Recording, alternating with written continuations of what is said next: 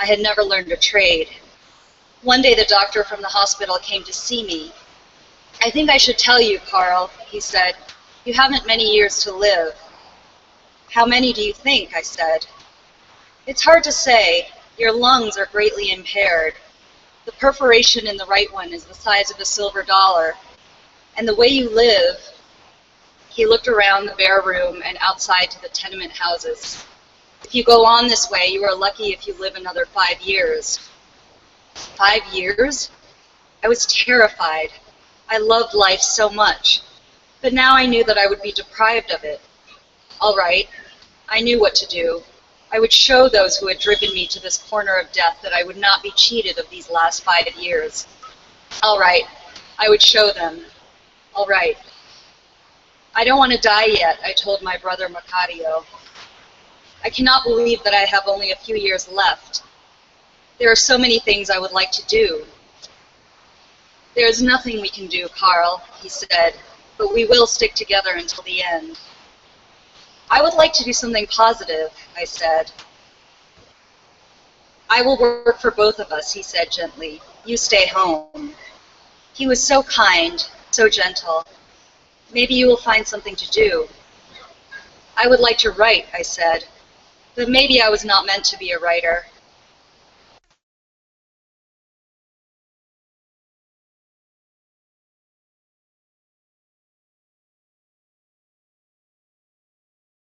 America. Yes, it is a great wrong. Maybe I could write it down for all the world to see.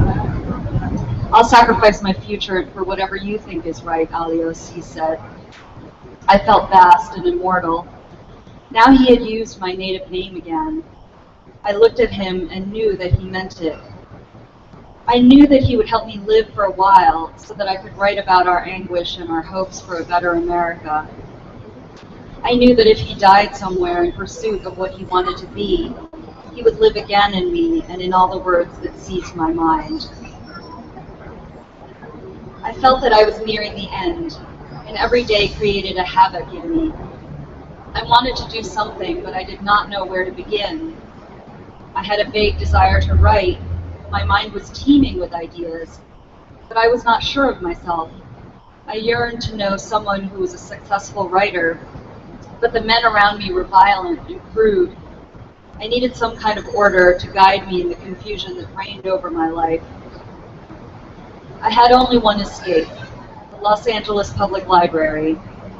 I planned to read 10,000 books on all subjects, but reading only made me live the acute pain of the past. When I came upon a scene that recalled my own experiences, I could not go on. But mostly, I felt that other writers lied about life, that they were afraid to depict it as it really was in their environment. I returned to the writers of my time for strength, and I found Young-Hil Kang, a Korean who had immigrated to the United States as a boy and worked his way up until he became a professor at an American university. His autobiography, The Grass Roof, gave me an enlightening insight into the history of the Korean Revolutionary Movement. But it was his indomitable courage that rekindled in me a fire of hope. Why could I not succeed as Young-Hil Kang had? He had come from a family of scholars and had gone to an American university, but was he not an Oriental like myself?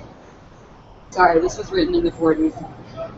Was there an Oriental without education who had become a writer in America?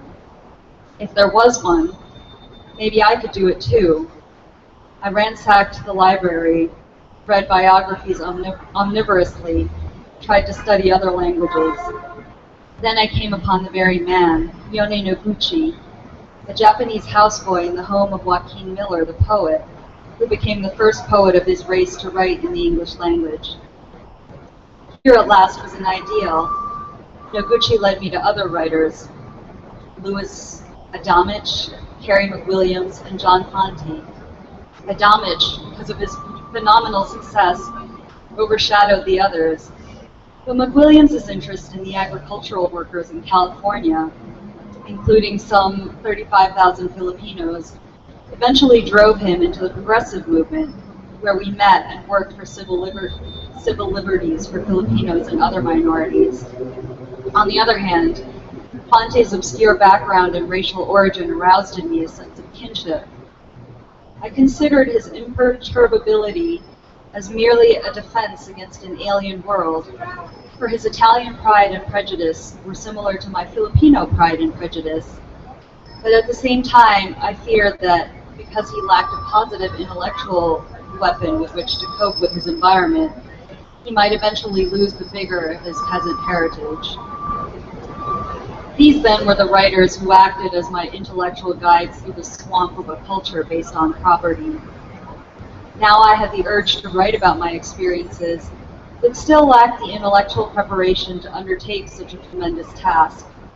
One day, I met an American poet in the Los Angeles Public Library. Ronald Patterson invited me to his little room, and in a corner, piled to the ceiling, were magazines of all sorts: New Masses, Partisan Review, The New Republic, Left Front, Dynamo, Anvil, and other leftist publications, many of which sprung up and died in that one decade. I took some copies of the magazines with me. Here was something that intrigued me. Here was a new pattern of ideas. I looked back to the abortive The New Tide, and its full significance came to me. I asked my brother to read every magazine as fast as I could get them from Ronald, and when Jose came to our apartment, I asked him to read them too. Although the defeat of Republican Spain and the rise of Hitler were reflected in these publications, the magazines died with the setback of democratic forces all over the world.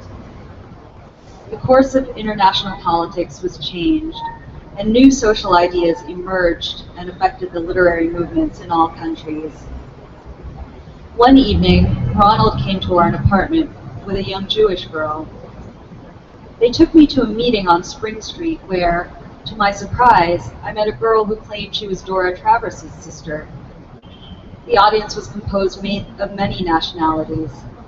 Current issues were discussed passionately, but every argument was directed toward one purpose: the unification of the minorities so that they might work effectively with the progressive organizations and the trade unions toward a national program of peace and democracy. I felt that Filipinos could participate in this program. I said so to Ronald, and he referred me to a certain Anna Dozier, who in turn referred me to a Filipino in Boyle Heights. It seemed a great opportunity to rally Filipinos toward unity behind a vast democratic program. I asked Jose to go with me to Boyle Heights, hoping it would help him regain his early enthusiasm. But he was no longer sure of his decisions. But I took a chance, because I felt that if he had the making of a good labor leader, he should also have an instinctual direction for sound politics. I found the Filipino working in a restaurant on Brooklyn Avenue, a wizened little fellow who could hardly speak English. It was very difficult to converse with him. I tried some of the principal Philippine dialects, but he knew only his obscure island patois. "Yes, comrades," he said in effect. "I'm the first Filipino communist in Los Angeles. That is why the party refers to me when a Filipino wants to join us. Are you ready to sign up?" I was surprised. I had thought that he would explain the circumstances. Was he not referred to us by the Communist Party? I had not expected to sign up with the organization, but if it was the only way by which I could get the support of organized groups in Southern California, I would do just that without considering the circumstances. "I didn't come to join the party," I said apologetically. "I mentioned the difficult situation of our people in the state at a meeting the other day, and I was referred to you. I'm in favor of unity. Perhaps we could have a statewide conference somewhere and plan a strategy." "First," he said, "you got to join the party. You can't plan intelligently without party direction. I tell you, comrades, you got to work with me as communists." "There must be some other way," Jose interposed. "There is no other way than the party," he said with finality. I asked him to give us more time, and I left. "There is something in what he said," I told Jose. "I don't know," he said. I I prepared a leaflet and distributed copies to the Filipinos in the county. When Sunday came, a crowd gathered in the Workers' Hall on Main Street. Jose presided, and I acted as secretary. The meeting was very simple and orderly. How come we Filipinos in California can't buy or lease real estate? A man asked. Why are we denied civil service jobs? Asked another. Why can't we marry women of the Caucasian race? Why are we not allowed to marry in this state? Why can't we practice law? Why are we denied the right of becoming naturalized American citizens? Why are we discriminated against in relief agencies? Why are we denied better housing conditions? Why can't we stop the police from handling us like criminals? Why are we denied recreational facilities and public parks and other such places? 10 important points, a broad generalization of our difficulties in California. It was comforting to know that these men too were stirred by the social strangulation of our people. But it was our plan to listen to the community, not to propose a program of action. The meeting was only a sampling of ideas, although I found out later it was also the beginning of a statewide campaign for the recognition of Filipino rights and privileges. Still, Jose and I could not agree. My brother suggested that we take separate trips along the coast. I was reluctant to pursue this, but it was my opportunity to get away from him for a while because I was oppressed by the drudgery of his everyday life. Perhaps my return to the land and working people would give me a better understanding of our problems. I had not seen the familiar California coast for 2 years, and perhaps I had lost my perspective. Historic events had taken place while I was in the hospital, and one of the most significant was the emergence of the CIO. Several of its locals were dominated by Filipino cannery and agricultural workers. I was about to leave when the Filipino communist in Anna Dozier came to our apartment. You can't establish a separate Filipino unit of the party, she said. It's a divisionist tactic. But I'm not a member, I countered. I was naive. I wanted to be sure that communism was what the Filipinos needed. I felt somehow that I needed it too. What was the nemesis of communism? Was it Trotskyism? Whatever it was that seemed relevant to the needs of Filipinos in California, I knew that I must assimilate it. I left for the North in confusion. I knew that I would battle with myself for a decision. I rode in the bus and watched familiar scenes that evoked poetry in me. When was it that I had first seen this broad land? I trembled with joy, passing the familiar scenes. It was where I belonged, here in the color of green, the bitter taste of lemon peels, the yellow of ripe peas, in the pleasure, the beauty, the fragrance. Thanks.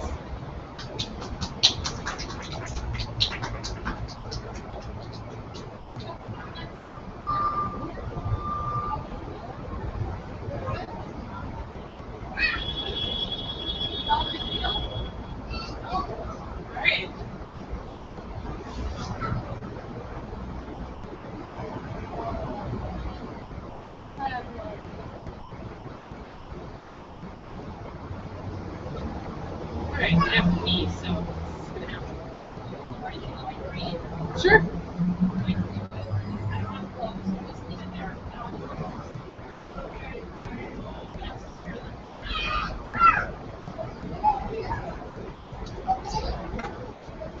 The Rover's Adieu. A weary lot is thine, fair maid, a weary lot is thine. To pull the thorn, thy brow to braid, and press the rue for wine. A limestone's eye, a soldier's mien, a feather of the blue, a doublet of the Lincoln green. No more of me you knew, my love, no more of me you knew. This morn is merry June, I trow, the rose is budding fain, but she shall bloom in winter snow ere we two meet again. He turned his charge as he spake upon the river shore. He gave the bridle reins a shake, said adieu forevermore, my love, and adieu forevermore. Patriotism by Sir Walter Scott.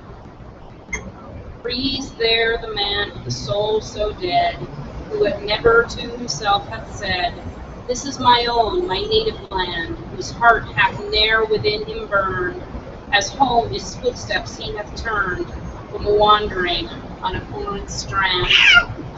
If such there breathe, go mark him well, for him no minstrel raptures swell, by though his titles crowd his name, boundless his wealth as wish he can claim.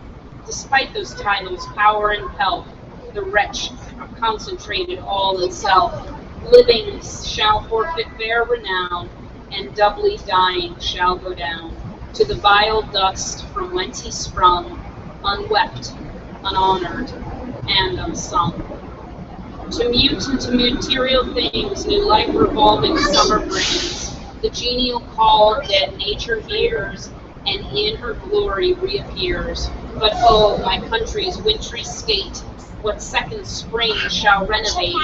What powerful call shall bid arise the varied warlike and the wise? The mind that thought through Britain's foot while, the hand that grasped the victor's steel. The vernal sun new life bestows, even on the meanest flower that blows. But vainly, vainly may he shine, where glory weeps for Nelson's shrine, and vainly pierce the solemn gloom that shrouds, O her, thy hallowed tomb. Deep graved in every British heart, O never let those names depart. Say to your sons, lo, here his grave, who victor died on Gadat's wave. To him, as to the burning levin, short, bright, restless course were given. Where his country's foes were found, was heard the fated thunder sound, till burst on bolt on yonder shore, rolled, blazed, destroyed, and was no more.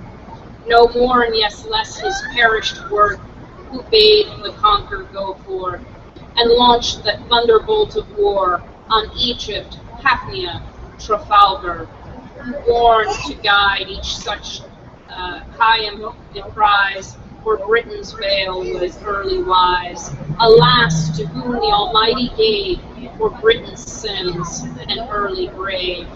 His worth, who in his mightiest hour a bauble held the pride of power, spurned at the sordid lust of pelf, and served his Albion for herself. Who, when the frantic crowd amain strained at subjugation's bursting reign, ere the wild moonful conquest gained, the pride he would not crush restrained, showed their fierce seal a worthier cause, and brought the freeman's arm to aid the freeman's laws. Hadst thou but lived through strict of power, a watchman on the lonely tower, thy thrilling trump has roused thy land, when fraud or danger were at hand. By thee, as by the beacon light, our pilots had kept course aright. As some proud column, go alone, thy strength had propped the tottering throne. Now is the stately column broke, the beacon light is quenched in smoke, the trumpet's silver voices still, the wander silent on the hill. Oh, think how to his latest day, when death, just hovering, claimed his prey. With Palanor's unaltered mood, firm as his dangerous post he stood, each call for needful rest repelled, with dying hand the rudder held, till in his fall with fateful sway, the steerage of the realm gave way. Then while on Britain's thousand plains, one unpopulated church remains, whose peaceful bells ne'er sent around the bloody Toscan's maddening sound, but still upon the hallowed day convoke the swains to praise and pray. While faith and civil peace are dear, grace this cold marble with a tear. Who preserved them furrer lies here, not yet suppressed the generous sigh, because his rival slumbers nigh, nor by the requisite dumb, lest it be said o'er Fox's tomb, for talents mourn untimely lost, when best employed and wanted most. Mourn genius high and lore profound, and wit that loved to play, not wound, and all the reasoning powers divine to penetrate, resolve, combine. And feelings keen and fancies plow, they sleep with him who sleeps below. And if thou mourn'st, they could not save, or error him who owns this grave. Be ever harsher thought suppressed, and sacred be the last long rest. Here, where the end of earthly things lays heroes, patriots, bards, and kings. Where stiff the hand and still the tongue of those who fought and spoke and sung. Here, where the fretted vaults prolong the distant notes of holy song. And if some angel spoke again, all peace on earth, goodwill to men. If ever from an English heart, oh here, let prejudice depart, and partial feelings cast aside, record that Fox of Britain died. When Europe couched to France's yoke, and Austria bent, and Prussia broke, and the firm Russian purpose brave was bartered by a timorous slave. And even then dishonor's peace he spurned, the sullied olive branch returned, stood for his country's glory fast, and nailed her colors to the mast. Heaven to reward his firmness gave, a portion and honored grave, and ne'er held marvel in his trust, of two such wondrous men the dust. With more than mortal power endowed, how high they scared above the crowd. Theirs was no common party race, jostling by dark intrigue for place. Like fabled gods they mighty war, shook realms and nations in its jar. Beneath each banner proud to stand, looked up to the noblest of the land, till through the British world were known the names of Fur and Fox alone. Spells of such fierce no wizard gave, ere famed in dark Thessalian brick cave. Though his good drain the ocean dry, and force the planets from the sky, these spells are spent, and spent with ease. The wine of life is on its lees. Genius and taste and talent gone, for every tomb beneath the stone. Where taming thought to human pride, the mighty chiefs sleep side by side. Drop upon Fox's grave a tear, 'twill trickle to his rival's bier. O'er pairs the mournful requiem sound, and Fox shall the notes rebound. The solemn echoes seem to cry, here let their discord with them die. Speak not for those a separate doom, who fate had brothers in the tomb.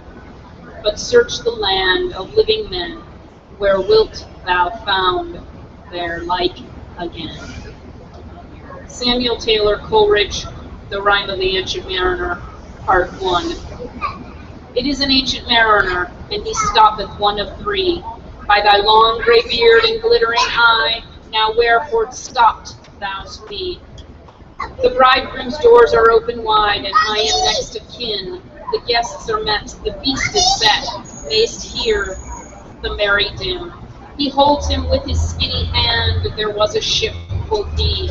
Hold off, unhand me, grey beard loon. Effusions his hand dropped be. He holds him with his glittering eye, the wedding guest stood still, and listens like 3 years' child, the mariner at his will. The wedding guest sat on a stone, he cannot choose but hear, and thus spake on the ancient man, the bright-eyed mariner. The ship was cheered, the harbor cleared, merrily did we drop. Below the kirk, below the hill, below the lighthouse top. The sun came up upon the left, out of the sea he came, and he shone bright, and on the right went down into the sea. Higher and higher every day, till over the mast at noon, the wedding guest here beat his breast, for he had heard the loud bassoon. The bride hath paced into the hall, red as a rose is she, nodding their heads before her goes the mighty minstrelsy. The wedding guest, he beat his breast, yet he cannot choose but hear, and thus spake on the ancient man, the bright-eyed mariner. And now the storm blast came, and he, was tyrannous and strong. He stuck with his taking wings and chased us south along, with sloping masts and dipping prow, and who pursueth with yell and blow, still treads the shadow of his foe, and forward bends his head. The ship drove fast, loud roared the blast, and southward we fled. And now there came both mist and snow, and it grew wondrous cold, and ice, mast high, came floating by, as green as emerald, and through the drifts the snowy cliffs did send a dismal sheen, nor shapes of men nor beast we ken, the ice was all between. The ice was here, the ice was there, the ice was all around. It cracked and growled and roared and howled like noises in a sound. At length did across come an albatross, through fog it came, and if it had been a Christian soul, we hailed it in God's name. It ate the food it ne'er had eat, and round it flew. The ice did split with a thundering fit, and the helmsman steered us through. And good south wind sprung up from behind, the albatross did follow, and every day, for food or play, came the mariner's hollow. In mist or cloud and unmasked or shroud, it perched for vespers 9, whilst all the night through fog smoke white glimmered the white moonshine. God save thee, ancient mariner, from the fiends that plague thus thee. Why look'st thou so? With my crossbow I shot the albatross. The sun now rose upon the right. Out of the sea came he, still hid in mist, and on the left went down into the sea. And with good south wind still blew behind, but no sweet bird did follow. Nor did the day, or food or play, came the mariner's hollow. And I had done a hellish thing, and it worked with work and woe. For all averred I killed the bird that made the breeze to blow. At wretch, they said, the bird did slay, to make the breeze to blow. Nor dim nor red like God's own hand the glorious sun uprist. Then all averred I had killed the bird that brought the fog and mist. 'Twas right, they said, such birds to slay that bring the fog and mist. The fair breeze blew, the white foam flew, the furrow followed free. We were the first that ever burst into that silent sea.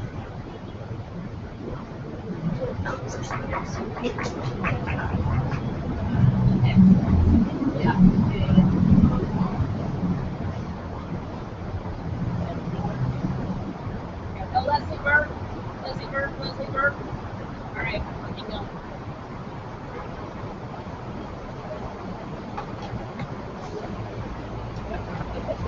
Down dropped the breeze, the sails dropped down. 'Twas sad as sad could be, and we did speak only to break the silence of the sea. All in a hot and copper sky, the bloody sun at noon. Right up above the mast did stand, no bigger than the moon.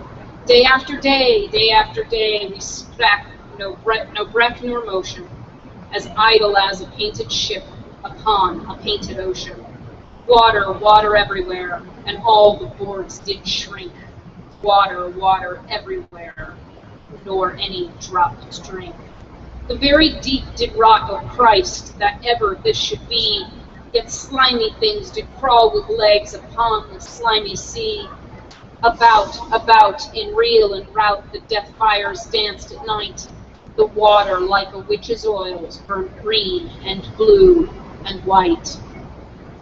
And some in dreams assured were of the spirit that plagued us too. 9 fathoms deep he had followed us from the land of mist and snow. And every tongue through outer drought was withered at the root. We could not speak no more than if we had been choked with soot. Ah, well a day, what evil looks had I from old and young. Instead of the cross, the albatross had my neck was wrung. They passed a weary time, each throat was parched and glazed each eye. A weary time, how glazed each weary eye. When looking westward, I beheld a something in the sky. It first seemed a little speck, and then it seemed a mist. It moved and took at last a certain shape, I wist. A speck, a mist, a shape I wist, as if still it neared and neared, as if it dodged a water sprite. It plunged and hacked and veered. With throats unslaked and black lips baked, we could not laugh nor wail. Through utter drought, all dumb we stood. I bit my arm, I sucked the blood, and cried, "A sail, a sail!" With throats unslaked and black lips baked, agape they heard me call, "Gramercy, for thy joy did grin," and all at once their breath drew in, and they were drinking all.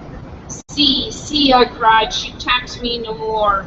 Hither to work as work us wheel, without a breeze, without a tide, she steadies us upright, keel." The western wave was all aflame, the day was well nigh done. Almost upon the western wave rested the broad bright sun, when that strange shape drove suddenly betwixt us and the sun, and straight the sun was flecked with bars. Heaven's mother sent us grace, as if through a dungeon's gate he peered with broad and burning face. Alas, thought I, and my heart beat loud, how fast she nears and nears, and those her sails that glance in the sun like restless gossameres, and those her ribs through which the sun did peer as though through a grate. And is this woman all her crew? Is this death? And are we two? Is this death that woman's mate? Her lips were red, her locks were free, her locks were yellow as gold. Her skin was as white as leprosy. The nightmare's life and death was she, who thinks man's blood with cold. The naked hulk alongside came, and the twain were casting dice. "The game is done, I've won," quoth she, and whistles thrice. The sun's rim dips, the stars rush out. At one stride comes the dark, with far-heard whisper o'er the sea, off shot the speckled bark. We listened and we looked sideways up, far at heart as the cup. My lifeblood seemed to sip. The stars were dim and thick the night. The steersman faced by his lamp leaned white. From the sails that drew the dew did drip. The comb above the eastern bar, the horn grew with one bright star within neither's tip. One after one by the star-dogged moon, too quick for groan or sigh, each turned his face with a ghastly pang, and cursed me with his eye. 4 times 50 living men, and I heard nor sigh nor groan. With heavy thump, a lifeless lump, they dropped down one by one. The souls did from their bodies fly, they fled to bliss or woe, and every soul it passed me by, like the whiz of a crossbow. I fear thee, ancient mariner, I fear thy skinny hand, and thou art long and lank and brown as if ribbed of the sea sand. I fear thee, and thy glittering eye, and thy skinny hand so brown. Fear not thy wedding guest, this body dropped not down. Alone, alone, all alone, alone on the wide, wide sea, and never a saint took pity on my soul in agony. The many men so beautiful, and they all died, and all dead did lie, and 1,000 slimy things lived on, and so did I. I looked upon the rotting sea and drew my eyes away. I looked upon the rotting deck, and there the dead man lay. I looked to heavens and tried to pray, but or ever a prayer had gushed, a wicked whisper came and made my heart as dry as dust. I closed my lids and kept them close. The balls like pulses beat, but the sky and the sea and the sea and the sky lay like a load on my weary eye. and the dead were at my feet. The cold sweat melted from their limbs, nor rot nor reek did they. The look with which they looked on me had never passed away. An orphan's curse would drag to hell a spirit from on high, but oh, more horror than that is the curse in a dead man's eye. 7 days, 7 nights, I saw that curse, and yet I could not die. The moving moon went up the sky, and nowhere did abide. Softly she was going up, add a star or two beside. Her beams bemocked the sultry main, like April hour frosts spread. But where the ship's huge shadow lay, the charmed water burnt away, a still and awful red. Beyond the shadow of the ship I watched the water snakes. They moved in tracks of shining light, and when they reared, the elfish light fell off in hoary flakes. Within the shadow of the ship I watched their rich attire, blue, glossy green, and velvet black. They boiled and swam, and every track was a flash of golden fire. O happy living things, no tongues their beauties might declare. A spring of love gushed from my heart, and I blessed them unaware. Sure, my kind saint took pity on me, and I blessed them unaware.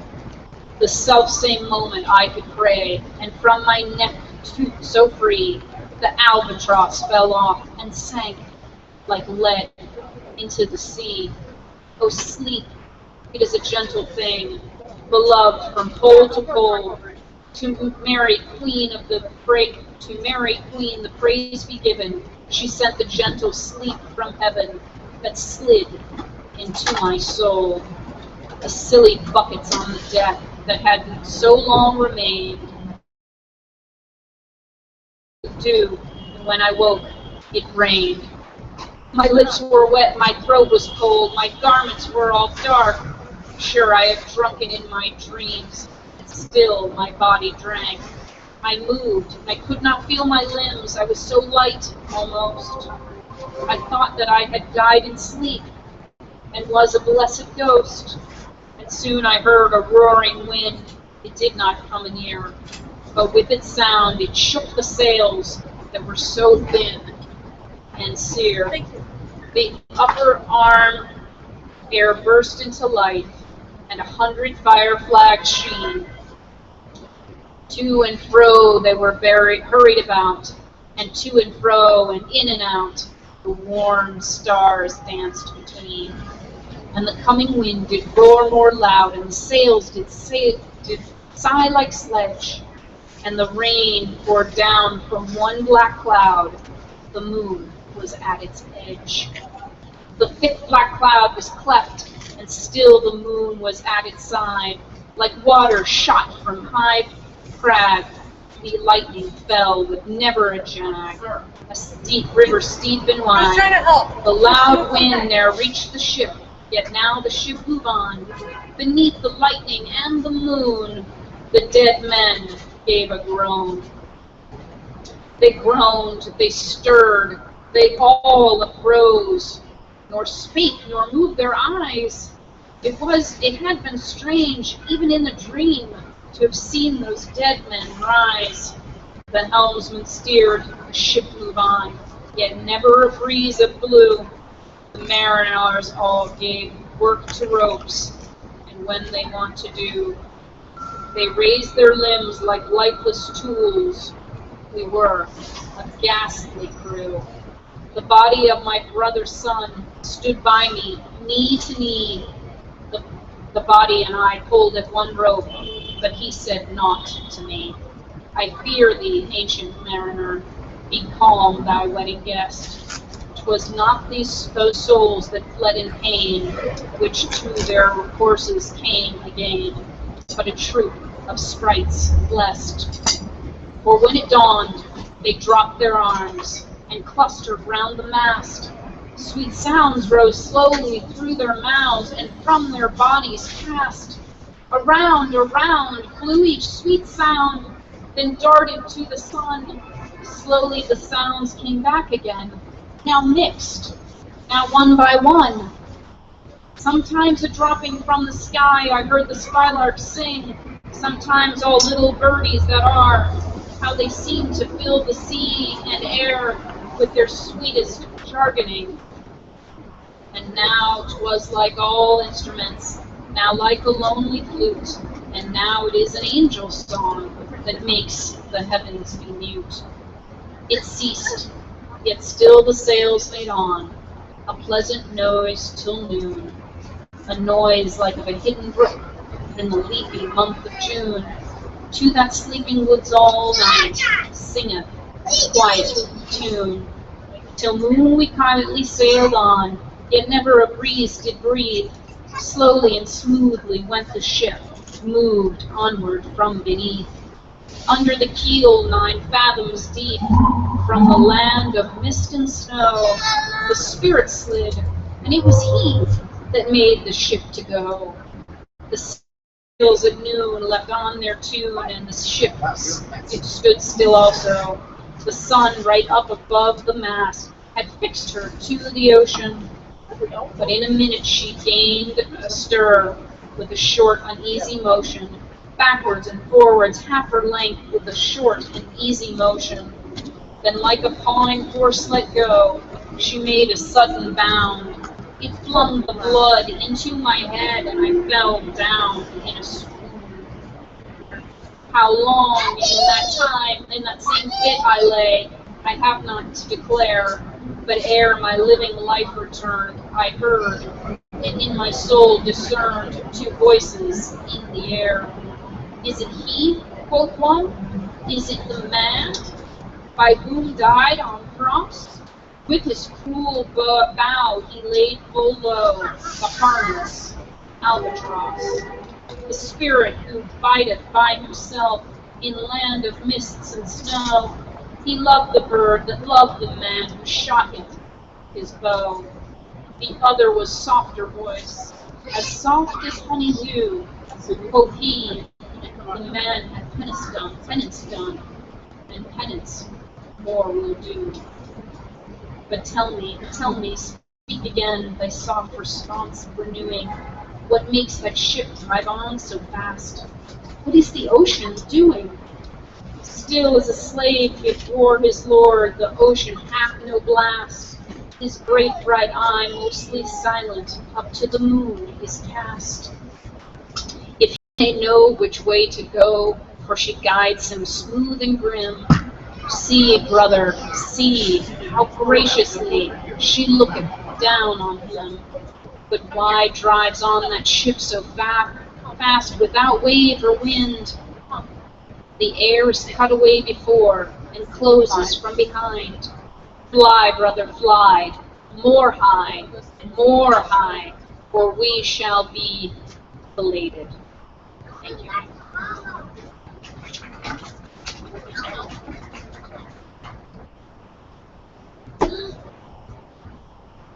Can I jump in? Yeah, are you reading? No, Maud is running late. So. It's on there.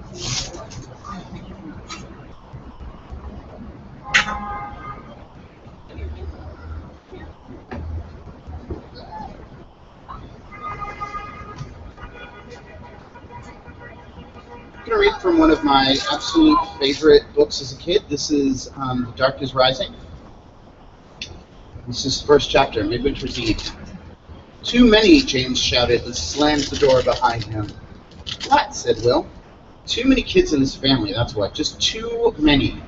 James stood fuming on the landing like a small, angry locomotive, then stumped across the window seat and stared out at the garden. Will put aside his book and pulled up his legs to make room. I could hear all the yelling, he said, chin on knees. Wasn't anything, James said. Just stupid Barbara again, bossing. Pick up this, don't touch that, and Mary joining in. Twitter, Twitter, Twitter. You'd think this house was big enough. There's always people. They both looked out the window. The snow lay thin and apologetic over the world. The wide, gray sweep was the lawn. with the straggling trees of the orchard still dark beyond. The white squares were the roofs of the garage, the old barn, the rabbit hutches, the chicken coop. Further back, there were only the flat fields of Devon's farm, dimly white-striped. All the broad sky was gray, full of more snow that refused to fall. There was no color anywhere. 4 days to Christmas, Will said. I wish it would snow properly. And your birthday tomorrow. He'd been going to say that too, but it would have been too much like a reminder. And the gift he most wished for on his birthday was something nobody could give him. It was snow. Beautiful, deep, blanketing snow. And it never came. At least this year there was the gray sprinkle, better than nothing. He said, remembering a duty, I haven't fed the rabbits yet. Want to come? Booted and muffled, they clumped out through the sprawling kitchen. A full symphony orchestra was swelling out the radio. Their eldest sister, Gwen, was slicing onions and singing. The mother was bent, broad-beamed, and red-faced over an oven. Rabbits, she shouted when she caught sight of them, and some more hay for the farm. From the farm. We're going, Will shouted back. The radio let out a sudden hideous crackle of static as he passed the table. He jumped. Mrs. Stanton shrieked, turn that thing down! Outdoors, it was suddenly very quiet. Will dipped out a pail of pellets from the bin in the farm-smelling barn, which was not really a barn at all, but a long, low building with a tiled roof, once a stable. They tramped through the thin snow to the row of heavy wooden hutches, leaving dark footmarks on the hard, frozen ground. Opening doors to fill the feed boxes, Will paused, frowning. Normally the rabbits would be huddled sleepily in a corner, only the greedy ones coming twitch-nosed forward to eat. Today they seemed restless and uneasy, rustling to and fro, banging against their wooden walls, one or even two.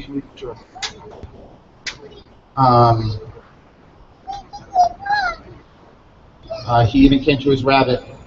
He came to his favorite rabbit named Chelsea and reached in as usual to rub him affectionately behind the ears, but the animal scuffled back away from him and cringed into a corner, the pink-rimmed eyes staring up blank and terrified. Hey, Will said, disturbed. Hey, James, look at this. What's the matter with him and all of them? They seem all right to me. Well, they don't to me. They're all jumpy. Even Chelsea. Hey, come on, boy. But it was no good. Funny, James said with mild interest, watching. I dare say your hands smell wrong. You must have touched something they don't like. Same as dogs and antsy, but the other way around. I haven't touched anything. Matter of fact, I just washed my hands when I saw you. Well, there you are then, James said promptly. That's the trouble. They've never smelled you clean before. Probably all die of shock. Very ha, Will attacked him. And they scuffled together, grinning, while the empty pail toppled rattlingly on the hard ground. But when he glanced back as they left, the animals were still moving distractedly, not eating yet, staring after him with those strange, frightened, wide eyes. There must be a fox about, I suppose. Let Sydney know. Sydney?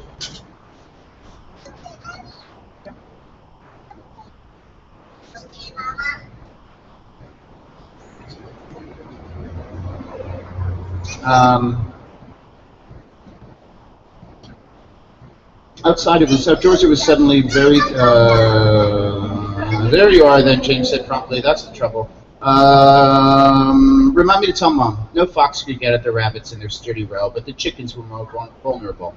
A family of foxes had broken into one of the hen houses the previous winter and carried off 6 nicely fattened birds just before marketing time. Mrs. Stanton, who relied on the chicken money each year to help pay for 11 Christmas presents, had been so furious she had kept watch afterwards in the cold barn 2 nights running, but the villains had not returned. Will thought that if he were a fox, he would have kept clear too. His mother might be married to a jeweler, but with generations of Buckinghamshire farmers behind her, she was no joke when the old instincts were aroused. Tugging the handcart, a homemade contraption with a bar joining its shaft, he and James made their way down the curve of the overgrown drive and out along the road to the Dawson's farm. Quickly past the churchyard, its great dark yew trees leaning over into the crumbling wall more slowly by Rook's Corner on the corner of Church Lane, the tall spinney of horse chestnut trees, raucous with the calling of the rooks and rubbish-roofed with the clutter of their sprawling nests, was one of their familiar places. "Hark at the rooks! Something's disturbed them." The harsh, irregular chorus was deafening, and when Will looked up at the treetops, he saw the sky dark with wheeling birds. They flapped and drifted to and fro. There were no flurries of movement, only this clamorous, interweaving throng of rooks. "An owl? They're not chasing anything. Come on, Will, it'll be getting pretty dark soon." That's why it's so odd for the rooks to be in a fuss. They all ought to be roosting by now. Will turned his head reluctantly down again, but then jumped and clutched his brother's arm, his eye caught by a movement in the darkening lane that led away from the road where they stood, Church Lane. It ran between Rook's Wood and the churchyard and the tiny local church, then on to the River Thames. Do we have a reader for 7:15? Great. Maud, you're up at 7:15, okay? Awesome. Hey, what's up? There's someone over there, or there was, looking at us. James sighed. So what? Just someone out for a walk. No, he wasn't. Will screwed up his eyes nervously, peering down the little road. It was a weird-looking man, all hunched over, and when he saw me looking, he ran off behind a tree, scuttled like a beetle. James heaved at the handcart and set off up the road, making Will run to keep up. It's just a tramp then. I don't know, everyone seems to be going batty today. Barb with the rabbits and the rooks, and now you all yakety twitchity yakking. Come on, let's get that hay. I want my tea. The handcart bumped through the frozen ruts into Dawson's yard, the great earthen square enclosed by buildings on three sides, and they smelt the familiar farm smell. The cowshed must have been mucked out that day. Old George, the toothless cattleman, was piling dung across the yard. He raised a hand to them. Nothing missed old George. He could see a hop drop from a mile away. Mr. Dawson came out of the barn. "Ah," he said, "hay for Stanton's farm?" It was his joke with their mother because of the rabbit and the hens. James said, "Yes, please." "It's coming," Mr. Dawson said. Old George had disappeared into the barn. "Keeping well, then? Tell your mother I'll have 10 birds off for tomorrow and 4 rabbits. Don't look like that, young Will. If it's not their happy Christmas, it's one for the folks as'll have 'em." He glanced up at the sky, and Will thought a strange look came over his lined brown face. Up against the lowering gray clouds, 2 black rooks were flapping slowly over the farm in a wide circle. "The rooks are making an awful din today," James said. "Will saw a tramp up by the wood." Mr. Dawson looked at Will sharply. What was he like? "Just an old man. He dodged away." So the walker is abroad," the farmer said softly to himself. He would be. "Nasty weather for walking," James said cheerfully. He nodded at the northern sky over the farmhouse roof. The clouds there seemed to be growing darker, massing in ominous gray mounds with a yellowish tinge. The rain was rising too. It stirred their hair, and they could hear a distant rustling from the top of the trees. "More snow coming," said Mr. Dawson. "It's a horrible day," said Will suddenly, surprised by his own violence. After all, he had wanted snow, but somehow uneasiness was growing in him. "It's creepy somehow." "It will be a bad night," said Mr. Dawson. There's old George with the hay," said James. "Come on, Will." "You go," the farmer said. "I want Will to pick up something for your mother from the house." But he did not move as James pushed the handcart off toward the barn. He stood with his hands thrust deep into the pockets of his old tweed jacket, looking at the darkening sky. "The walker is abroad," he said again, "and this night will be bad, and tomorrow will be beyond imagining." He looked at Will, and Will looked back in growing alarm into the weathered face, the bright, dark eyes creased narrow by decades of peering into sun and rain and wind. He had never noticed before how dark Farmer Dawson's eyes were, strange in their blue-eyed cunning. "You have a birthday coming," the farmer said Will. "I have something for you." He glanced briefly round the yard and withdrew one hand from his pocket. In it, Will saw what looked like a kind of ornament made of black metal, a flat circle quartered by 2 crossed lines. He took it, fingering it curiously. It was about the size of his palm and quite heavy, roughly forged out of iron, he guessed, though with no sharp points or edges. The iron was cold to his hand. "What is it?" he asked. "For the moment," Mr. Dawson said, "just call it something to keep with you always, all the time. Put it in your pocket now, and later on, loop your belt through it and wear it like an extra buckle. Will slipped the iron circle into his pocket. Thank you very much, he said rather shakily. Mr. Dawson, usually a comforting man, was not improving the day at all. The farmer looked at him in the same intent, unnerving way until Will felt the hair rise on the back of his neck. Then he gave a twisted half smile with no amusement in it, but a kind of anxiety. Keep it safe, Will, and the less you happen to talk about it, the better. You will need it after the snow comes. Became brisk. Come on now, Mrs. Dawson has a jar of her mincemeat for your mother. They walked off towards the farmhouse. The farmer's wife was not there, but waiting in the doorway was Maggie Barnes, the farm's round-faced, red-cheeked dairymaid, who always reminded Will of an apple. She beamed at him. She beamed at them both, holding out a big white crockery jar tied with a red ribbon. Thank you, Maggie, Farmer Dawson said. Mrs. said you'd be wanting it for young Will here, Maggie said. She went to the village to see the vicar for something. How's your big brother then, Will? She always said that whenever she saw him. She meant Will's next to oldest brother, Max. It was a Stanton family joke that Maggie Barnes and Dawson's had a thing about Max. Fine, thank you, Will said politely. Grown his hair long, looks like a girl. Maggie shrieked with delight. Get away with you, she giggled, and waved her farewell. Just at the last minute, Will noticed her gaze upward, past his head. Out of the corner of his eye, as he turned, he thought he saw a flicker of movement by the farmyard gate, as if someone were dodging quickly out of sight, but then he looked, no one was there. With a big pot of mincemeat wedged between two bales of hay, Will and James pushed the handcart out of the yard. The farmer stood in his doorway behind them. Will could feel his eyes watching. He glanced up unhappily at the looming, growing clouds, and unhappily and half unwillingly slipped a hand into his pocket to finger the strange iron circle. After the snow comes. The sky looked as if it was about to fall on them, he thought. What's happening? One of the farm dogs came bounding up, tail waving, then stopped abruptly a few yards away, looking at them. Hey, Radar, Will called. The dog's tail went down, and it snarled, showing its teeth. James, said Will, he won't hurt you. What's the matter? They went on and turned into the road. It's not that. Something's wrong, that's all. Something's awful. Racer, Chelsea, the animals are all scared of me. He was beginning to feel really frightened now. The noise from the rookery was louder, even though the daylight was beginning to die.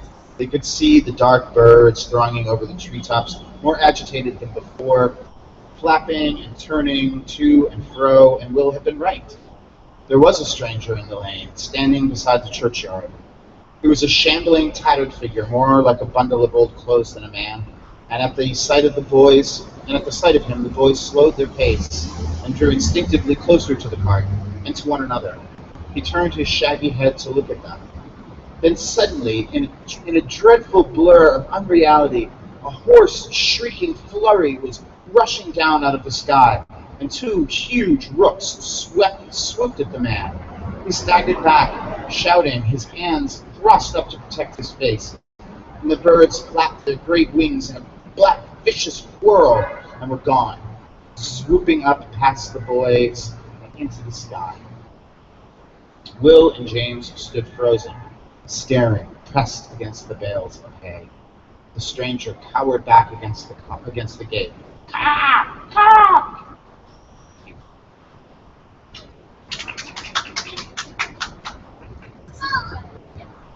I like to read from books I'm enjoying or have enjoyed, and so this year, I've been part of this every single year. This year I'm going to read from Marcy Turmansky's The Red Car, and I hope that yes, exactly, if there are any children in earshot, please do that. So it's a really great book so far. I'm about halfway through. It was a surprise to open the New York Times in my parents' kitchen and see a picture of Jonathan Bean in the newspaper. Award for Business Innovation. They give awards like that. He was the founder of an internet tech company that allowed individuals to fund other people's art projects, taking a small percentage of each donation. The company gave a generous share of its profits to women in the third world who wanted to start a business. It not only supported the arts, but did good in the world. Jonathan was beaming in the photo, sitting on a wooden bench in front of a small laundry in South America. He had not only just won an award, he was worth insane amounts of money. I felt happy for him. He had been such a nerd back in college. He had proposed to me once, offhand, in the middle of a sentence, almost like a joke, and I pretended I hadn't heard. I stared at his picture in the newspaper. I had not thought about him in years. Sometimes I thought he was a figment of my imagination. What happened between us seemed so strange. Jonathan Bean was the reason that I had dropped out of college. I had opted to leave before the school officially asked me to. Haverford was an elite Quaker college, small, proud of its honor code. On 2 separate occasions, I had had sex with Jonathan Bean for money. It had been an experiment on my part, a successful one, I thought, until he had turned us both into the honor board. I still cannot fathom why he felt the need to do that. Jonathan Bean obviously was a much better person than I was. He had a much better life than I did, but that was easy. Most people did. I was married, unhappy, living in a small apartment in Queens. I had a job to pay the rent, but we were writers, both of us working on novels, a dream so cliched that I was loath to admit to anyone what I did with my days. My husband liked to listen to loud music that I did not like. Sometimes I would go to my parents' house in New Jersey just to get away. I had gone back to college. I took a year off and then I went back, graduating from a state school where it turned out my grades were significantly better. At Haverford, I was a mediocre student, not even. At Rutgers, I did well. It was a better place for me. I had made a point of losing my virginity before college. It had seemed essential, as important as doing well on my SATs. I wanted to be prepared for school. At Haverford, however, I realized that I was at a school full of dorks and nerds and liberal do-gooders who had never done a single thing wrong. They were anorexics and overachievers, but almost no one got drunk or stoned or did anything considered vaguely unethical. My SAT scores were low compared to my classmates. I had suspected from the start that it was not the right school for me and had applied to many colleges, artsier, funkier places, but my mother had said I would not get into Haverford, and so when I did, I went. Jonathan Bean was the first person I met. He lived across the hall from me. He had helped me carry my suitcases into my dorm room, and I knew before he told me his name that he had a crush on me. I had a boyfriend already. This boyfriend went to another college. He was 2 years older than me. He was a Republican and drove his dead father's BMW. He drove me to the beach. We had sex all the time, it felt like. I considered it practice, only sometimes enjoyable, instructive. I'm going to skip a little bit ahead. In December, there was a dance. It had some sort of goofy name, not quite a formal, because Haverford didn't have formals or fraternities or sororities, or even a football team for that matter. But this was an actual dance, and almost everyone went. My roommate went. The students at Haverford were busy catching up, all of the kids on my hall doing all of the things that I had already done, whereas I didn't go to the dance because I was catching up too. All semester long, I struggled through my classes. My freshman English teacher had told me that I needed remedial help with my writing, but that he would not be able to help me. Jonathan Bean had not gone to the dance either. He came into my room. He brought chocolate. I was trying to read a philosophy book. I was signed up for Introduction to Philosophy, and it was the hardest class I had ever taken.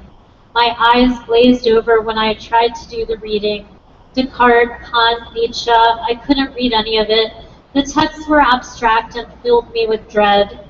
Jonathan massaged my feet as I read. For the class final, I would have to answer an essay question. in which I would have to explain the viewpoint of every philosopher we had read so far that semester. Jonathan was also in this philosophy class. He loved this class. He would go on to major in philosophy.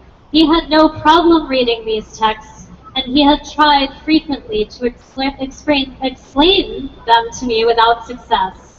My brain did not compute abstract ideas. His pathetic attempt at a foot massage was annoying me. "Do you want to have sex?" I asked. "Leah," he said, "what did you say?" For my sociology class, I had read an article about teenage prostitution in Japan. They were high school students, girls from good families who did well in school, who wanted to earn extra money to buy expensive clothes. It was such a crazy idea. They would meet men in hotels, have sex, and buy clothes. Apparently this worked out fine for them. Not a big deal, or so the girls said who were interviewed in the article. They were so beautiful, these teenage Japanese girls. They wore short pleated skirts and knee socks. I closed my copy of Critique of Pure Reason. Jonathan's hands cupped my feet. "Sex," I said. "I love you," Jonathan said. His face turned red. I felt embarrassed for him. It seemed strange how these boys were in love with me. First my boyfriend, who I had not yet broken up with, 3 months later, and now Jonathan Bean, who I had never even kissed. "I will have sex with you," I said, "for $100. This was a surprise to me, too. I had not planned any of it. I was in a funny mood. I knew that unless I cheated on my exam, and I could easily do that, it was an open final, but I would flunk my philosophy class. I was not a cheater. I had chosen a college with an honor code. I wanted to be an honorable person. I guess I was feeling a little bleak. My roommate had gone to the dance wearing an almost new black dress my boyfriend had bought for me. Jonathan blinked. He did not say anything. He just stared at me to see if I was serious. We stared at each other. Suddenly his hands on my feet were not an annoyance. I felt aroused. It turned out I was serious. "I don't have any money on me," Jonathan said. "There's a cash machine in the campus center," I told him. Jonathan put on his shoes. He was back in less than 5 minutes, a sheen of sweat on his forehead. He handed me 5 $20 bills. "This is so weird," he said. It was weird, but I acted like it wasn't. It worked for those girls.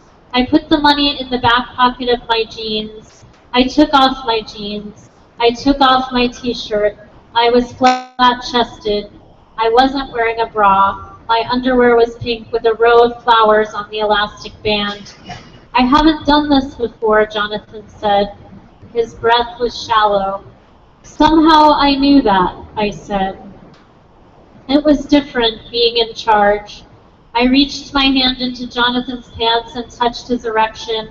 I watched his eyes roll to the back of his head. Though I had not expected it, I hadn't planned any of it. I felt excited too. I pushed Jonathan back on the bed and I took off my flowered underwear. I undid his jeans. I pulled Jonathan's boxer shorts down. I climbed on top of him. I was able to take him into my hand and slide him inside me. It was all very smooth, practice. I had had practice. It was turning out to be useful after all. I knew that after tonight I would be able to break up with my boyfriend, and I felt happy about that. "What about," Jonathan gasped, "what about what?" "Birth control." Jonathan Bean was a kind and responsible boy. I had thought he might want his money back. I could picture it, that clean, crisp wad of $20 bills folded inside my pocket. "I am on the pill," I said. He held on to my breast, closed his eyes, and I did everything. It turned out I liked that better, being on top. I came for the first time that night, though I pretended not to. 6 years later, one of my roommates, Phoebe, the one who held the lease, had locked herself in the bedroom. I had not seen her in days. I would wait for work and walk past her door. I would stand in front of it. The light was off, the drapes pulled closed. But after the rest of us left, she would turn on the lights, roam freely. I discovered this once, coming back into the apartment when I had forgotten to pack a book for the commute to work. Every day I would find something missing. One night I made spaghetti. When I went to drain the pasta, I discovered that the colander was missing. Alice, my other roommate, was sitting at the kitchen table eating her broccoli coleslaw without dressing. Alex was anorexic. I suppose just the fact that she was eating could be considered a triumph, but I worried that the act of eating broccoli coleslaw might actually have negative calories, that the energy expended from chewing the food burned more calories than what was consumed. I had read once that that was true for celery. I looked at my spaghetti floating in the pot with no way to drain it. I took a fork and started to fish out the strands of spaghetti one by one. I didn't want to eat it anymore, not in front of Alice. I wanted to get the hell out of the apartment, buy a burrito down on Mission Street, and drink a Mexican beer with a slice of lime. I wanted to go to the hip bar on Valencia Street and watch my beautiful boyfriend work the bar. He was the bartender. He was definitely a new kind of boyfriend for me. He was tall and blonde and good-looking, and he wanted sex, but otherwise he did not love me, did not think it was necessary to return my calls. I was always waiting for him to call. Slowly I extracted my boiled spaghetti from the pot, knowing that I would not eat it. It was funny about my life. It was and was not what I expected it to be. I worked full-time at an office. I was an executive administrative assistant for the head of human resources at the Facilities Management Department at the University of California, San Francisco. I had been stunned to get the job. My boss, Judy, said it was because I had made her laugh during the interview. I don't remember what I said that was funny. Later, she told me that it wasn't anything in particular, that it was just me. I had been an English major. For my job, I wrote descriptions of job openings. I handled Judy's busy calendar, and I took her calls. I also wrote short stories at my computer. I liked to play a video game where a geometrical worm was stuck in a maze. With every dot it ate, this worm would grow larger and longer until it crashed into one of the maze walls, and then I would be dead. "Do you want some spaghetti?" I asked Alice. "No, thanks," she said. "I already have my dinner." I did not like having roommates. Tonight, for instance, I had the ingredients to make a sauce for my spaghetti. I liked to cook. I had olive oil, fresh tomatoes and garlic, Parmesan cheese, but I never felt comfortable cooking in front of an anorexic. It felt inappropriate. I was also not sure that I would be able to locate a saucepan.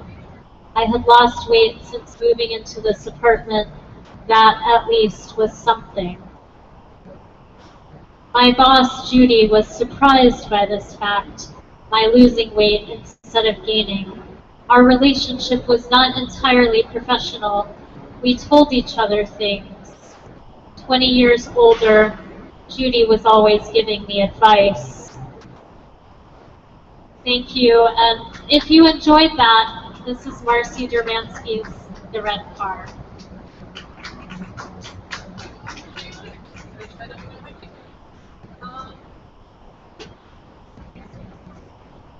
Let's just move that up. All right. Red o'er the forest peers the setting sun. The line of yellow light dies fast away. That crowned the eastern copse, and chill and dun falls on the moor the brief November day. Now the tired hunter winds a parting note, and echo bids goodnight from every glade. Yet wait a while and see the calm leaves float, each to his rest beneath their parent shade.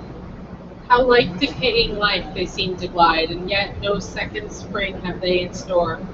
Where they fall, forgotten to abide, is all their portion, and they ask no more. Soon o'er their heads live, it's a fun word, April airs shall sing. 1,000 wildflowers round them shall unfold. The green buds glisten in the dews of spring. and be all vernal rapture as of old. Unconscious they in waste oblivion lie, in all the world of busy life around. No thought of them in all the bounteous sky. Bounteous? Okay. No drop for them of kindly influence found. Man's portion is to die and rise again, yet he complains while these unmurmuring part, with their sweet lives as pure from sin and stain as his when Eden held his virgin heart. I am, yet what I am, who cares or knows? My friends forsake me like a memory lost. I am the self-consumer of my woes. They rise and vanish, an oblivious host, shadows of life, whose very soul is lost. And yet I live, though I am tossed.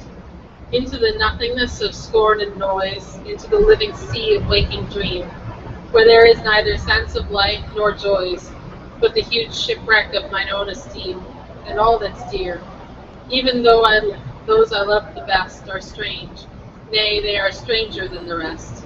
I long for scenes where man has never trod, for scenes where woman never smiled or wept, there to abide with my Creator God, and sleep as I in childhood sweetly slept. Full of high thoughts unborn, so let me lie, the grass below, above the vaulted sky. Calm on the bosom of thy God, fair spirit rest thee now, even while hours thy footsteps trod, his seal was on thy brow. Dust to its narrow house beneath, soul to its place on high. They that have seen thy look in death no more may fear to die. These are all about death.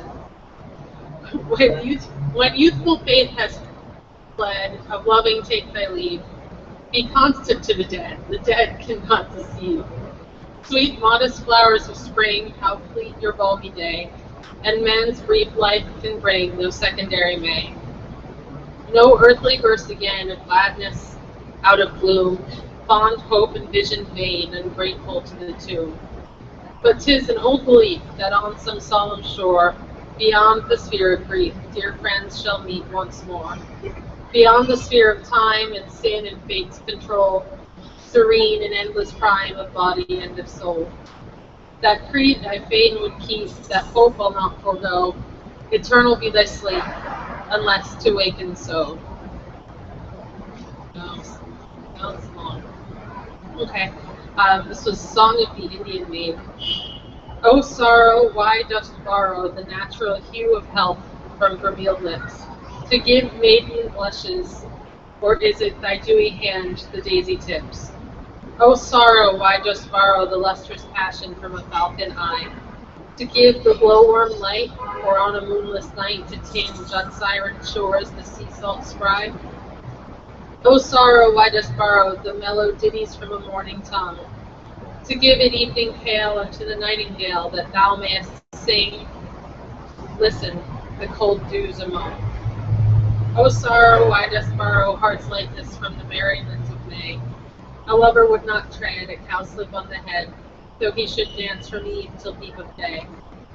Nor any dripping flower held sacred for thy bower, wherever he may sport himself and play. To sorrow I bid good morrow, and thought to leave her far behind. But cheerly, cheerly, she leaves me dearly, she is so constant to me, and so kind.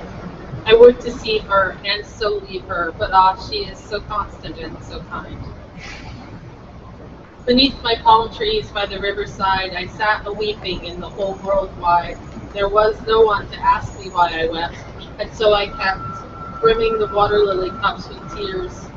Cold as my fears, beneath my palm tree by the riverside, I sat a-weeping, what enamored bride, cheated by shadowy wooer from the clouds, but hides and shrouds beneath dark palm trees by a riverside.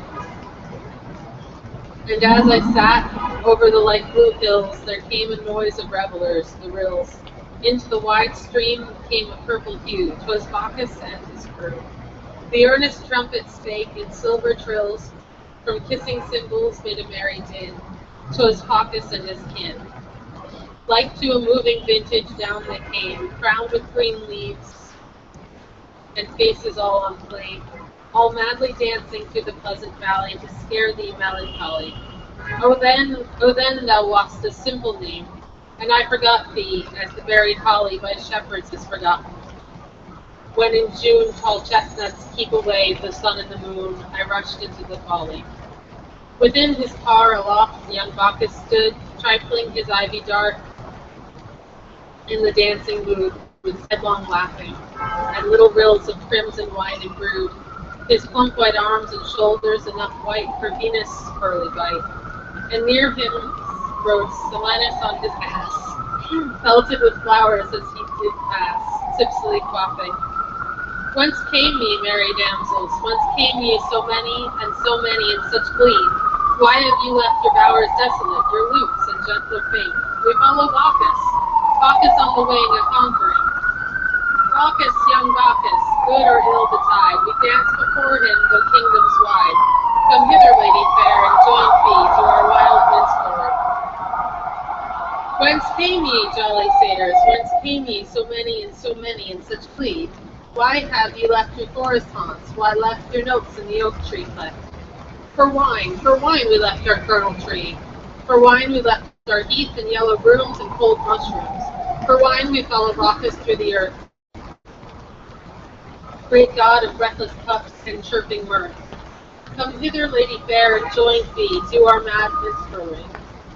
Over wide streams and mountains great we went, and save when Bacchus kept his ivy tent. Onward the tiger and the leopard pants with Asian elephants. Onward these myriads with song and dance, with zebras striped and sleek Arabians prance. Web-footed alligators, crocodiles, bearing upon their scaly backs and files, plump infant laughers mimicking the toil of seamen and stout galley rowers' toil. With toying oars and silken sails they glide, Lord care for wind and tide. Mounted on panther spurs and lions' manes, from rear to van they scour about the plains.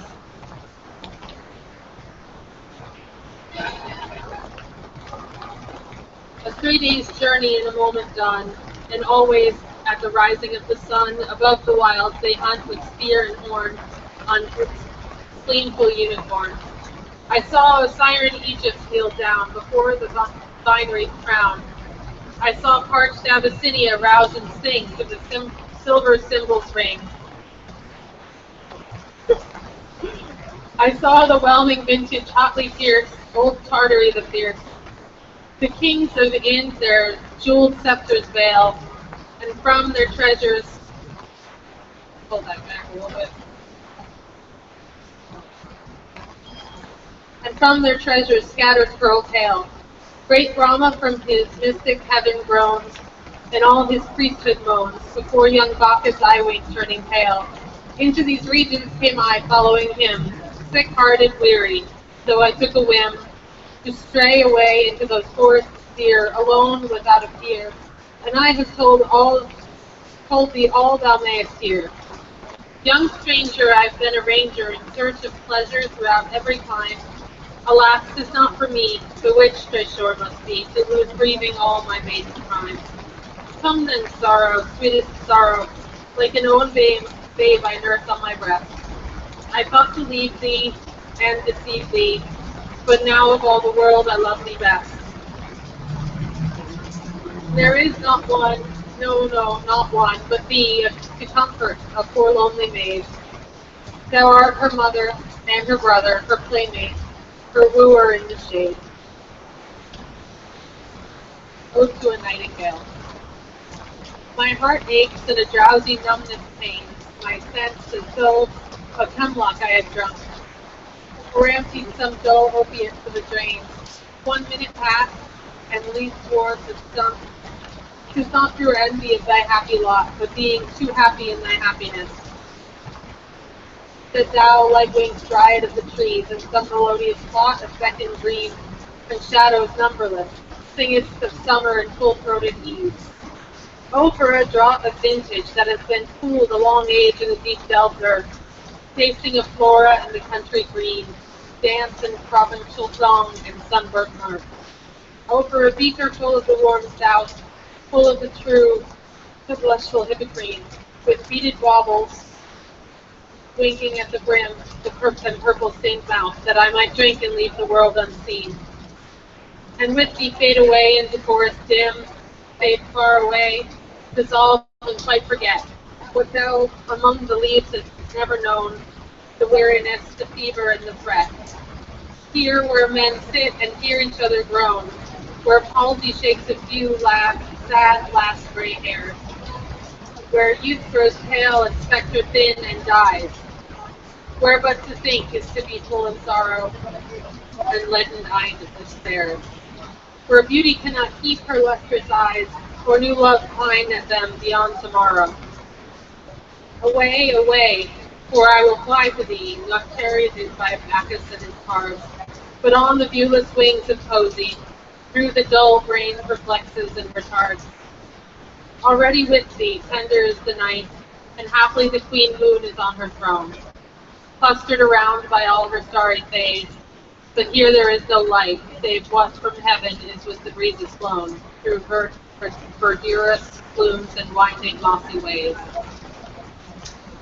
I cannot see what flowers are at my feet, nor what soft incense hangs upon the boughs, but e'en in both darkness, yes, each sweet, wherewith the seasonable month endows. The grass, the thicket, the fruit tree wild, white hawthorn, and the pastoral eglantine, fast fading violets covered up in leaves, and midday's eldest child, the coming musk rose full of dewy wine, the murmurous haunts of flies on summer's eves. Darkling I listen, and for many a time I have been half in love with easeful death, called him soft names in many amused rhymes, to take into thy air my quiet breath. Now more than ever seems it rich to die, to cease upon the midnight with no pain, while thou art pouring forth thy soul abroad in such ecstasy. Still wouldst thou sing, and I have ears in vain, to thy requiem become a song. Thou wast not born for death, immortal bird. No hungry generations tread thee down. The voice I hear this passing night was heard, in ancient days by emperor and clown. Perhaps the self-same song found a path through the sad heart of Ruth when, sick for a home, she stood in tears among the alien corn, the same that oft-time past charmed magic casements, opening on the foam of perilous seas in fairylands forlorn. Forlorn, for the very word is like a bell, to call me back from thee to my soul self. Adieu, that fancy cannot cheat so well, as she is famed to do, deceiving elf. Adieu, adieu, thy plaintive anthem fades, past the near meadows, or over the still stream, up the hillside, and now 'tis buried deep in the next valley glades. Was it a vision or a waking dream?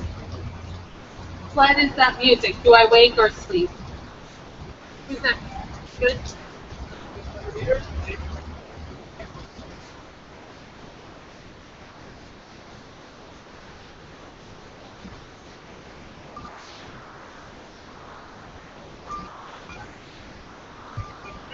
Good evening. I'm Tejas Desai. I'm a librarian at Queens Library, and I'm also the author of 2 books, Brotherhood and Good Americans.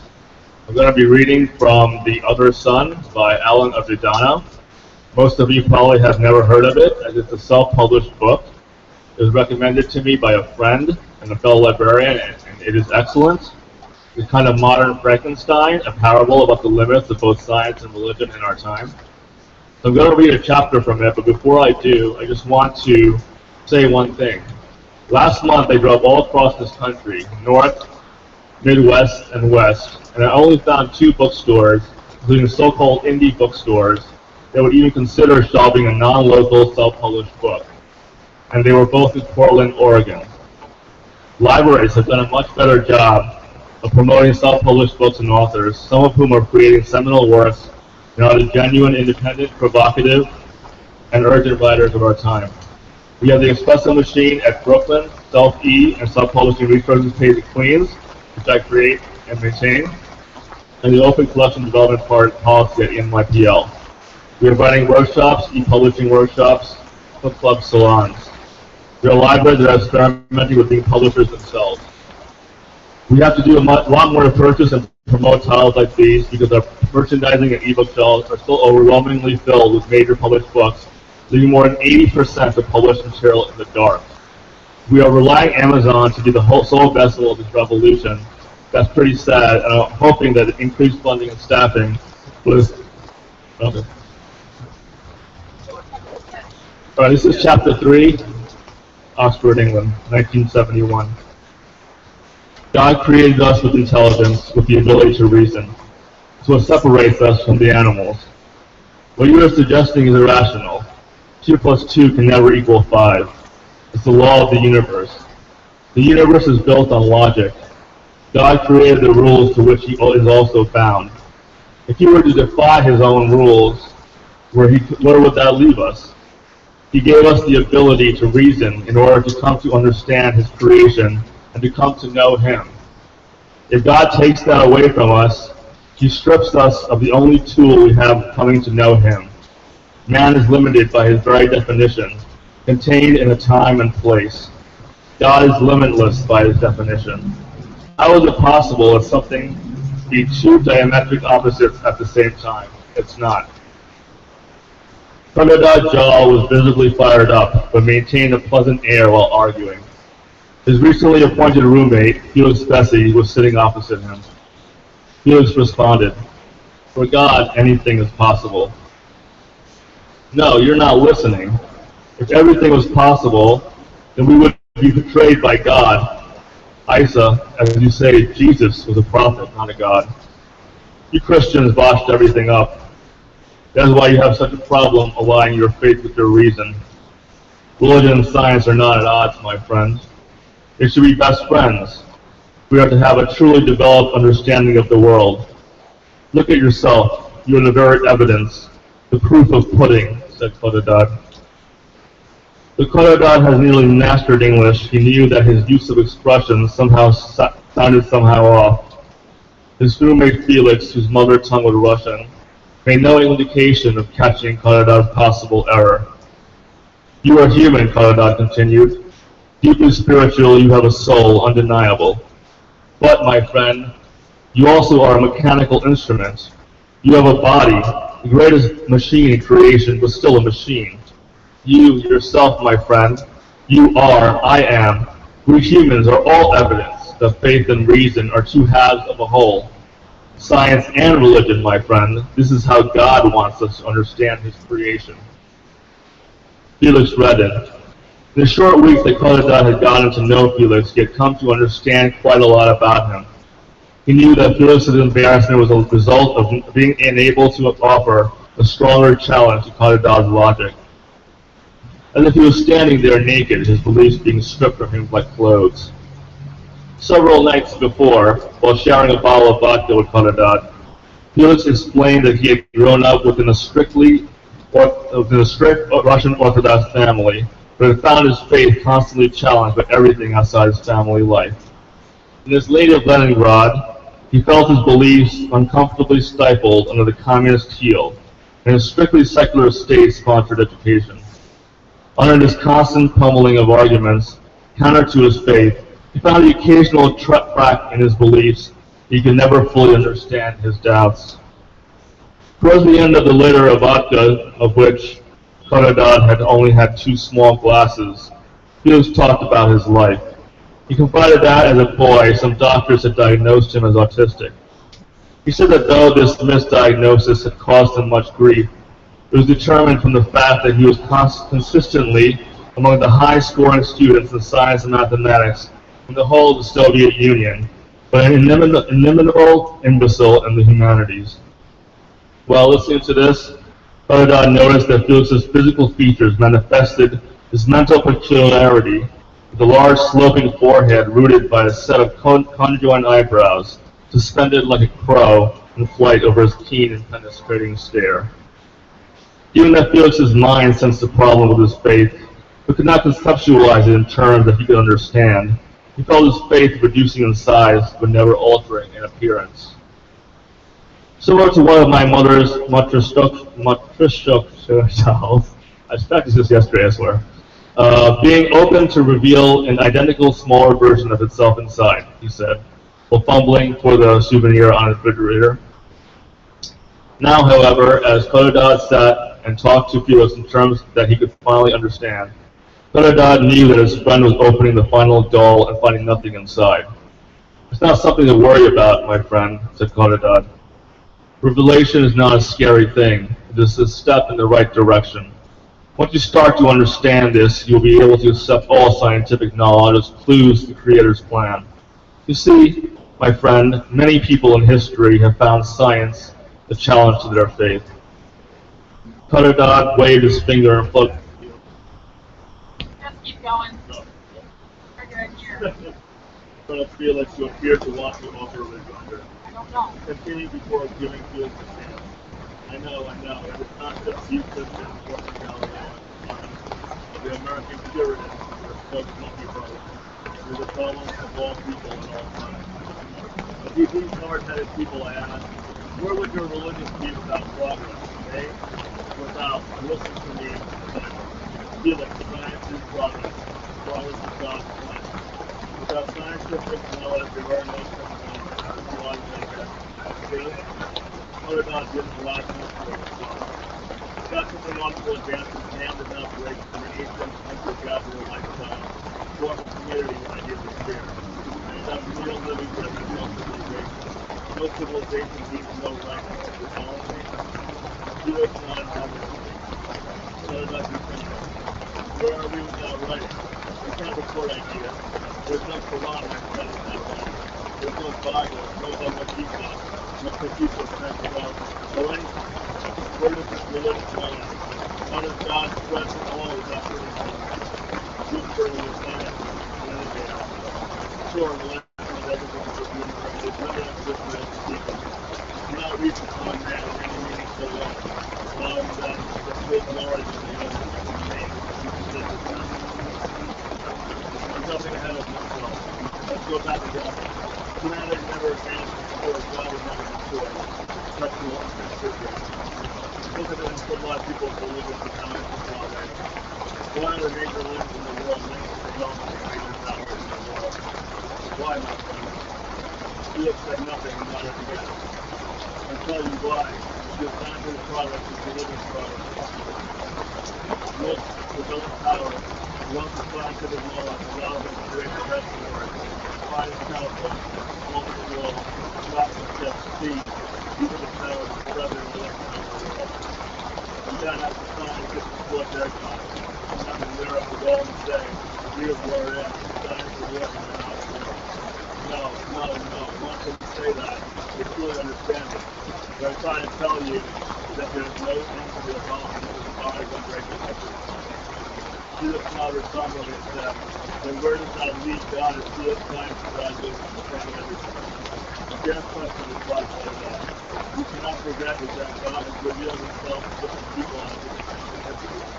The Old Testament, the New Testament, and lastly in the sacred Quran. The events of this world are and will be prepared by your revelation. Mankind has gone too long without anything but progress. Many have lost good faith in science and place in our ignorance. The thing that people do not understand is that the more science gets, greater is the testament to the Creator. Like I said, God has made a logical world, a perfect world, and has given us the ability to understand it. He has also given us the intelligence to create. There's nothing we can do to break from this point. It can be done. It should and will be done. Otherwise, we will be trained as very dominant in the question. Codadad calls the moment to continue. Tell me, Felix, what is your Christian faith require? Felix speaks Buttercup. What do you mean? Codadad considered for a moment and rephrased the question. That is to say, what are you supposed to do? How are you supposed to act? Act? Suppose I have to act rightly. Is that what you mean? Yes, exactly. And why? Who is your model for this righteous life you are supposed to live? Jesus Christ, says Senator. The reply was met favorably by Codadad's honor. Felix repeated himself with more confidence. Jesus Christ. Yes, and who is Jesus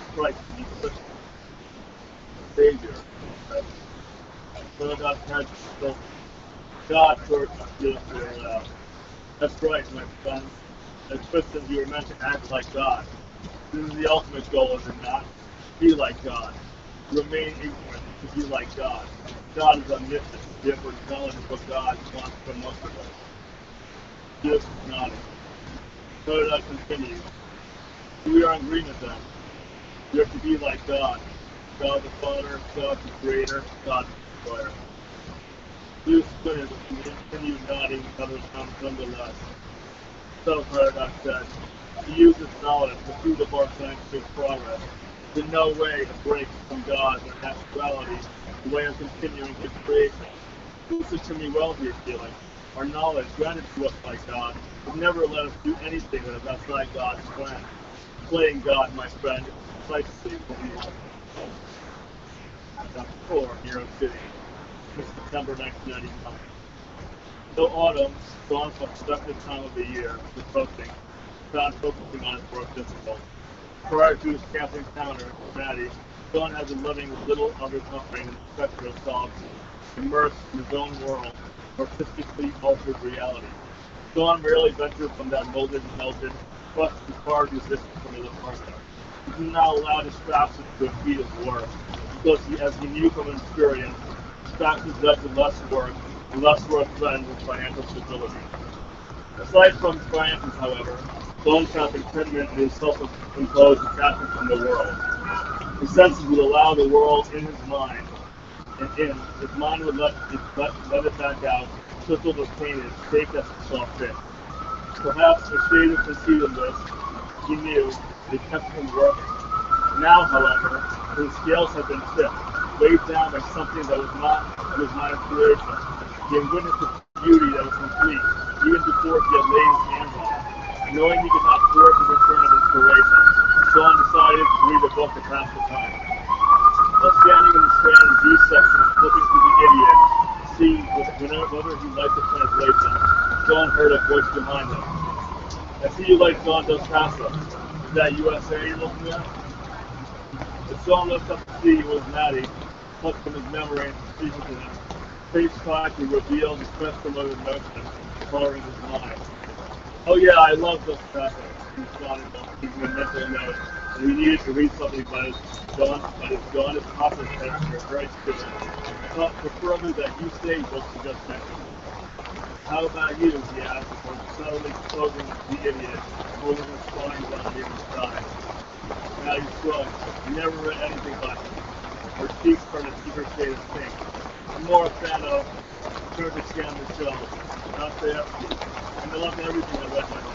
Did you ever read anything by him? Oh yeah, I love Dostoevsky. I love everything I read by him too.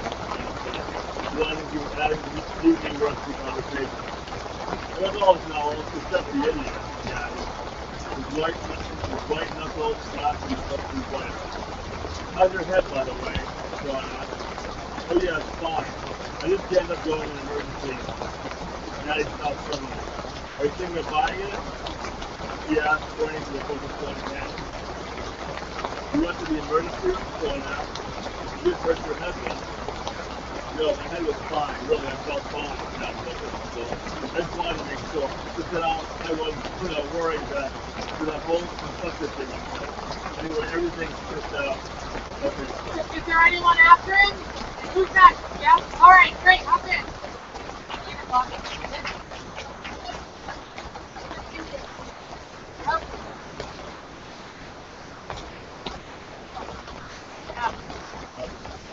Okay, I'm just gonna yell, I guess. Yep.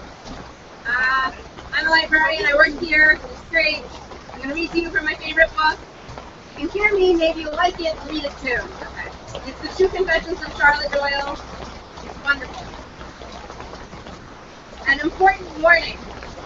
Not every 13-year-old girl is accused of murder, brought to trial, and found guilty. But I was such a girl, and my story is worth retelling, even if it did happen years ago.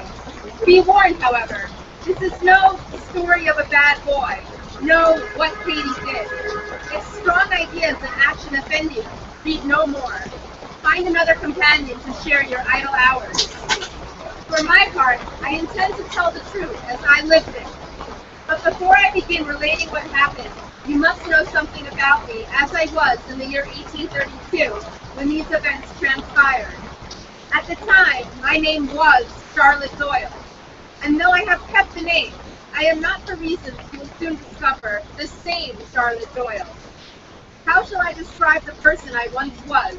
At the age of 13, I was very much a girl, having not yet begun to take the shape, much less the heart, of a woman. Still, my family dressed me as a young woman, bonnet covering my beautiful hair, full skirts, high-button shoes, and you may be sure, white gloves. I certainly wanted to be a lady. It was not just my ambition, it was my destiny. I embraced it wholly, gladly, and with not an untoward thought of anything else. In other words, I think at the time of these events, I was not anything more or less than what I appeared to be, an acceptable, ordinary girl of parents in good standing. Though American-born, I spent the years between my 6th and 13th birthdays in England. My father, who engaged in the manufacture of cotton goods, functioned as an agent for an American business there. But in the spring of 1832, he received an advancement and was summoned home. My father, an ardent believer in regularity and order, decided it would be better if I finished out my school term rather than break it off mid-year. My mother, whom I never knew to disagree with him, accepted my father's decision. I would follow my parents, as well as my younger brother and sister, to our true home, which was in Providence, Rhode Island. Lest you think that my parents' judgment was rash in allowing me to travel without them, I will show you how reasonable, even logical, their decision was. First, they felt that by my remaining a boarder at the Barrington School for Better Girls, Miss B, eminent and most proper headmistress, I would lose no school time. Second, I would be crossing the Atlantic, a trip that could last anywhere from 1 to 2 months during the summer, where no formal education took place. Third, I was to make my voyage upon a ship owned and operated by my father's firm. Fourth, the captain of the ship had acquired a reputation, so my father informed me, for quick and profitable Atlantic crossing. Then there was this. 2 families known to my parents had also booked passage on the ship. The adults had promised to function as my guardians. Having been told only that these families included children, 3 lovely girls and a charming boy, I had looked forward to meeting them more than anything else. So when you consider that I had but dim memories of making the crossing to England when I was 6, you will understand that I saw the forthcoming voyage as a lark. A large, beautiful boat, jolly sailors, no school to think about, companions of my own age. One more point, I was given a volume of blank pages, how typical of my father, and instructed to keep a daily journal of my voyage across the ocean, that the writing of it should prove of educational value to me. Indeed, my father warned me that not only would he read the journal and comment upon it, but he would pay particular attention to spelling, not my strongest suit. Keeping that journal, then, is what enables me to relate now in perfect detail everything that transpired during that fateful voyage across the Atlantic Ocean in the summer of 1832. Chapter 1. Just before dusk, in the late afternoon of June 16, 1832, I found myself walking along the crowded docks of Liverpool, England, following a man by the name of Grummage. Though a business associate of my father, Mr. Grummage was, like my father, a gentleman. It was he that my father delegated to make the final arrangements for my passage to America. He was also to meet me when I came down from the school on the coach and see me safely stowed aboard the ship that my father had previously selected. Mr. Grummage was dressed in a black frock coat with a stovepipe hat that added to his considerable height. His somber, sallow face registered no emotion. His eyes might have been those of a dead fish. "Miss Doyle," he said, as I stepped from the Liverpool coach. "Yes, sir. Are you Mr. Grummage?" "I am." "Pleased to meet you," I said, dipping a curtsy. "Quite," he returned. "Now, Miss Doyle, if you would be so good to indicate which trunk is yours, I have a man here to carry it. Next, please oblige me by following, and everything shall be as it is meant to be." "Might I say goodbye to my chaperone?" "Is that necessary? She's been very kind." "Make haste, then." In a flutter of nervousness, I identified my trunk, threw my arms about Miss Emerson, my sweet companion for the trip down, bid her a tearful farewell. Then I rushed after Mr. Brummage, who had already begun to move on. A rough-looking porter laboring behind carried my trunk upon his back. Our little parade reached dockside in good order. There I became instantly agog at the mass of ships that lay before us. Masts and spars as thick as bristles on a brush.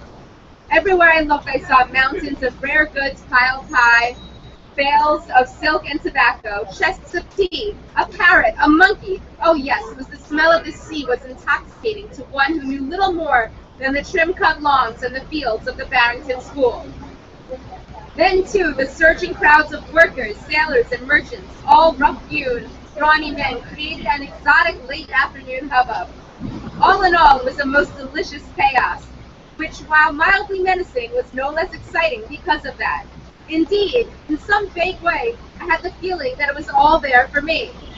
"Mr. Brummage, sir," I called over the din, "what is the name of the ship I am to sail on?" Mr. Brummage paused briefly to look at me, as though surprised I was there, to say nothing of asking a question. Then from one of his pockets he drew a scrap of paper. Squinting at it, he pronounced, "The Seahawk." "Is she British or American?" "American." "A merchant ship?" "To be sure." "How many masts?" "I don't know." "Will the other families already be on board?" "I should think so," he answered, exasperation in his voice. "For your information, Miss Doyle, I received word that departure was being put off, but when I checked with the captain directly, he informed me that there must have been a misunderstanding. The ship is scheduled to leave at the first tide tomorrow morning, so there can be no delay." To prove the point, he turned to move again. I, however, unable to quell my excited curiosity, managed to slip in one more question.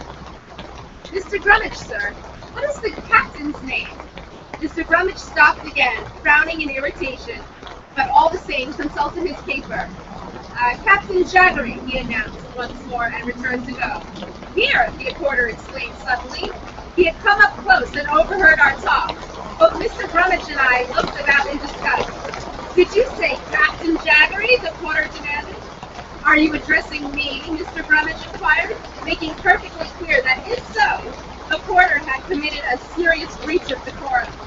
"I was," said the man, talking over my head, "and I'm asking if I heard right when you said that we were going to a ship mastered by a certain Captain Jaggery." He spoke the name Jaggery as if it was something positively loathsome. "I was not addressing you," Mr. Brummage informed the man. "But I hears you all the same," the porter went on, and so saying, he swung my trunk down upon the dock with such a ferocious crack that I feared it would snap in two. "I don't intend to take one more step towards nothing to do with a Mr. Jaggery. Not for double gold, not one more step." "See here," Mr. Brummage cried with indignation, "you undertook." "Never mind what I undertook," the man retorted. It's worth more to me to avoid that man than to close with your coin." And without another word, he marched off. "Stop, I say, stop!" Mr. Brummage called. It was in vain. The porter had gone, and quickly at that. Mr. Brummage and I looked at each other. I hardly knew what to make of it. Nor, clearly, did he.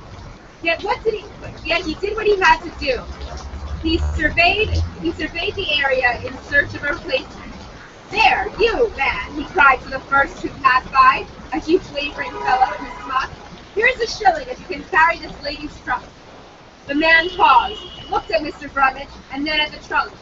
"That?" he said disdainfully. "I'd be happy to add a second shilling," I volunteered, thinking that a low offer was the problem. "Miss Doyle," Mr. Brummage snapped, "let me handle this." "2 shillings," the worker said quickly. "1," Mr. Brummage countered. "2," the workman repeated, and held his hand out to Mr. Brummage, who gave him but 1 coin. Then the man turned and extended his hand to me. Hastily, I began to extract the coin from my reticule. "Miss Doyle," Mr. Brummage objected. "I did promise," I whispered, and dropped the coin right into the man's upturned palm. "Right you are, miss," said the porter with a tip of his hat. "May the whole world follow your fashion." This condemnation of my principles of moral goodness brought a blush of pleasure that I could hardly suppress. As for Mr. Brummage, he made a point of clearing his throat to indicate disapproval.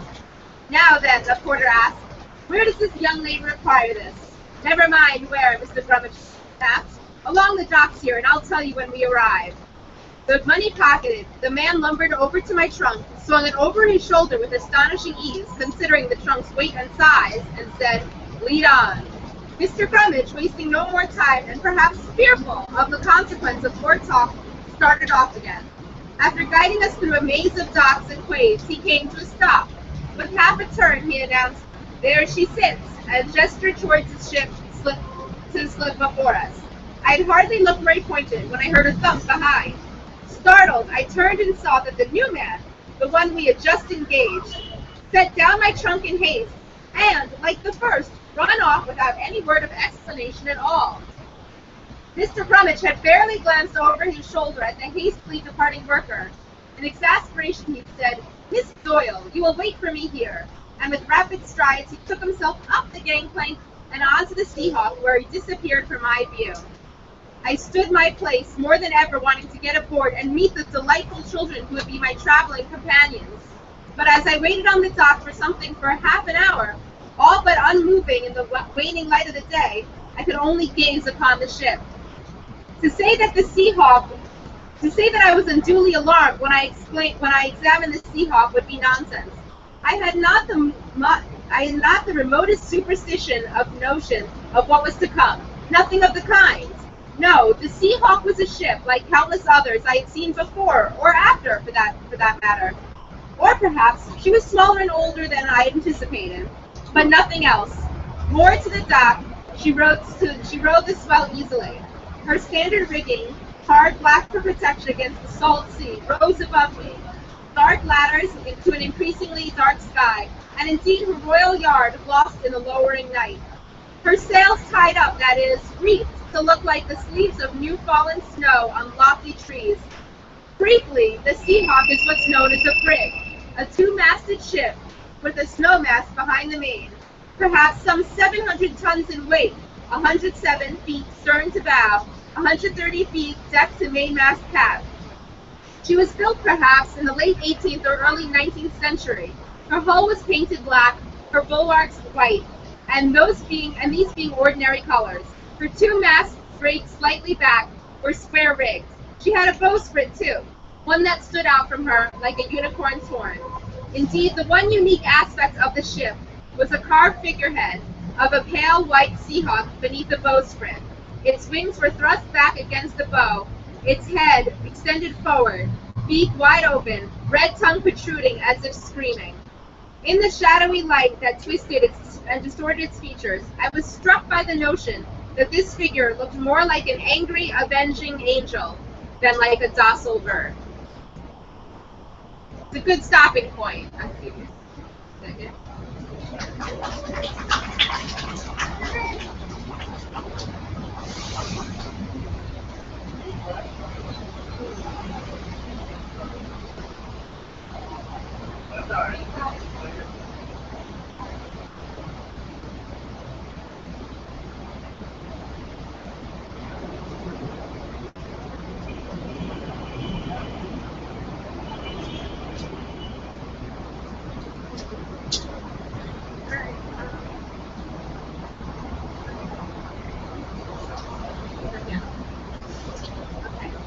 So, I'm going to read Frederick by Leo Leon.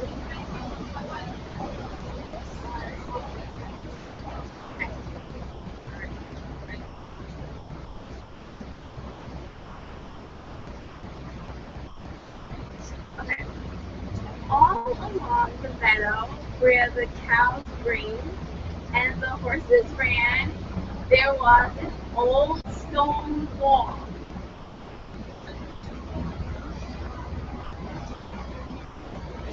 In that wall, not far from the barn and the granary, a chatty family of field mice had their home.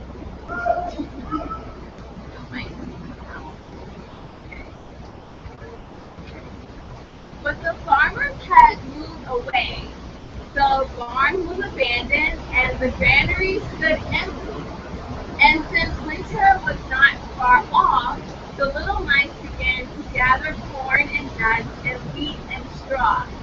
They worked day and night, all except Frederick. That's Frederick, why don't you work? They asked. I do work, said Frederick. I gather sun rays for the cold, dark winter night. Days.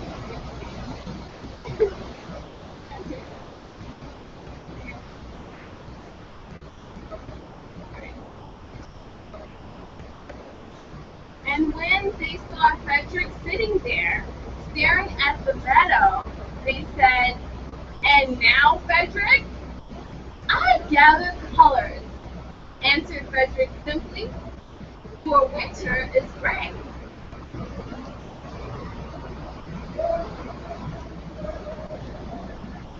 And once Frederick seemed half asleep. Are you dreaming, Frederick? They asked reproachfully, but Frederick said, oh no, I am gathering birds. For the winter days are long and many, and we'll run out of things to say.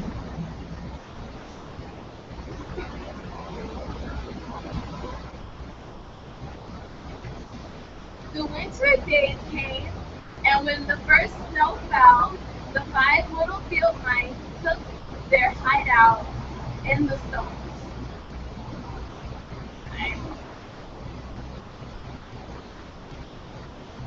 In the beginning, there was lots to eat, and the mice told stories of foolish foxes and silly cats. They were a happy family.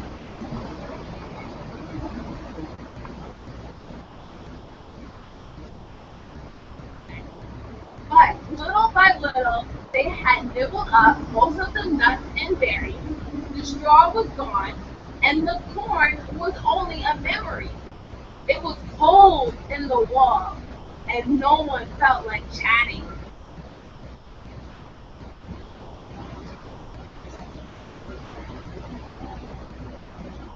Then they remembered what Frederick had said about sun rays and colors and words. What about your supplies, Frederick? They asked.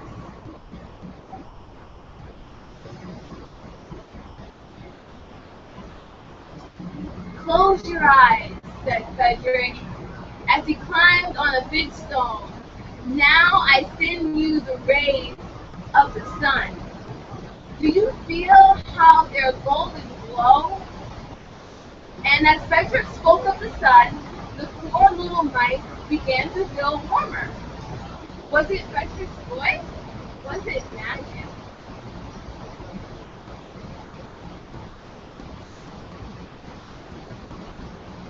And how about the colors, Frederick? They asked anxiously. Close your eyes again, Frederick said, and when he told them of the blue periwinkle, the red poppies and the yellow wheat, and the green leaves of the berry bush, they saw the colors as clearly as if they had been painted in their minds.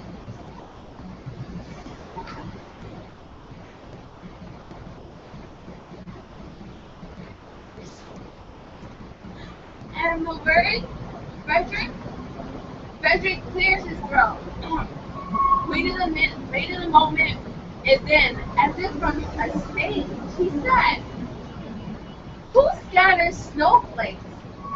Who melts the ice? Who spoils the weather? Who makes it nice? Who grows the 4-leaf clovers in June? Who dims the daylight? Who lights the moon? 4 little field mice live in the sky. 4 little field mice like you and I. One is the spring mouse who turns on the showers. Then comes the summer who paints in the flowers. The fall mouse that with walnuts and wheat. And winter is last with little cold. Aren't we lucky? The seasons are 4? Think of a year with 1 less, or 1 more. When Frederick had finished, they all applauded. But Frederick, they said, you are a poet.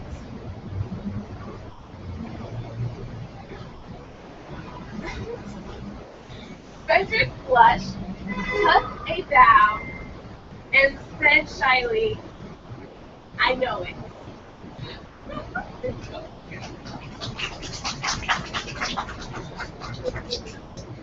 About 9 minutes. 9 minutes? Okay, I'll just read one more. This one.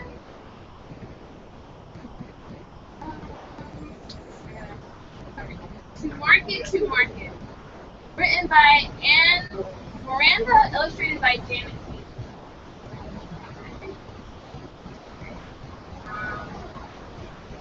To market, to buy a fat pig.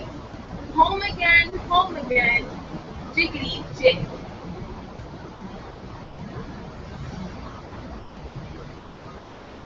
To market, to buy a red hen. Home again, uh-oh, that pig left the pen.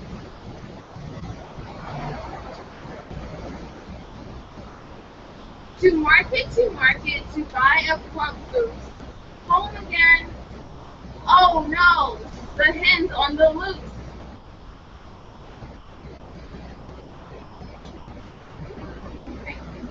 To market, to buy a live trout. Home again, uh-oh, the goose was let out.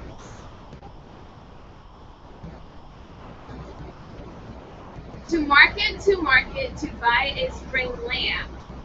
Home again, uh-oh, away the trout swam. To market, for one milking cow. Home again, uh-oh, where is that lamb now?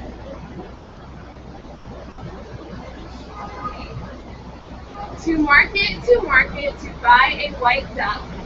Now the cow disappeared, and I'm out of luck.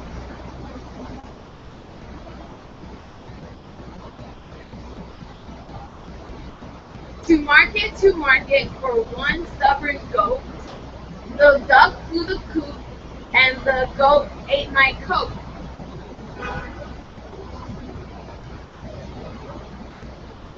This is the last straw. I'm a shopping disgrace. Everything's running all over the place.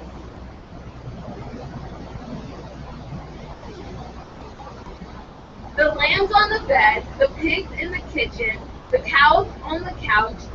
There's a duck on my head.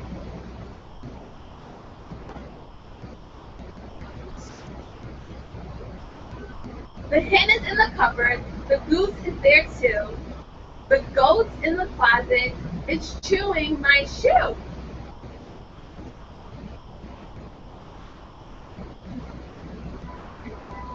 The trout's in the bathtub, this place is a zoo.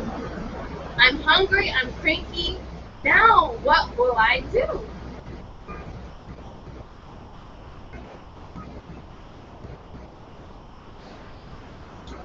To market,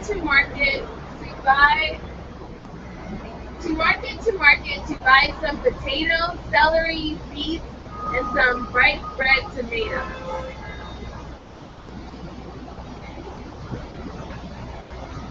Some pea pods and peppers, and garlic and spice.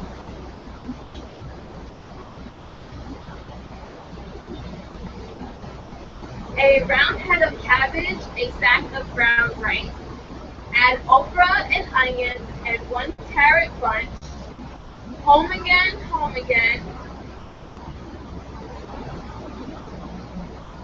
hot soup for lunch.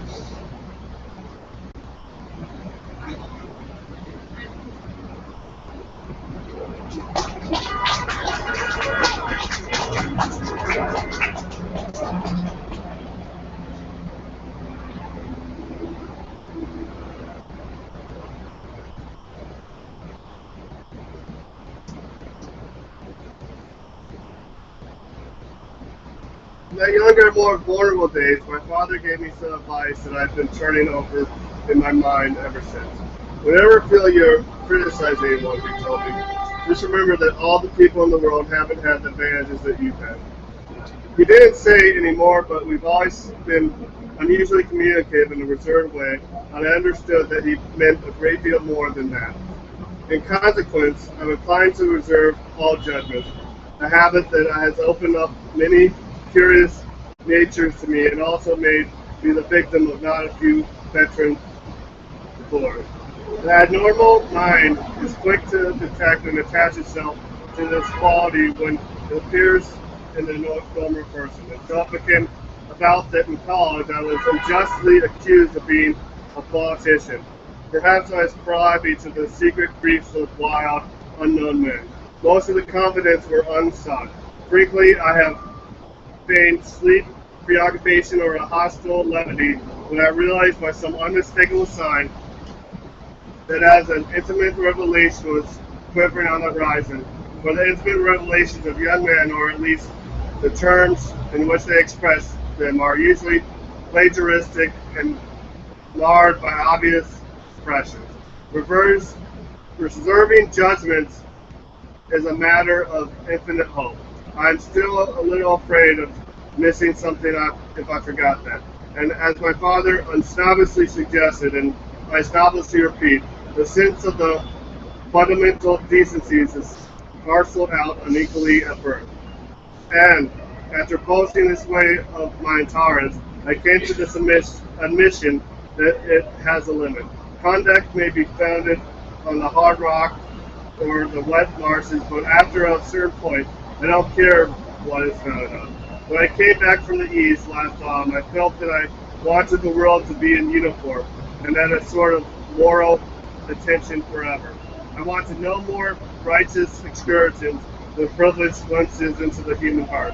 Only Gatsby, the man who gives his name to this book, was exempt from my reaction. Gatsby, who represented everything for which I have an unaffected scorn. If personality is an unbroken series of successful gestures, then there was something gorgeous about it, some heightened sensitivity to the promises of life, as if he were related to one of those intricate machines that register earthquakes 10,000 miles away. These responsiveness had nothing to do with those flabby impressionability which is dignified under the name of creative temperament. It was an extraordinary gift for hope, a romantic readiness such as I have never found in any other person, and which it is not likely I shall ever find again. No, Gatsby turned out all right at the end. It is what preyed on Gatsby, what foul dust floated in the wake of his dreams that temporarily closed out my interest in the abortive sorrows and short-winded elations of men. My family have been prominent, well-to-do people in the Middle Eastern Western city for 3 generations. The Carraways are something of a clan, and we have a tradition that we're descended from the Dukes of Brooklyn. But the actual founder of my line was my grandfather's brother, who came here in '51, sent a substitute to the Civil War, and started the wholesale hardware business that my father carries on today. I never saw this great uncle, but I'm supposed to look like him, with special reference to the rather hard-boiled painting that hangs in Father's office. I graduated from New Haven in 1915, just a quarter of a century after my father. And a little later, I participated in the late Teutonic migration known as the Great World War.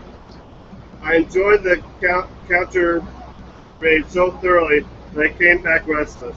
Instead of being a warm center of the world, the Middle West now seemed like a ragged edge of the universe. So I decided to go east and learn the bond business. Every day I knew was in the bond business, so I suppose it could support one more single man. All my assets and useless uncles talked it over as they were choosing a prep school for me, and I finally said, "Why, yes," with very grave, hesitant faces. Father agreed to finance me for a year, and after various delays, I came east, permanently, I thought, in the spring of '22. The practical thing was to find rooms in the city, but it was a warm season, and I had just left the country in wide lawns and friendly trees. So when a young man at the office suggested that we take a house together in a community in town, it sounded like a great idea. He found the house, a weather-beaten, card-boarded bungalow at $80 a month, but at the last minute, the firm ordered him to Washington, and I went out to the country alone. I had a dog, at least I had him for a few days until he ran away, and an old Dodge and a Finnish woman who made my bed and cooked breakfast and muttered Finnish wisdom to herself over the electric stove.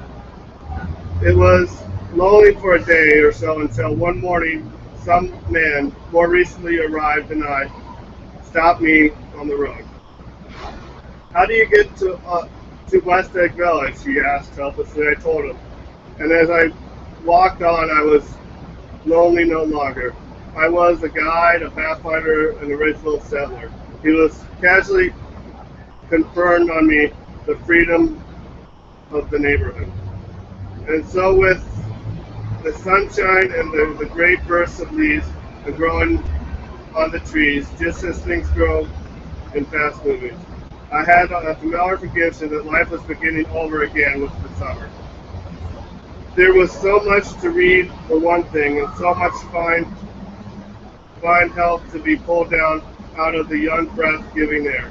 I bought a dozen volumes of banking and credit and investment securities, and they stood on my shelf in red and gold like new money from the mint, promising to unfold the shining secrets that only Midas and Morgan and Maccabees knew. And I had the high intention of reading many other books besides. I was rather literary in college. One year, I wrote a series of very solemn and obvious editorials for the Yale News. And now I was going to bring back all such things into my life and become again the most limited and all specialist, the well-rounded man.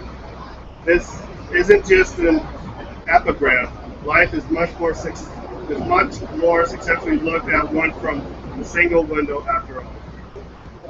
It was a matter of chance that I should have rented a house in one of the strangest communities in North America. It was on that slender, righteous island which extends itself due east of New York, and where there are, among other natural curiosities, two unusual formations of land. 20 miles from the city, a pair of enormous eggs, identical in contour and separated only by a courtesy bay, jut out onto the most domesticated body of saltwater in the Western Hemisphere, the great wet barnyard of Long Island Sound. They are not perfect ovals like an egg in the Columbus story. They are both crushed flat at the contact end, but their physical resemblance must be a source of perpetual confusion to the gulls that fly overhead. To the wingless, a more arresting phenomenon in their dissimilarity in every particular except shape and size. I live at West Egg, the less formidable, fashionable of the two. This is a most superficial tack to express the bizarre and not a little sinister contrast between them. My house is at the very tip of the egg, only 50 yards from the center, and squeezed between two huge places that rented for $12,000 or $15,000 a season. The one on my right was a colossal affair by any standard. It was a factual imitation of some Hotel de Val in Normandy, with the tower on one end, spanking new under the thin beard of raw ivy, and a marble swimming pool and more than 40 acres of lawn and garden. It was Gatsby's mansion, or rather, as I didn't know Mr. Gatsby, it was a mansion inhabited by a gentleman of that nature. My own house was an eyesore, but it was a small eyesore and had been overlooked. So I had a view of the water, a partial view of my neighbor's lawn, and a consoling proximity to millionaires, all for $80 a month. Across thank God. Across across the Courtesy Bay, the white palaces of fashionable East Egg glimmer along the water, and the history of the summer really begins on the evening I drove over there to have dinner with the Tom Buchanan. Daisy was my second cousin, once removed, and I know Tom from college. And just over the war, I spent 2 days with them in Chicago. Her husband, among various physical accomplishments, has been one of the most powerful hands that ever played football at New Haven. A national figurehead, one of those men who reached such an acute, limited excellence at 21 that everyone afterwards savors of anticlimax. His family was enormously wealthy. Even in college, his freedom with money was a matter for request. But now he left Chicago and came east in a fashion that rather took your breath away. For instance, he brought down a string of polo ponies from Lake Forest. It was hard to realize that a man in my own generation was wealthy enough to do that. Why they came east, I don't know. They had spent a year in France for no particular reason, and then drifted here and there unrestingly whenever people played polo and were rich together.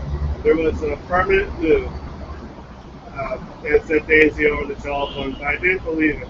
I had no sight into Daisy's heart, but I felt that Tom would drift on forever, seeking a little wistfully for the dramatic turbulence of some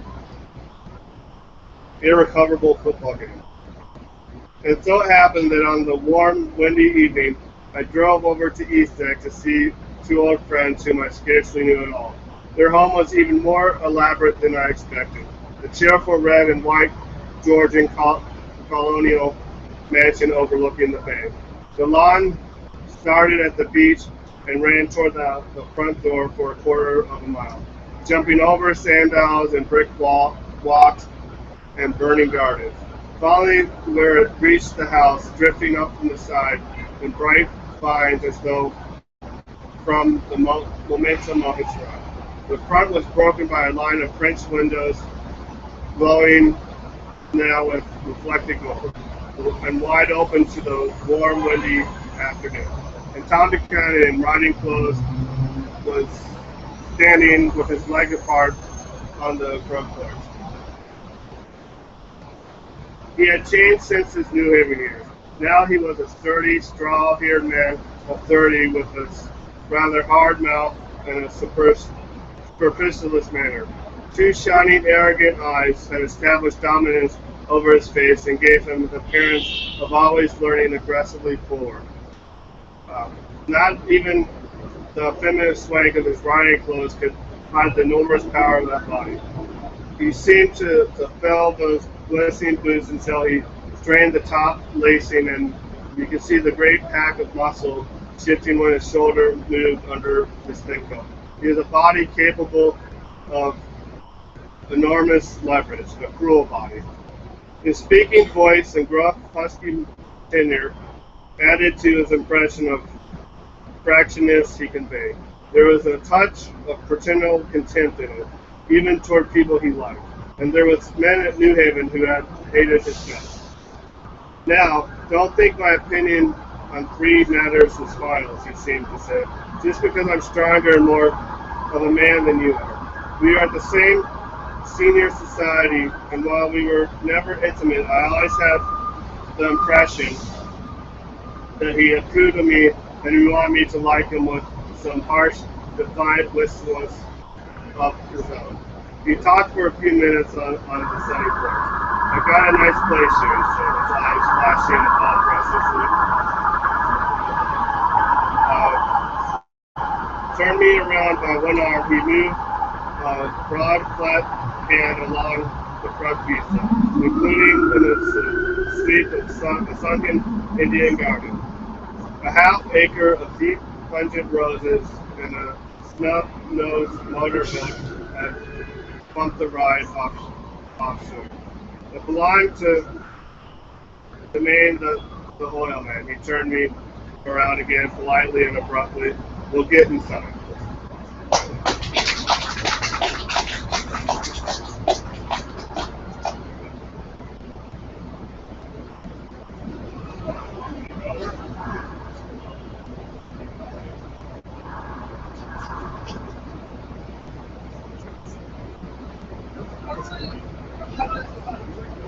guys, let me read some poetry from Coney Island of the Mighty Poems by Lawrence, I got what's the last name? Burley Henry.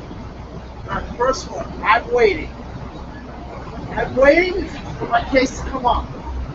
I'm waiting for rebirth of wonder. And I'm waiting for someone to really discover America. In Wales. And I'm waiting for the discovery of a new symbolic western frontier. And I'm waiting for the American eagle to spread its wings and straighten up, fly right. I'm waiting for the age of anxiety to drop dead. And I'm waiting for the war to be fought, which will make the world safe. For anarchy, I'm waiting for the final withering away of all governments. And I'm perpetually awaiting a rebirth, wonder. And I'm waiting for the second coming. And I'm waiting for a religious revival to sweep through the state of Arizona.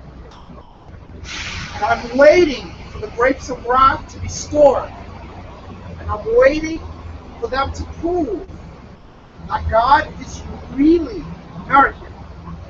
And I'm seriously waiting for Billy Graham and Elvis Presley to exchange roles seriously. And I'm waiting to see God on television. I to church altars, only they can find the right channel to tune in on. And I'm waiting for the Last Supper to be served again with a strange new appetizer. And I'm perpetually awaiting the rebirth wonder. I'm waiting for my number to be called. I'm waiting for the living end. I'm waiting for the dad's "Oh come home."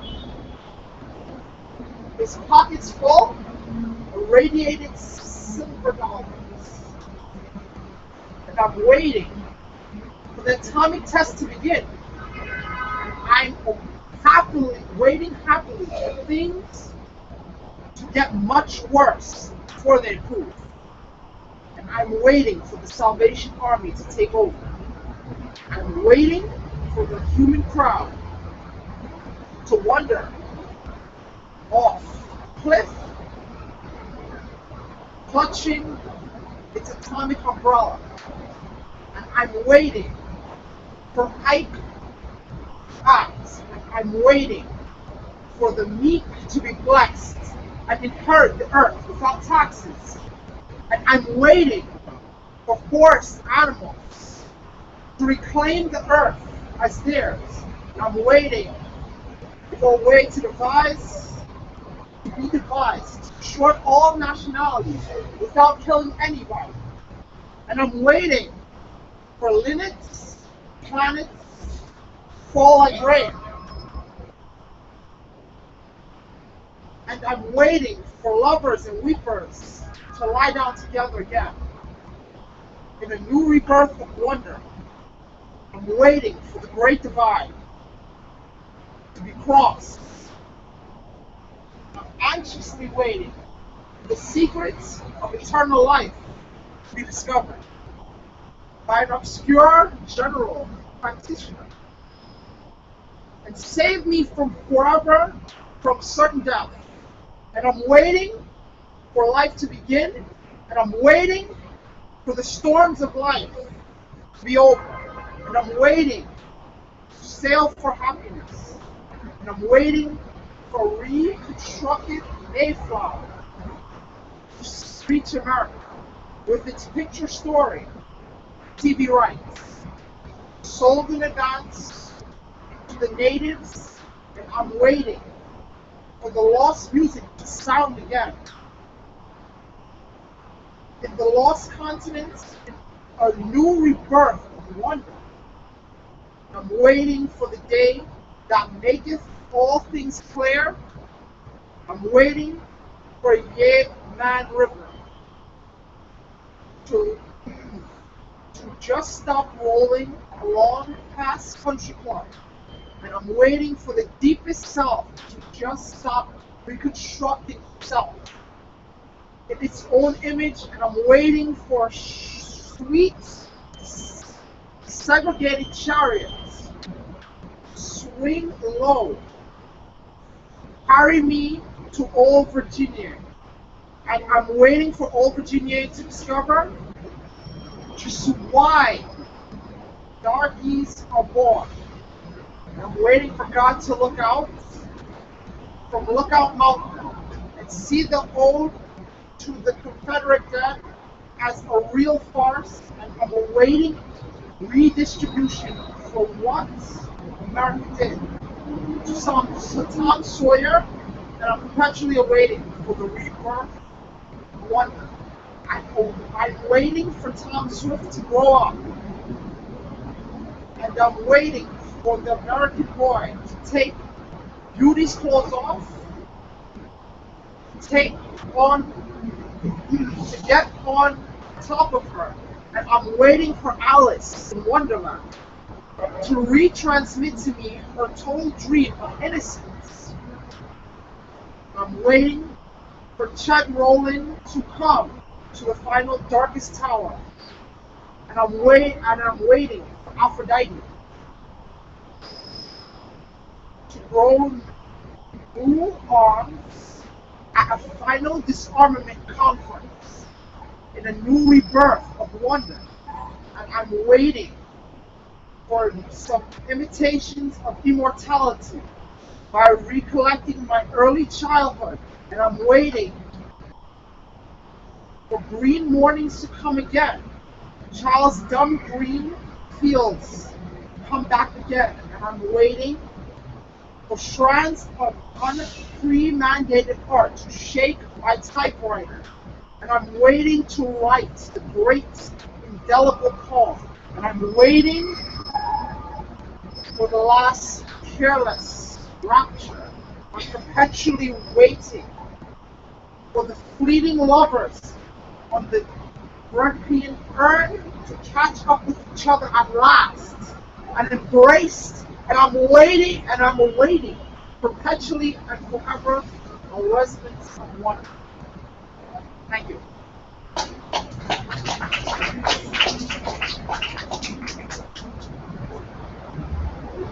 Alright, so this next one's autobiography.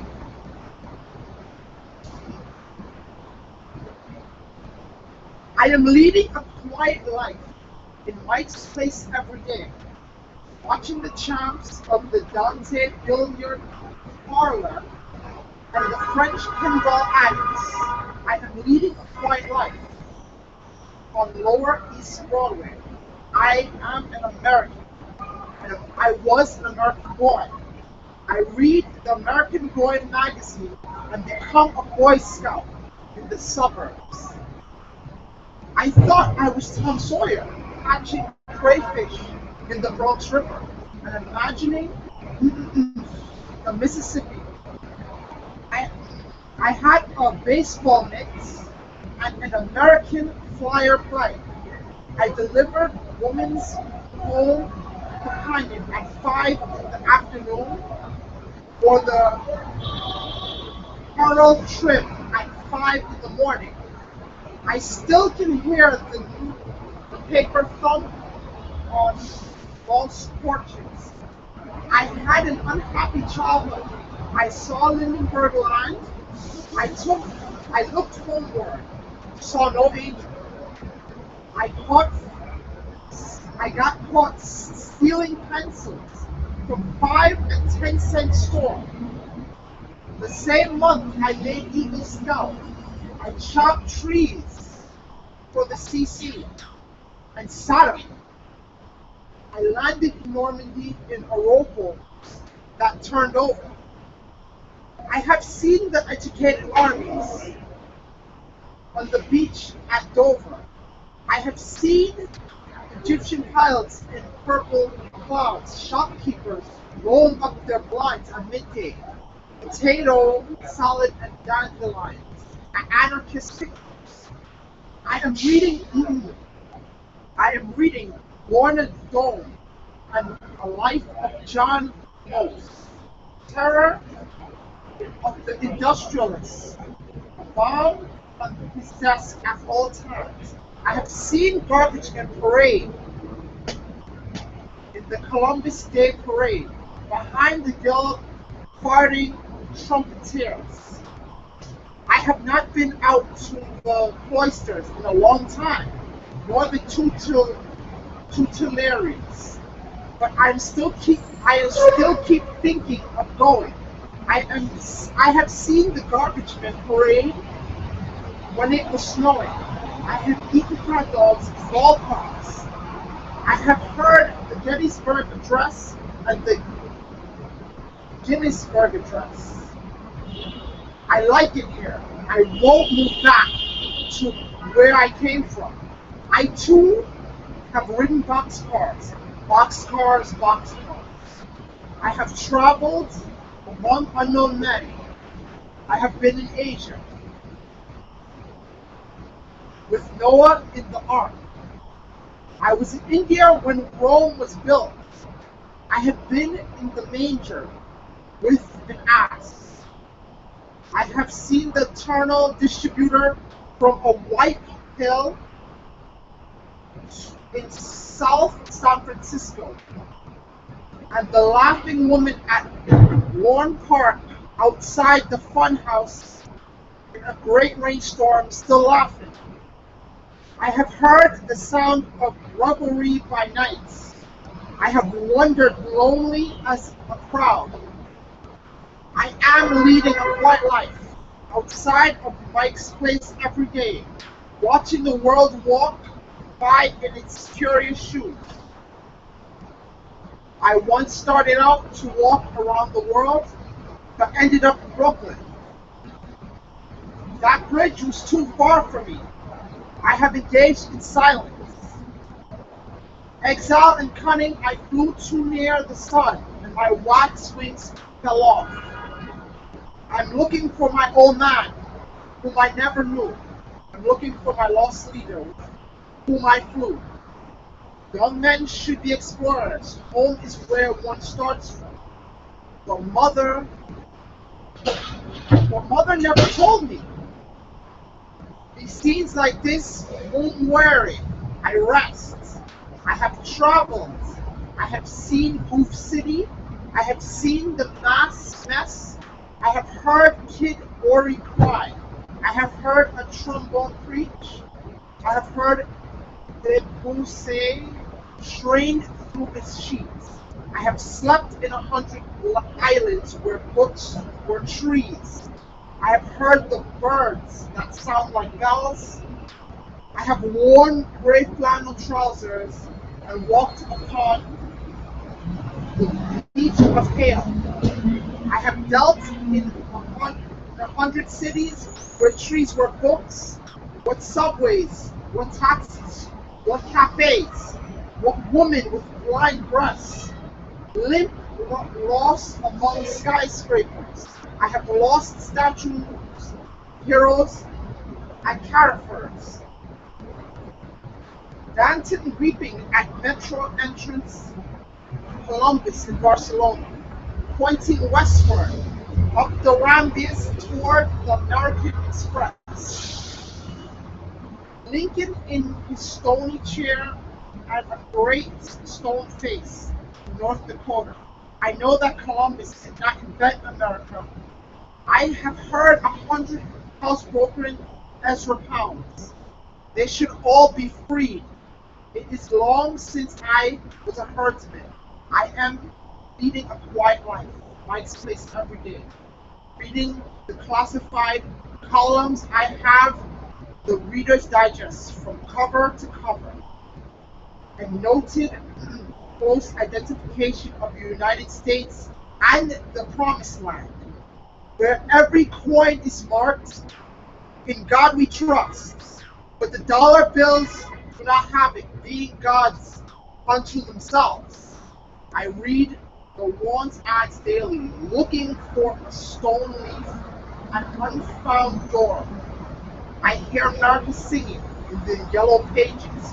One can never tell the soul has its rages. I read the papers every day and hear humanity amiss in the sad plethora of prints. I see where Walden Pond has been drained to make an amusement park. I see they're making Melville eats his whale. I see another war is coming, but I won't be there to fight it.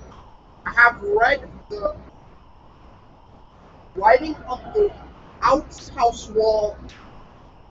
I helped Kilroy write it. I marched up Fifth Avenue, blowing on a bugle in a tight platoon, but hurried back to the Kabash looking for my dog. I see a similarity between dogs and me. Dogs are the true observers walking up and down the world. Through the Malloy country, I have walked down alleys too narrow for Chryslers. I have seen 100 horseless milk wagons in a vacant lot in Astoria.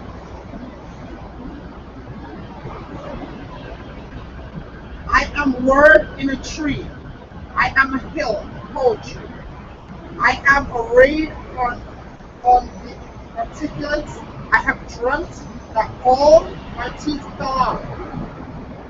My tongue lived to tell the tale, for I am still a poetry. Thank you.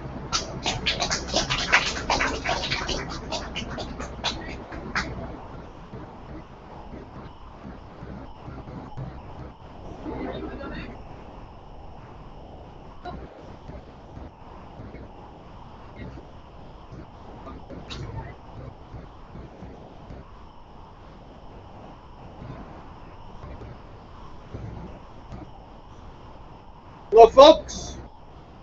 I'm going to read a short story of my own called Cool and Clean and Crisp. It was originally published in a magazine called Paramore, Cambridge, Massachusetts. It was subsequently picked for a compilation called Best American Erotica by Susie Bright, and was also mentioned in Susie's book, How to Write a Dirty Story. So I have that going. It was one of those perfect summer days, and I had dozed off under the bright afternoon sun. Then suddenly my friend was shaking me. He seemed upset. "Get up," he said. "Get up before it's too late." I didn't understand. This was the beach. It was never too late at the beach. And there was always a volleyball game. Then I realized there was something besides me. It was a can of beer. Wow, she must have put it there. My God, this girl already nurturing me in my sleep. I sat up and looked over at the game. The players were lean and athletic, and they moved with grace and spirit and style, and every one of them held a can of beer as they leaped and drove and spiked. And they never spilled a drop. The rock and roll you grew up with blasted out of speakers you couldn't see. The sun was warm but not too hot, and there was not one drop of dirty sweat on one single person on that beach. Beautiful, toasty tan women, perfectly reclined in loungeable chairs, gazed out at the water through dark, mysterious sunglasses. They all held a can of beer. The game went on, but she wasn't in it, and I panicked. My friend was yelling in my ear, "Get out of here! This isn't real! You have a life!" I took a swig of my beer. It was cool and clean and crisp. We had argued about this many times before. He didn't seem to understand. This was the life. The people who created this had created the life. My friend didn't make any sense. He thought it was all fake. He thought it was all just one big commercial. Maybe it was. So what? I was in it. He was always talking about depth, life and depth. I wasn't sure what that meant, although it sounded like a cool title for a surfing movie. But I didn't have time for it. She was missing. I looked around the beach. I looked in the water. Nowhere. Then suddenly a warm ocean breeze kissed my cheek, and I knew it was her. I looked up to the sky, and there she was, the breasts of the universe, swooping down on a parasail over the big blue sea. Her spectacular nipples protruded through her wet beer slogan t-shirt. One nipple through cool, the other through clean. Crisp was tattooed just above her perfect little belly button. My friend was in front of me, waving his arms in my face and screaming. I couldn't hear a word, and worse yet, he was blocking my view. Where was she? Wait! There! She swooped. She dipped. She was a bird in a shoelace bikini. She maneuvered the parasail expertly, with one hand. Her other hand was poised with a can of beer. Then she saw me. Yes, she took a swig of the beer, then let go of the parasail. Oh my God, no hands! And waved to me, her breast shimmying in the golden sunlight. Cool, clean. She was suspended in midair for a split second. Time stood still. The volleyball players saw her and dropped to their knees. The lifeguard fainted. A passing priest in Bermuda shorts mumbled a benediction as he sipped on his Diet Cola. A classic guitar riff filled the sky, and I knew I had to have her again. I took a step toward the water. Suddenly, my friend grabbed me by the shoulders and shook. This is not real. This is not real life. I dropped him with a well-placed karate chop. This was no time for his fruitcake philosophy. I continued to walk, never taking my eyes off her. She saw me again and smiled. Oh! The sun lurched toward her glistening white teeth, confounding the solar system. The Earth shifted out of its orbit. The ground shook violently. Volcanoes erupted, and giant crevices split the sand. We lost the six-pack, spilling nothing. It was game point. Her nipples were still hard, and I quickened my pace. My friend pulled himself out of a crack in the ground, blubbering like a baby. But I wasn't listening. She was soaring higher and higher. The clouds gave way. A bewildered seagull announced his retirement to a packed press conference. I was at the water's edge. My friend tried to talk, but his mouth was full of sand. He was gesturing wildly. His face was red, his hair was on end, and I finally understood. He was an asshole. No matter. I was waiting now, knee-deep in the water. I reached up to her. I wanted to fly. Then I heard a click behind me and turned to see my friend with a perfectly legal semi-automatic assault rifle. Tears streamed down his face as he pointed the gun at me and cried, "This is for your own good!" Suddenly the volleyball flew out of nowhere, cracked him in the skull like a rock, and he was out cold, face down in the sand. I looked over, and there they were. The players, the dudes, and the babes. My buddies, to her bosom, transcended in their ultimate buffness. They were smiling and nodding and giving me the old thumbs up as they chugged along. Nice shot, guys. You know it and I know it. This is our time, and this is our beer. And then they came over, and one by one they kicked sand on top of my friend, laughing and stepping on his face. They built a campfire, told stories, shed a few tears, hugged, belched, buried him in upside down to the ankles in the sand, and lit matches to his toes. It was wonderful to see them bond. Then they all slapped me with a high five as I started my climb up the golden rope to the parasail, to the sky, to her. And when I got there, she smiled that knowing smile, balanced me on her beer can, and maneuvered us into a cloud. She ruled the wind. Then we did it like we had done it so many times before, only this time we fucked in space, floating at the end of the string like a cosmic kite with two tails. And in the interest of safe sex, I pulled out at the last second, ending the local drought, but of course leaving her completely satisfied. So on and on it went, and I don't think my friend's my friend anymore. He just doesn't get it. He wants to think. He wants to talk. But there's nothing to think about or talk about. Watch, man. Drink and watch. Besides, you can't talk with sand in your mouth. Sand belongs between your toes.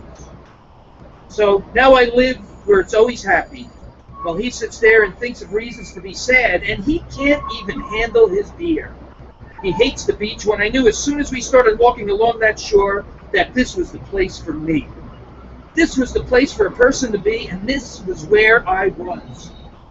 And when I got there, we drank all day and all night and laughed and danced and sang and screwed, and we always got along. We never argued. And these were the most amazing people. No matter how much they drank, they never got obnoxious or hungover or fat. And they didn't seem to work, although they occasionally talked about having spectacular creative jobs with obscenely high salaries and shadowy offices. And I knew if I stayed long enough, I would become one of them. That was the day I was waiting for. But then suddenly the sky grew dark and we had to go. The sinewy young men put on their torn t-shirts and the luscious young women slipped into their jigglies and they all jumped into their jeeps and their sporties and I followed her into the back of a brand new all-terrain vehicle driven by the guy who always brought the frisbee and the dog that everyone loved. We got into the Land Rover just as the storm hit and she caught just enough rain to make her hair so sexy wet that we just had to do it one more time. So I strapped her down roughly, but lovingly, in the back seat with the safety belt as she pouted, invitingly. And the perfectly suitable soulful rain drummed down on the retro cloth convertible roof as a completely appropriate, moody but just rockin' enough power ballad blasted on the radio. Oh, Mr. DJ, how on earth did you know? Finally, as we ripped down the open highway, I mounted her as she squirmed rain-wet, slippery, silly under the bondage of state law and moaned, "Oh, what a feeling," as she somehow balanced our beer cans on her heaving breast. Then, as I drove her perfect willing ass deep into the plush velour, I looked out the back window toward the beach and saw my friend, in the downpour, upside down with his wiggling toes in flames. And the only thing I could think of was, who the fuck cares? Thank you.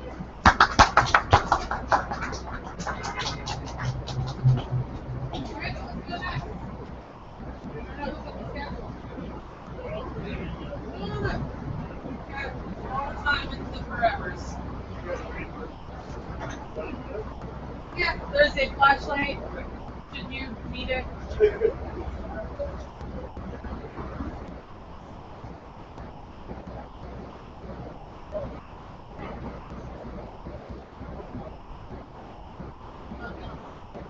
This story is called The Apprentice. As Javier emerged from the dimly lit hallway, Guillermo regarded him like a butterfly emerging from a cocoon, newly resplendent. "Mira un hombre de verdad," G. Lang said, laughing. "Did you know he spoke Spanish?" Guillermo asked, lounging on the sofa. Javier ignored the question and took out his wallet. May, his masseuse, lowered her head towards him and offered him a small cup of water with both hands. "Oh," Javier said, smiling, "I forgot." "Let me handle that for you," Guillermo offered, jumping up from the sofa. He grabbed Javier's wallet and began to rifle through it. "You take much water as you want," Li Jiang said, nodding. Javier took the cup and drank, keeping one eye on Guillermo. May asked him if he wanted another cup. He nodded. May said something to Li Jiang in Chinese as she took the cup and refilled it at the cooler. "He speaks better Spanish than he does English," Guillermo said. "If only we spoke Chinese." "See, if only you spoke less, bro." Javier responded, accepting and drinking the next cup. "Please, Chico. I bet while I was out here, I'll learn more about this man and this operation than you ever have, unless you think coming here gets your princess massage. So why don't you get off your fat ass and get one? I don't like grimy hands all over my body. It makes me squirm." Javier handed the cup back to May. Then he realized Guillermo still had his wallet. He was lying on the sofa again. "How much is the tip?" Guillermo asked, tossing the wallet from hand to hand. "That's the only question. 40, 50? "Shut up," Javier said, grabbing the wallet away from him. Guillermo shrieked in delight and jumped off the sofa again. Javier gave Li Jiang $40. Li smiled and accepted it with both hands, bowing his head. Then he opened the register and looked surprised. "Oh, no change," he said, putting up his hands. "This happens every time," Javier responded. I think you have no change, not even a few ones. Tell him in Spanish, Guillermo said. He understands that better. Oh, okay, I have 2 ones, the Yang said. Now you have some change? Just be generous, Javier, Guillermo said. 1 hour for. It's the principal, Guillermo. You give her a nice tip, and next time I have change for you. What change? Li Jiang said. Yeah, sure, next time, Javier replied. Mister, this is a good place, Li Jiang said. You feel good, right? Sure, I feel good, Javier replied, taking a bill out of his wallet and palming it. He placed the 2 ones in his palm too and put his wallet back in his pocket with his other hand. We had a good time. Look, her name May, Li Jiang said, pointing at May. She's not working Saturdays. She's not working Sundays. Okay, Javier seemed puzzled. Not working? Not working. She's free. May had turned red in the face. Yeah, okay, Javier said. Let's go, Guillermo. He placed the money in May's palm and walked out the door. Adios, Guillermo shrieked. What the hell is wrong with you? Javier asked as he drove back to the college.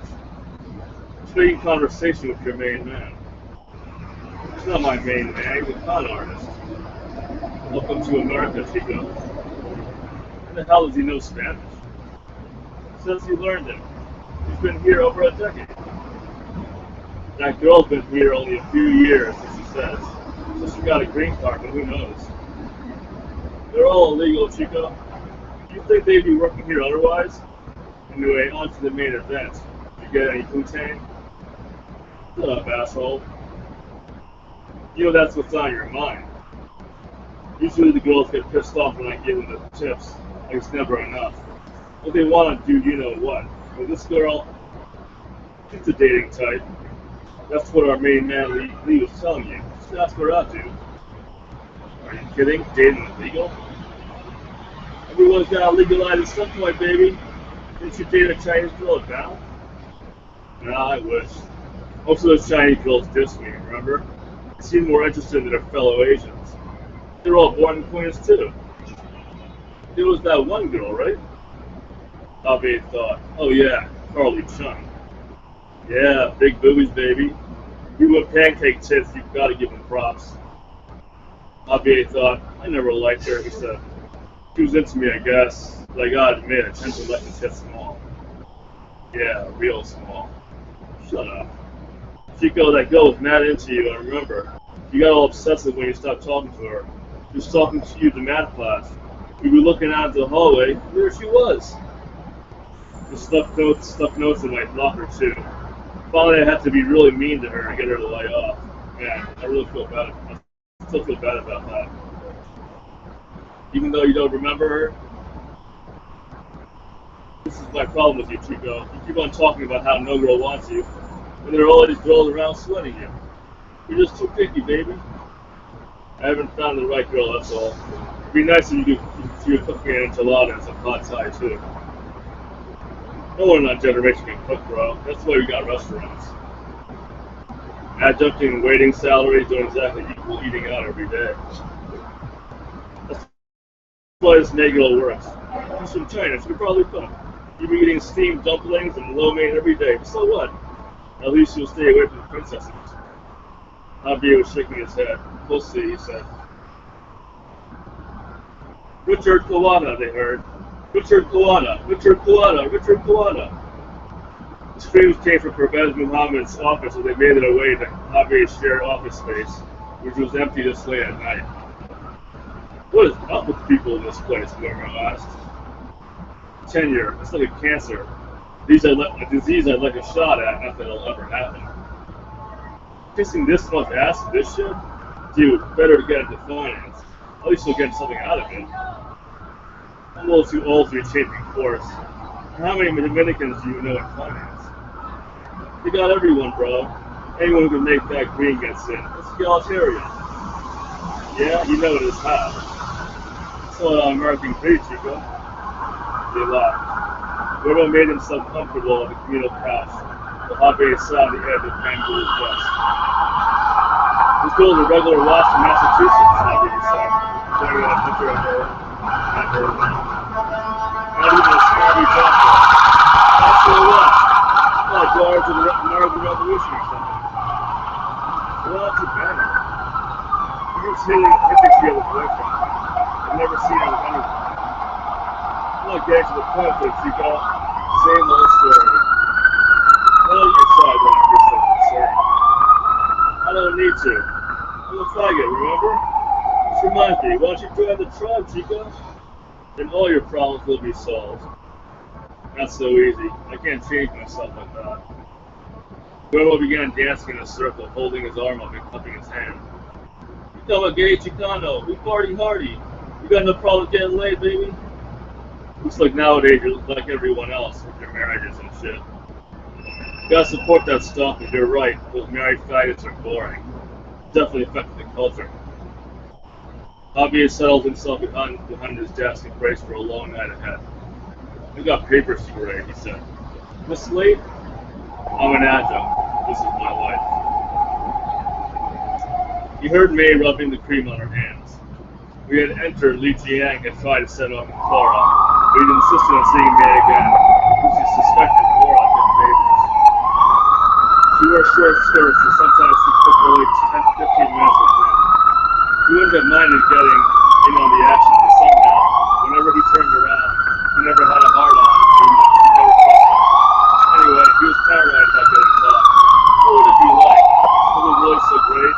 Why did these guys just pay a hooker? The other problem was that Cora was a bitch. No matter how big a tip he gave her, she was scowled and said next time when she was unhappy. She figured it was a tactic she used with all men. He wasn't even sure why he kept going to this place. There were probably plenty of more professional massage places around, but the women didn't scowl or wear short skirts. Still, the massages weren't bad and they were cheap, and he felt good being in the company of women who had to attend on him, considering he couldn't get at the end of the city. He kind of taken to May. She confessed to him that she prayed to her Buddha and believed in him strongly. Javier didn't believe in anything with poetry. He wasn't even sure he was good at that, so he kept on getting rejected by girls. He only got his adjunct job through luck. He wasn't sure how long he could keep it. He wasn't the best ass kisser. Sometimes his honesty slipped through, and he could sense the scowls on the professors' faces beneath their genteel exteriors. He tried to kiss ass as much as possible, but he wasn't willing to do laundry in Professor's house and other adjuncts, or to constantly praise the tenured professors during every phone call that Professor Muhammad had dealt to. May had finished up his legs, battered him down, and left him to get a towel. He could hear her arguing with Li Jiang in the main room. He heard Cora's voice too. Meanwhile, in the next room, he heard giggling and whispers from someone he imagined was an old man. His brain was heavy, almost bursting with tension. Last time May had done the same thing during the massage. He had made the tension go to his brain, and then when he flipped over, he had rubbed his head to make it go away. He kept hoping she would do the same thing, but the wait seemed to take forever. Finally, May came in. Sorry, you're busy, she said, and applied the hot towel to his back. She patted him down again and asked him to flip over. He did so, and she put the pillow below his head. For a few seconds, he was naked. He suddenly realized he was hard. And May put the sheet over him, sat near his head, and began rubbing. Relax, she said, as he rubbed his sides in the circles. He closed his eyes. May, do you really have a green card? He asked. You relax, she said. And he was right. His brain was still heavy. She rubbed his head harder, and he told her to do it even harder than that. He began hitting certain parts of his head with a karate chop. That's good, he said. Harder. I do too hard, you hurt, she said. I hurt anyway, he responded. You don't hurt like me. He opened his eyes. What do you mean, he asked. Nothing, she said, by rubbing his neck. Felt good. You be quiet now and relax, she said. He did just that. Finally, she finished and began rubbing his pecs.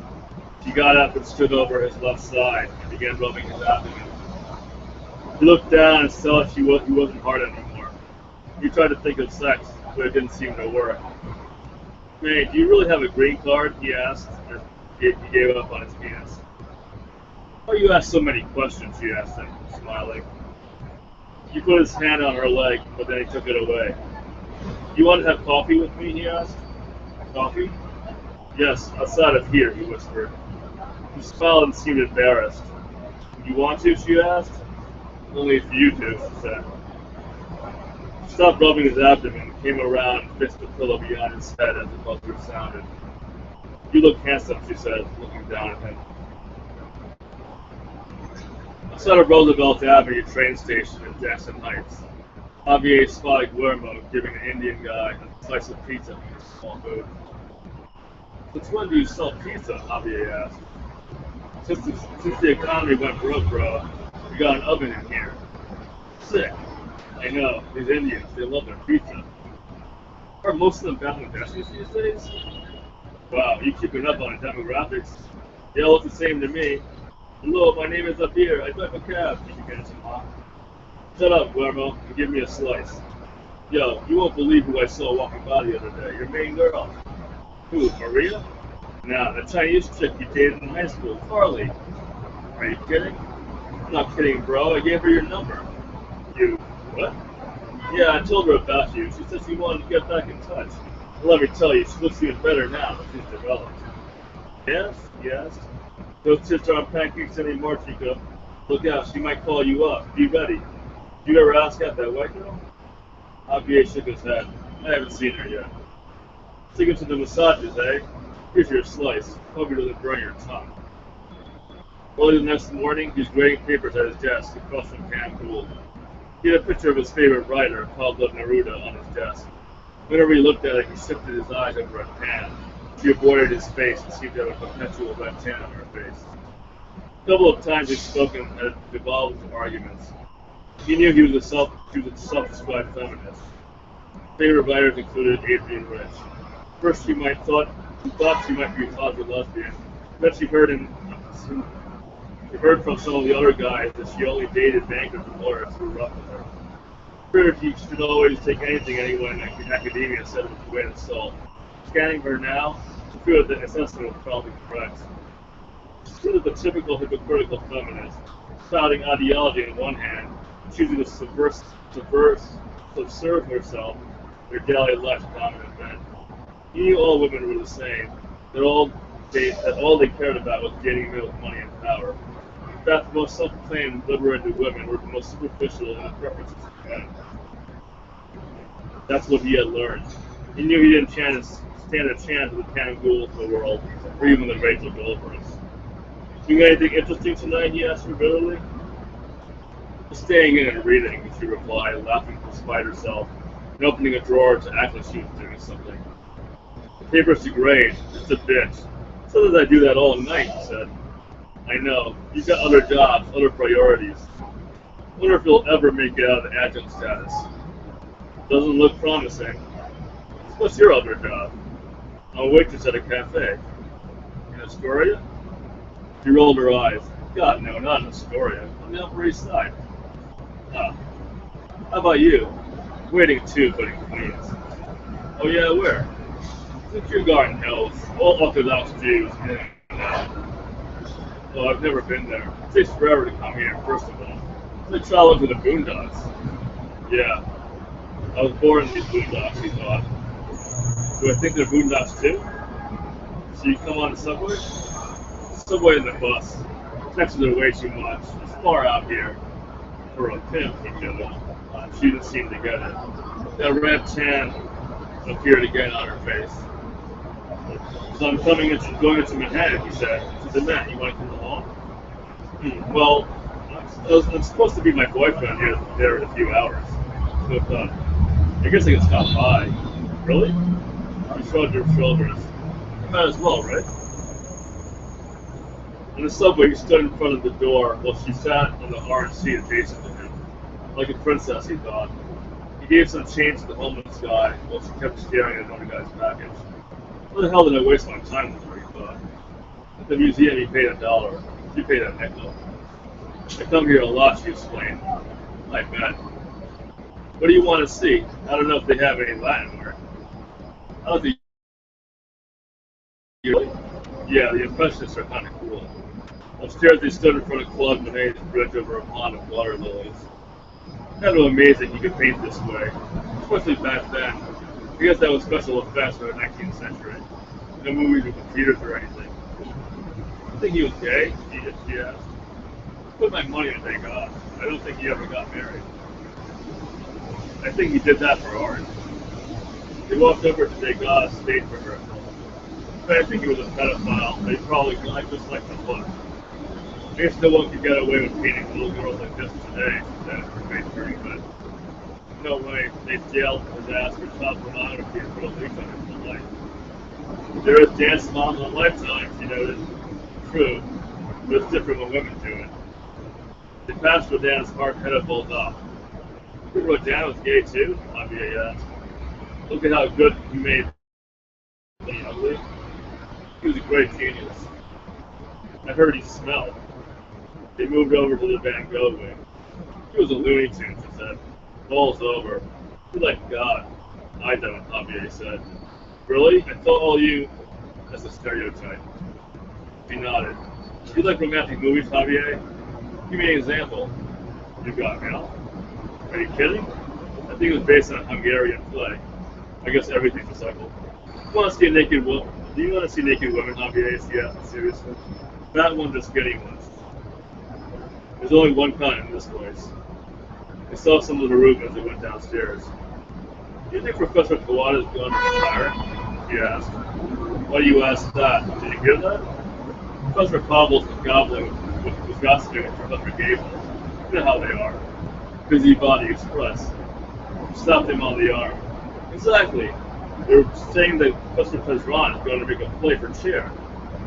And that's how Professor Muhammad is going to get tenure? Well, he's got a ways to go. Kissing ass for a long time. Publications, too. If you already got that, you get something like nothing. Some people are just lucky. Let's go try the Egyptian exhibit. Let's go inside the tomb. When they were inside the tomb, he asked her, do you ever do Professor Cobble's laundry? She started to laugh. No, but I hear Judy does. She's her slave. But would you? She shrugged. You gotta do what you gotta do. You're not going to law school at this point. You went to Vassar, right? She nodded. You? City College, been strict CUNY grad. She mumbled. I've always wondered. I'm done. Thanks a lot.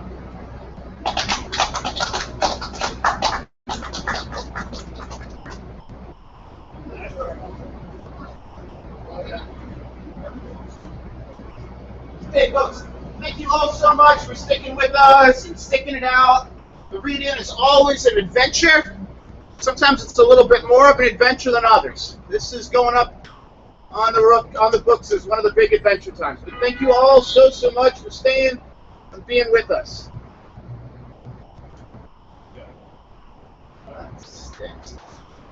Well.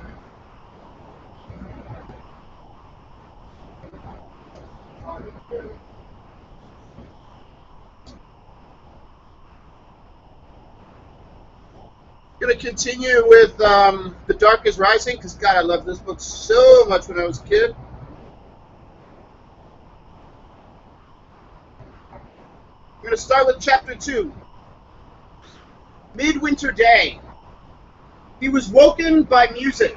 It beckoned him, lifting and insistent, delicate music, played by delicate instruments that he could not identify in the gold thread of... could not identify with one rippling, bell-like phrase running through it in a gold thread of delight. There was in this music so much of the deepest enchantment of all his dreams and imaginings that he woke smiling in pure happiness at the sound. In the moment of his waking, it began to fade, beckoning as it went, and then, as he opened his eyes, it was gone. He had only the memory of that one rippling phrase still echoing in his head, and itself fading so fast that he sat up abruptly in bed and reached his arm out to the air as if he could bring it back. The room was very still, and there was no music, and yet Will knew that it had not been a dream. He was in the twins' room still. He could hear Robin's breathing, slow and deep, from the other bed. cold light glimmered round the edge of the curtains, but no one was stirring anywhere. It was very early. Will pulled on his rumpled clothes from the day before and slipped out of the room. He crossed the landing to the central window and looked down. In the first shining moment, he saw the whole strange, unfamiliar world gleaming white, the roofs of the outbuildings mounded into square towers of snow, and beyond them all the fields and hedges buried, merged into one great flat expanse, unbroken white into the horizon's brim. Will drew in a long, happy breath, silently rejoicing. Then, very faintly, he heard the music again. The same phrase. He swung round, vainly searching for it in the air, as he might see it somewhere like a flickering light. "Where are you?" It had gone again. And when he looked back through the window, he saw that his own world had gone with it. In that flash, everything had changed. The snow was there as it had been a moment before, but not piled now on roofs or stretching flat over lawns and fields. There were no roofs, there were no fields, there were only trees. Will was looking over a great white forest, a forest of massive trees, sturdy as towers and ancient as rock. They were bare of leaves, clad only in the deep snow that lay untouched along every branch, each smallest twig.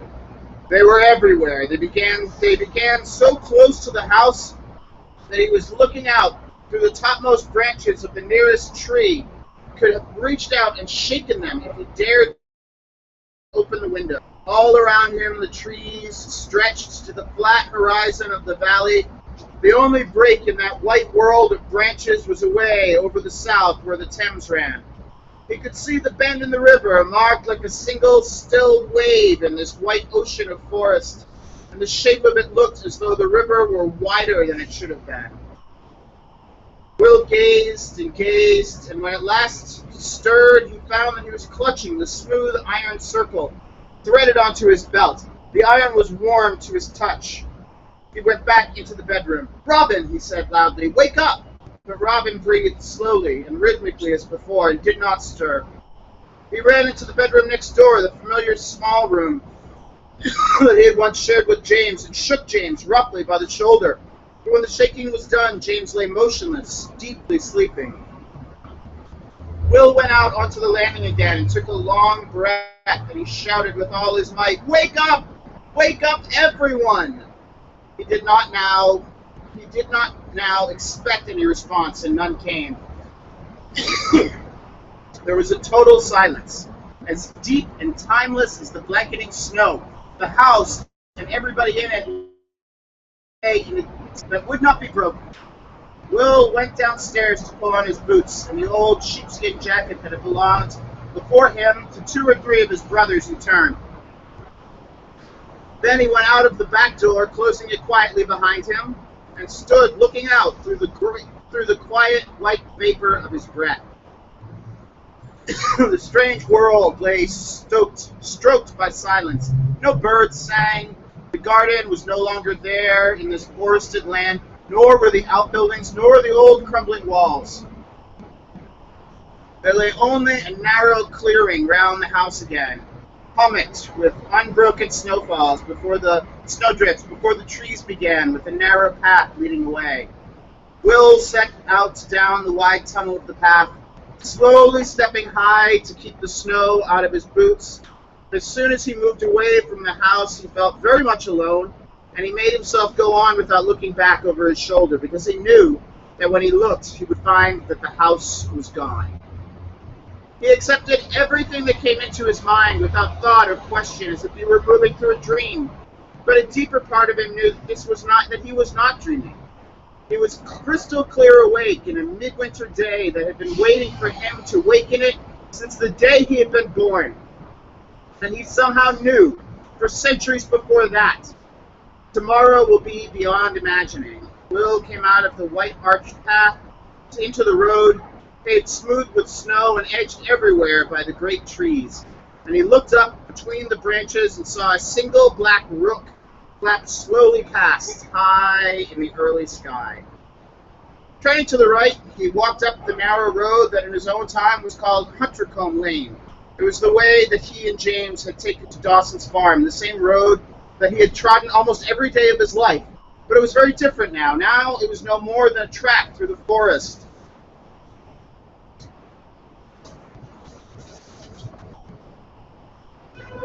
Great snow-burdened trees enclosing it on both sides. Will moved bright-eyed and watchful through the silence until suddenly he heard a faint noise ahead of him. He stood still. The sound came again through the muffling trees, a rhythmical off-key tapping, like a hammer striking metal. It came in short, irregular bursts, as though someone were hammering nails, and he stood listening. The world around him seemed to brighten a little. The woods seemed less dense, the snow glittered, and when he looked upward, the strip of sky over Huntercombe Lane was clear blue. He realized that the sun had risen at last out of the sullen black banks of gray cloud. He trudged on toward the sound of hammering, and soon came to a clearing. There was no village of Hunter's Combe anymore, only this. All his senses sprang to life at once. Under a shadow, under a shower of unexpected sights, sounds, smells. He saw 2 or 3 low stone buildings, thick roofed with snow. He saw blue-white smoke rising and smelt it too, and smelt at the same time a voluptuous scent of new-baked bread that brought the water springing to his mouth. He saw that the nearest of the 3 buildings was a 3-walled, open to the track, with the yellow fire burning bright inside like a captive sun. Great showers of sparks were spraying out from an anvil where a man was hammering. Beside the anvil stood a tall black horse, a beautifully gleaming animal. Will had never seen a horse so splendidly midnight in color. No white markings anywhere. The horse raised its head and looked full at him, pawed the ground, and gave a low whinny. The smith's voice rumbled in protest, and another figure moved out of the shadows behind the horse. Will's breath came faster at the sight of him, and he felt a hollowness in his throat. He did not know why. The man was tall and wore a dark cloak that fell straight like a robe. His hair, which grew long over his neck, shone with a curious reddish tinge. He patted the horse's neck, murmuring in its ear, and he seemed to sense the cause of its restlessness, and he turned and saw Will. His arm dropped abruptly. He took a step forward and stood there, waiting.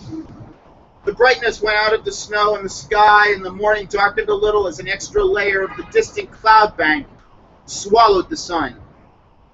Will crossed the road through the snow, his hands thrust deep into his pockets. He did not look at the tall, cloaked figure facing him. Instead, he stared resolutely at the other man, bent again now over the anvil, and realized that he knew him. It was one of the men from Dawson's farm, John Smith, old George's son. "Morning, John," he said. Broad-shouldered man in the leather apron glanced up. He frowned briefly, then nodded in welcome. Well, you're out early. "It's my birthday," Will said. "A midwinter birthday," said the strange man in the cloak. "Auspicious indeed, and yet you will be 11 years grown." It was a statement, not a question. Now Will had to look. Bright blue eyes went with the red-brown hair, and the man spoke with a curious accent that was not of the southeast. "That's right," Will said. A woman came out of one of the nearby cottages, carrying a basket of small loaves of bread, and with them the new-baked smell that had so tantalized Will before.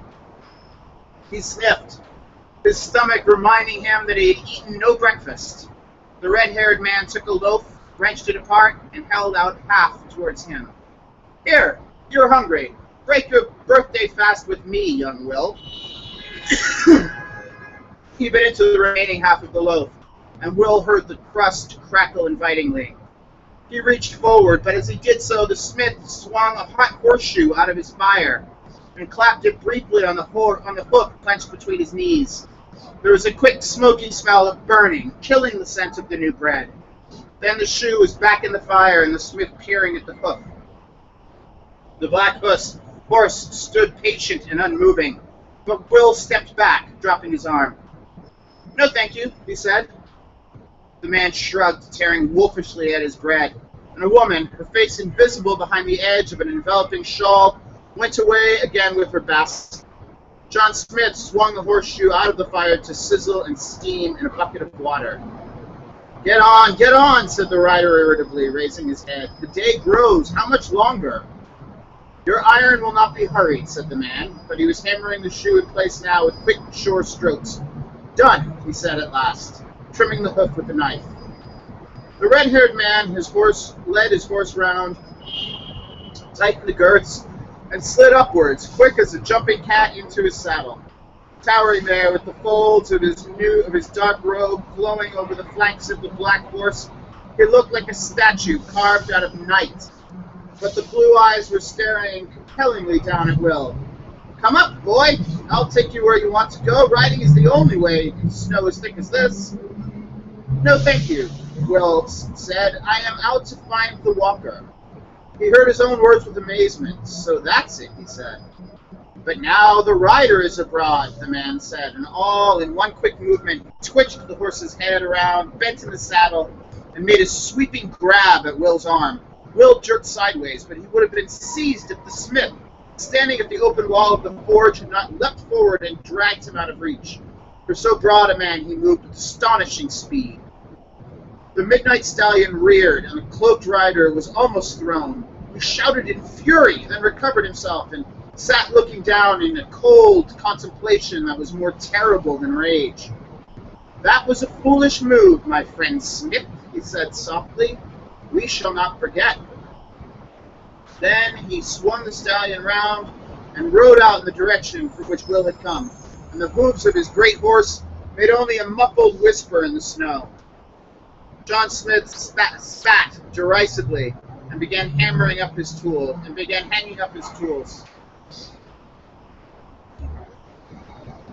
"Thank you," Will said. "I hope," he stopped.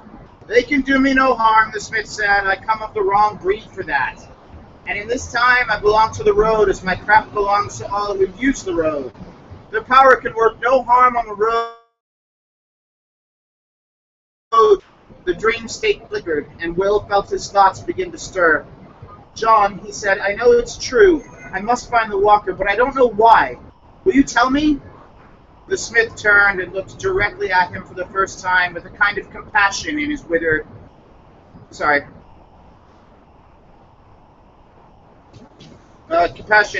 face. "Ah, no, young Will. Are you so newly awake that you must learn for yourself, and much more. This is your first day." "First day?" said Will. "Eat," said the smith. "There is no danger in it now that you will not be breaking bread with the rider. You see how quickly you saw the peril in that? Just as you knew there would be a greater peril in riding with him. Follow your nose throughout the day. Boy, just follow your nose." He called to the house. "Martha!" The woman came out again with her basket. This time she drew back her shawl and smiled at Will. And she saw blue eyes like the rider, but with a softer light in them. Gratefully, he munched at the warm, crusty bread, which had been split now and spread with honey. "Is that done?" Yeah. "Is there somebody else to read?" "Great, awesome. Come on." "Thank you."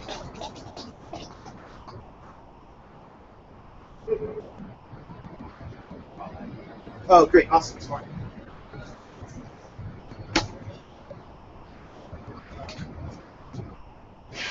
This book is called Ways to Disappear by Adrian Novy. It's set in Brazil and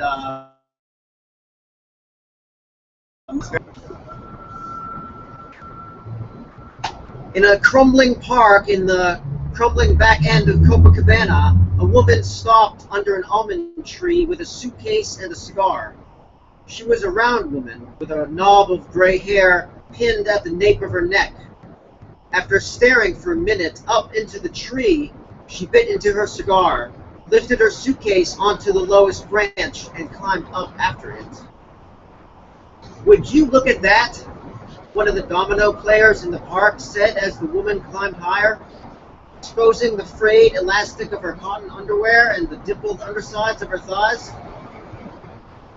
domino players were about to break for lunch, but didn't think it was right to leave a woman sitting in an almond tree with a cigar and a suitcase. Julio, the ladies' man, was selected to investigate.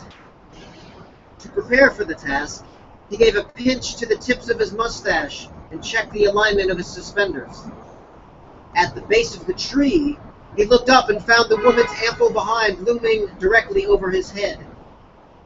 To see the rest of her, he had to shuffle over a step and saw that she had opened a book across her lap as if she were sitting at a train station. "Signora, could I be of assistance?" he asked. The woman thanked him for inquiring, but said she'd been looking forward to this day for some time, and was perched there so serenely with her open book and cigar that Julio wished her well and went home for some beans. Chapter 2.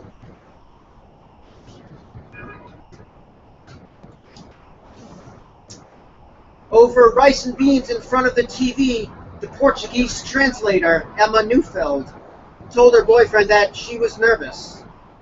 Her author hadn't answered her emails for over a week.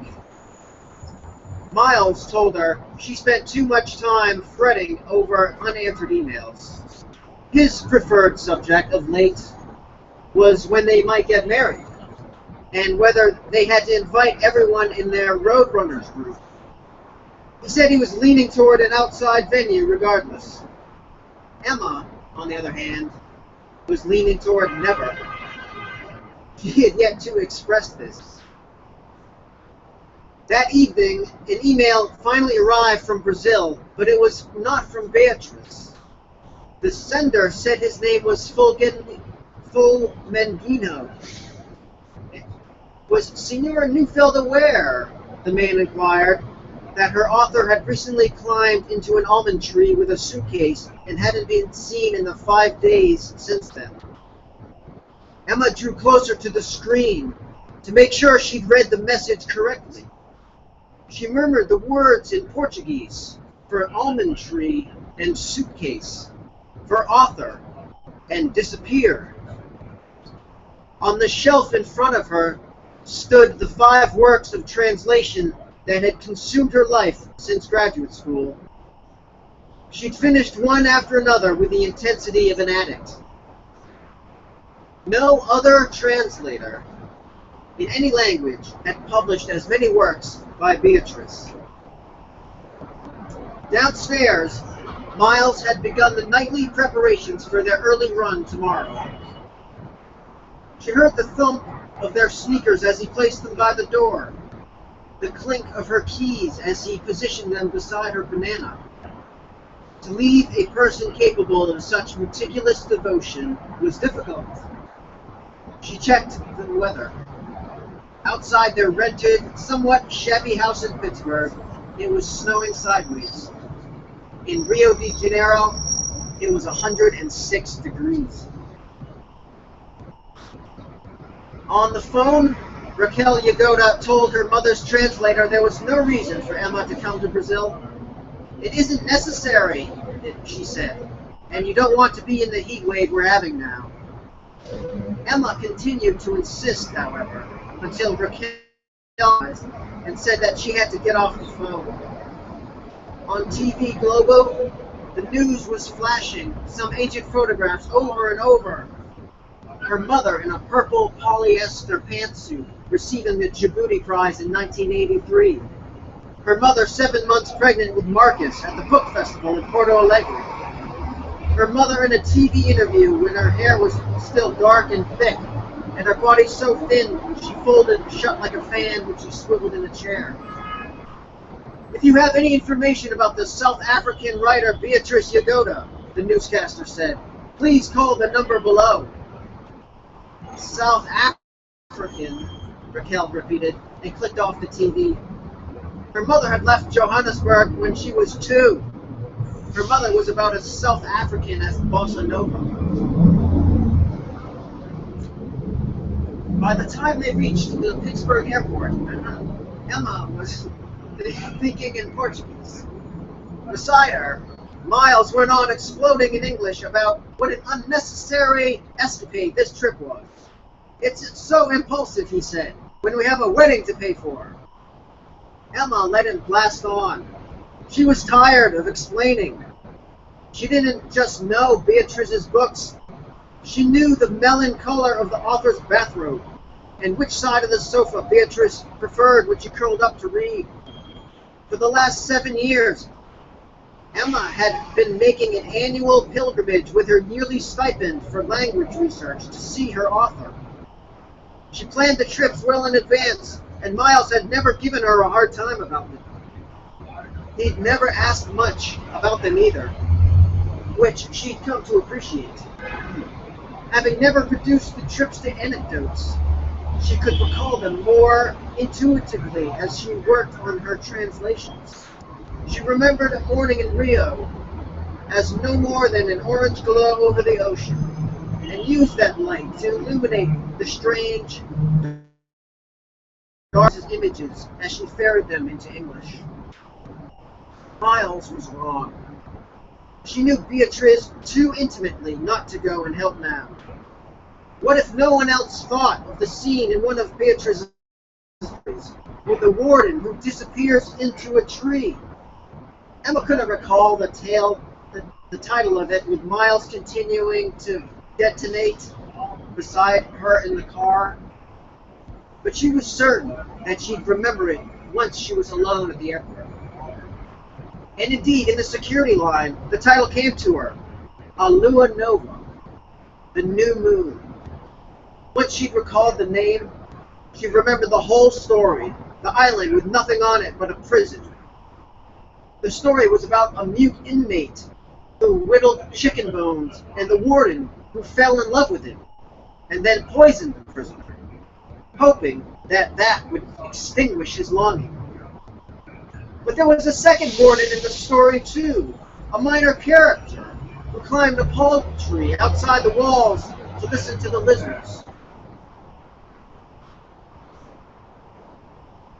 When she finally emerged into Rio Grande's Galeo International Airport, armpits, car exhaust that assaulted her as she stepped out of the baggage claim, and the outside air pressed in. Already, she could feel her dress adhering to her arm back. After so much winter, the sticky sensation, the rising odors were glorious. To arrive in Rio was to remember that one had a body and brought it everywhere. Her cab driver had a body as well, much of it on display beneath his muscle shirt, all of it glistening with sweat. When he asked her where she'd learned Portuguese so well, she told him about Beatrice.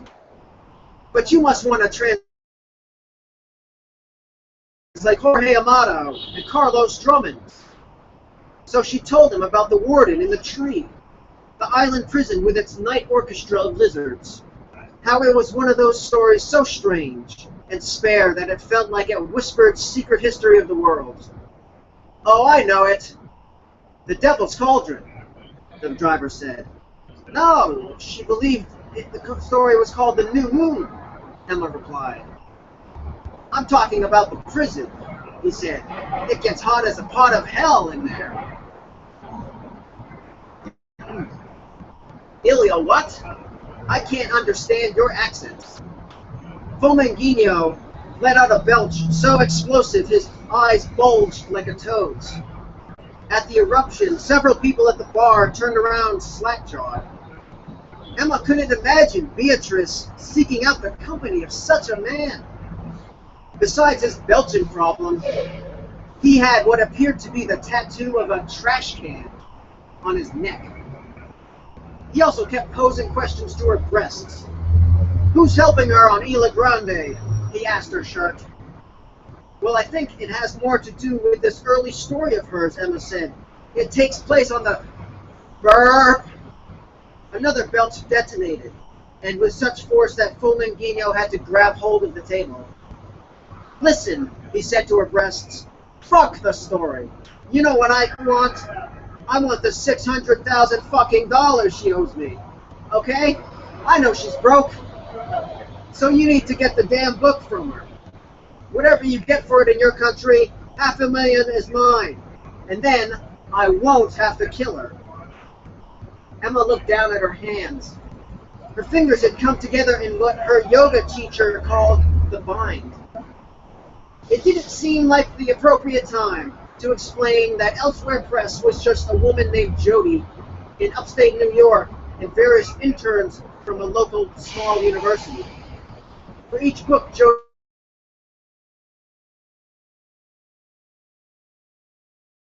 paid Emma $500. To make a living, Emma taught endless sections of Portuguese for Spanish speakers at a branch campus of the University of Pittsburgh. Her fingers still bound, she asked Fomenguino how he'd gotten hold of her email, and he flared his nostrils. See this? He opened his jacket to reveal a gun-shaped bulge in the inside left pocket. It would be deadly, he said, for you to assume I'm an idiot. I found you online like any other asshole. And if you sell her book and send me the money, I won't have to find you again. You hear what I'm saying?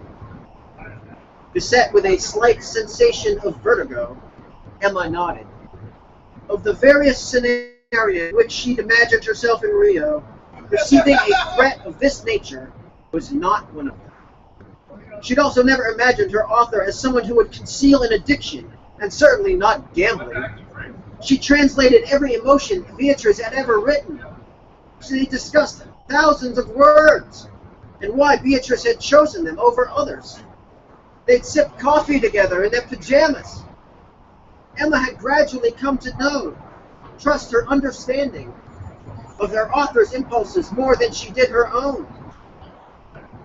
If she couldn't find Beatrice, she couldn't find anyone. I think I have an idea of where she might be, Emma told the shark sitting beside her. If she's finished her book, I'll translate it as fast as I can. Whatever it makes in the U.S. is yours. I promise. Raquel let her brother open the door for Emma. She hadn't wanted to deal with her mother's translator yet, but Marcus said that Emma had come such a long way to help them. If she was eager to speak to them, they really couldn't say no. The story about the obese loan shark with the burps was just the sort of paranoid nonsense Emma would provide. A psychologist friend of her mother's had already told them what must have happened. Her mother had suffered a sudden onset of amnesia, or was in the throes of a dissociative fugue. How else to explain why a woman in her 60s would drag a... Sure, her mother had always liked poker and liked to win. She often played poker games with them as children, and real games with her writer friends as well. In either case, she never gave away what sort of cards she was holding until the hand was over. But her mother would never have played online, offer serious money. She never had serious money, and if a loan shark had observed what a good player her mother was, and goaded her to raise the stakes with his money, her mother wouldn't have risked it. What for? Her mother had a whole clan of elderly aunts in Sao Paulo who wired her cash whenever she needed it, although the calls had cost her too. They always ended with her mother hunched over and apologizing, saying, "You're right, you're right. That's what I should have done. Thank you."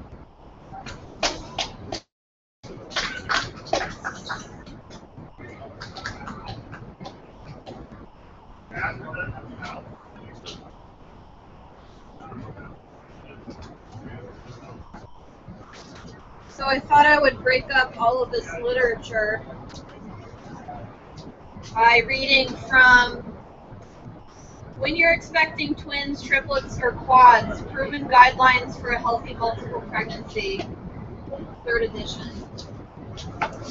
And this is a chapter called Your Weight Gain Goals. Is everybody excited? Great.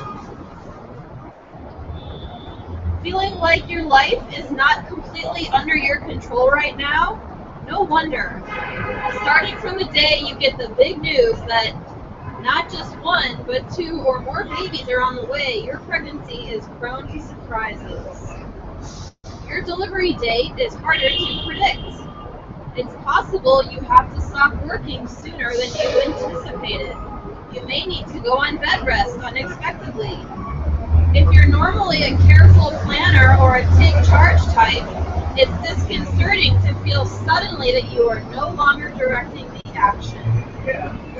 But there's one aspect of this surprise-filled pregnancy over which you do have total control. That is your diet. That's terrific because how much weight you gain are among the most important factors affecting your own health and that of your unborn babies. This isn't mere speculation.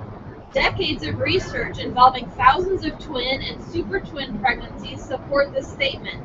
The quality and quantity of the food you eat in the coming months will determine, to a significant extent, the size and health status of your babies at birth and beyond. Consider this. Babies who are well nourished in utero have significantly higher birth weights and are healthier at birth than less well nourished babies born at the same gestational age. Good intrauterine growth may reduce the likelihood of premature birth.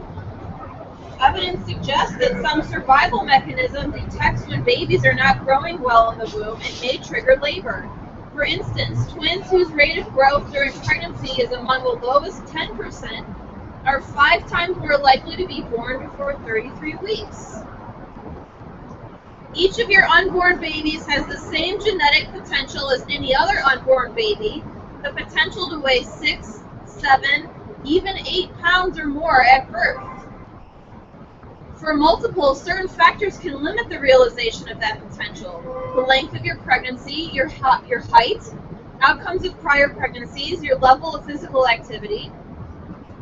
Adequate diet and weight gain help to minimize the negative influence of these factors so that each of your babies can come as close as possible to reaching his or her genetic potential for healthy birth weight.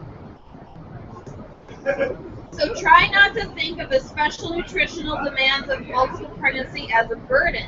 Instead, see them as a means of empowerment. When you decide to make every bite count, your babies reap the benefits. Your multiples can benefit from our nutrition program. It's simple. Follow the weight gain and dietary guidelines in this chapter and in chapters 4 and 5. Make use of the highly nutritious recipes at the back of this book. Visit my website, drbarbaraluke.com, for personalized nutrition counseling. Unfortunately, many expectant mothers of multiples receive little or no nutrition advice. Those who are given a diet to follow may discover that it's the same diet prescribed for all the pregnant patients in a doctor's practice, most of whom are, of course, expecting singletons. One reader writes, "My obstetrician told me next to nothing about diet, other than to say, theoretically, you get to eat more food." Even doctors who have experience with multiple pregnancy are not always aware of the increased nutritional needs of women like you. Such misinformation stems from the fact that most research on weight gain during pregnancy has focused on singletons, because in the past, multiple births were rare. But now the data on twins, triplets, and quadruplets are beginning to add up. And not surprisingly, prenatal weight gain seems to be even more important when a woman is pregnant with multiples. In a singleton pregnancy, a woman can gain anywhere from 20 to 60 pounds and still have a 7-pound baby born at full term. But with multiples, a much narrower range of weight gain is associated with a good outcome. Stated simply, you probably need to gain more than you imagined, and certainly more than your friends expecting singletons have been counseled to gain. You also need to put on those pounds more quickly than a singleton mom does. The more babies you're carrying, the less time you have to gain the needed weight, because the shorter your pregnancy probably will be. Remember, you're very unlikely to go to a full 40 weeks. So here are the weight gain guidelines for moms to be of multiples. If you're expecting twins, your total weight gain goal is 40 to 56 pounds. If you're expecting triplets, your total weight gain goal is 58 to 75 pounds. If you're expecting quadruplets, your total weight gain goal is 70 to 80 pounds.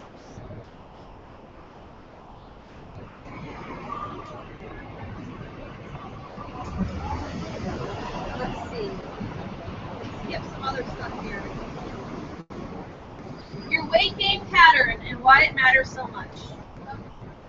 Pregnant women are often told that there's no need to gain a lot of weight early on because the baby is so small that it doesn't yet require much in terms of calories. But current research has demonstrated that just the opposite is true. There are a number of reasons why it is vital for mothers to be able to a significant number of pounds in the first 1/2 to 2/3 of their pregnancy. Your weight gain up to 28 weeks has the greatest influence on the baby's rate of growth. Research on twin pregnancies has shown that the amount you gain before 28 weeks gestation significantly influences your baby's growth rate both before and after 28 weeks, and all the way up to their delivery date. It also becomes harder to gain weight as your pregnancy progresses. The bigger your babies grow, the less room there is for your stomach to expand. And anyone who has given birth to full-term singletons can attest, by the time a woman reaches 40 weeks, there's scarcely any room left for food. With multiples, that 40-week size arrives much sooner, at around 32 weeks for twins, 28 weeks for triplets, and 24 weeks for quadruplets. Research has shown that following the pattern of weight gain with multiples results in not only bigger birth weights and longer gestations, but also less extra weight postpartum.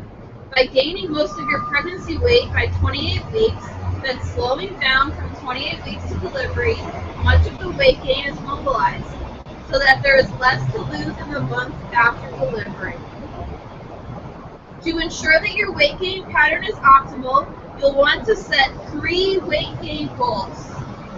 The first target is the amount you need to gain by the 20th week of pregnancy. The second target is the amount you need to gain by the 28th week. And the third is the amount you need to gain between week 28 and your delivery date. Here are the recommended targets along with the average length of pregnancy for the number of babies expected. So type of pregnancy, twins. Weight gain by 20 weeks should be 25 pounds. Weight gain by 28 weeks should be 38 pounds.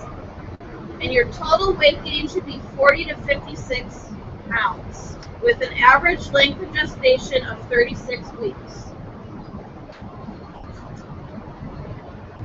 Okay.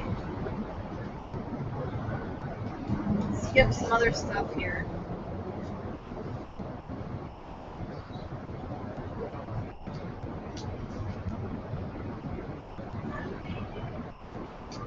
There's a lot of charts I'm skipping over.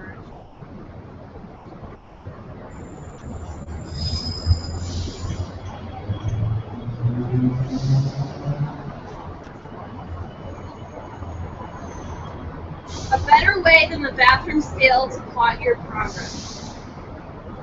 The bathroom scale is not necessarily the best way to plot your weight gain progress because it does not really indicate how your babies are growing.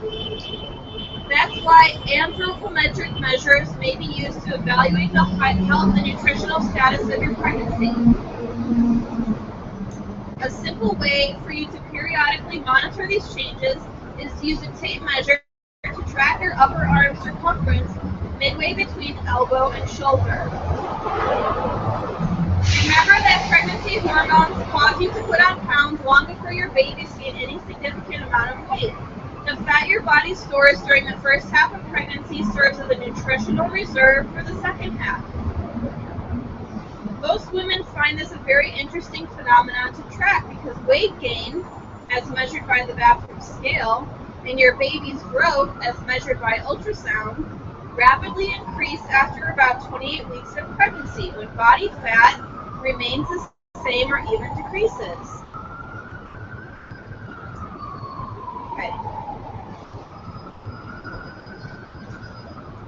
charts. I really am trying to get to the best parts here. Okay. Our recommendations are based on a pregnancy diet with balanced proportions of proteins, carbohydrates, and fat, as well as lots of fluids. Wholesome, healthy foods will fill you up, make you feel energized, and keep your babies growing stronger every day. On the other hand, a diet based on French fries and chocolate cake may enable you to gain 50 or 65 pounds, or much more, but you'll feel sluggish and run down, and your babies won't grow very well. Following the food plan in chapters 4 and 5 is the best way to promote optimal growth for your unborn babies while assuming that you'll be able to regain your figure after delivery. This third edition of When You're Expecting Twins, Triplets, or Quadruplets includes a new chapter, see chapter 12, on the specific diet, exercise, and lifestyle strategies that help new mothers of multiples lose their pregnancy weight after delivery. Follow these guidelines after your own babies are born, and you will soon look and feel better than ever. The basics of the diet. Eat often, at least 3 meals plus 2 to 3 snacks per day. Eat at least every 3 to 4 hours if you are expecting twins. Eat at least every 2 to 3 hours if you are expecting triplets or quads.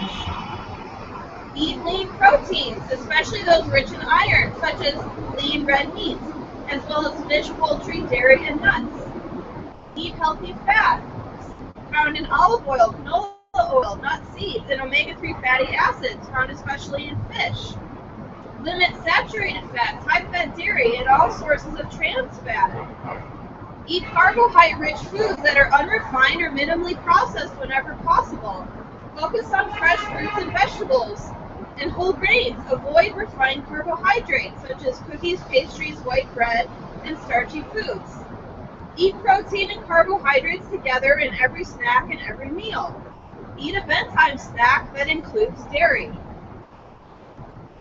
Planning your prenatal diet doesn't need to be complicated if you follow the simple rule to eat 3 meals plus 2 or 3 snacks a day.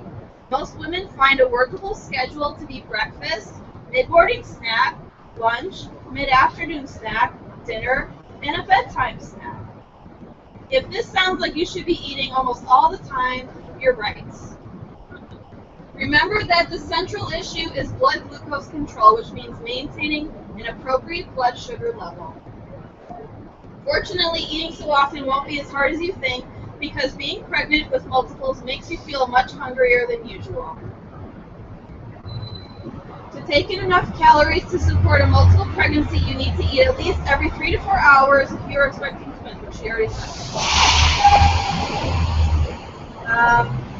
Conscientiously following this eating schedule will help to ensure that your babies are well grown at birth, even if they arrive early. Are we keep going?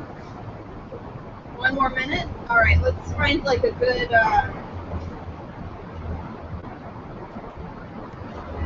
here, I'll do this other summary over here. So in the first trimester,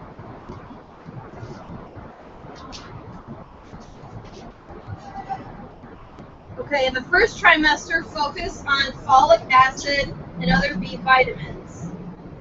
The first trimester, called the embryonic period, includes a time from conception to the 12th week of pregnancy. In the second trimester, focus on iron and fiber. In the third trimester, focus on calcium and omega-3 fatty acids. Done. Has everybody learned something new and important?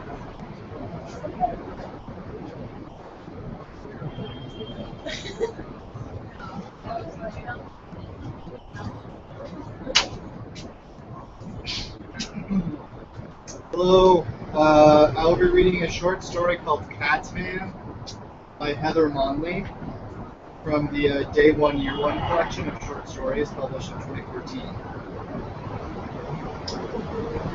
Grace meets Roger at a small party held by mutual friends. She isn't a particularly superstitious person, but she believes she can tell in the first moments of meeting someone if they're going to be important in her life. She feels this way when she first sees Roger, his nose buried deep in the fur of a long-haired cat. Grace enjoys the company of animals, but generally feels that public affection should be limited to calm petting, perhaps extend as far as holding an animal in one's arms. More involved displays, nuzzling, saying sweet nothings in a high voice, should occur only when no one is around to observe. But it's clear she stumbled upon Roger in a private moment. Walking through the bedroom door to leave her coat on the bed, she finds him cradling Tuffy, the long-haired cat, and murmuring something like, "Pretty boy, pretty, pretty kitty." Roger notices Grace and sets the cat gently on the floor, but he does not seem the least bit embarrassed. His glasses have slipped askew, and he adjusts them with an assured, fluid motion. Grace forms an idea of Roger's character. He's confident in his actions, unapologetic, but also kind-hearted. He's the sort of person Grace admires, the kind she wishes she could emulate. "You like cats," Grace says. Roger answers, "Yes." "You have one?" "No." Grace communicates mild surprise, and Roger smiles.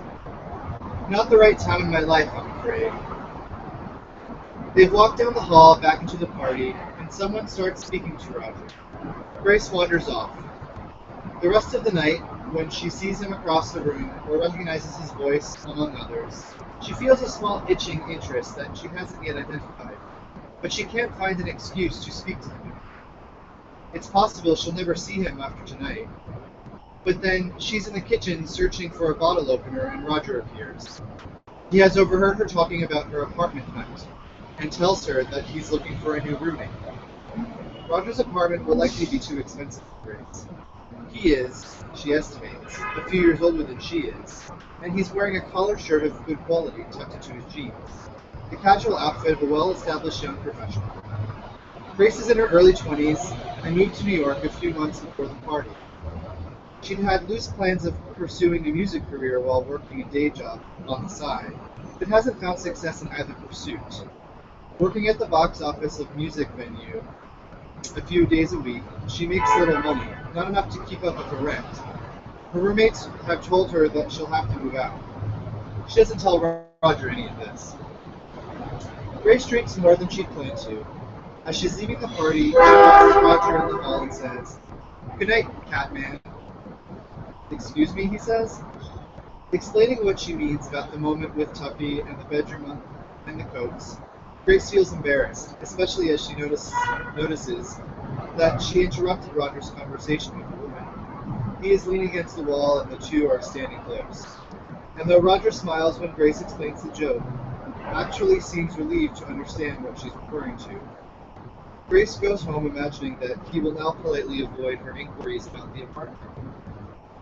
She wonders if he's going home with that woman, but by the time she wakes up the next morning, he has already sent her an email. Roger lives in a Brooklyn neighborhood that Grace admires.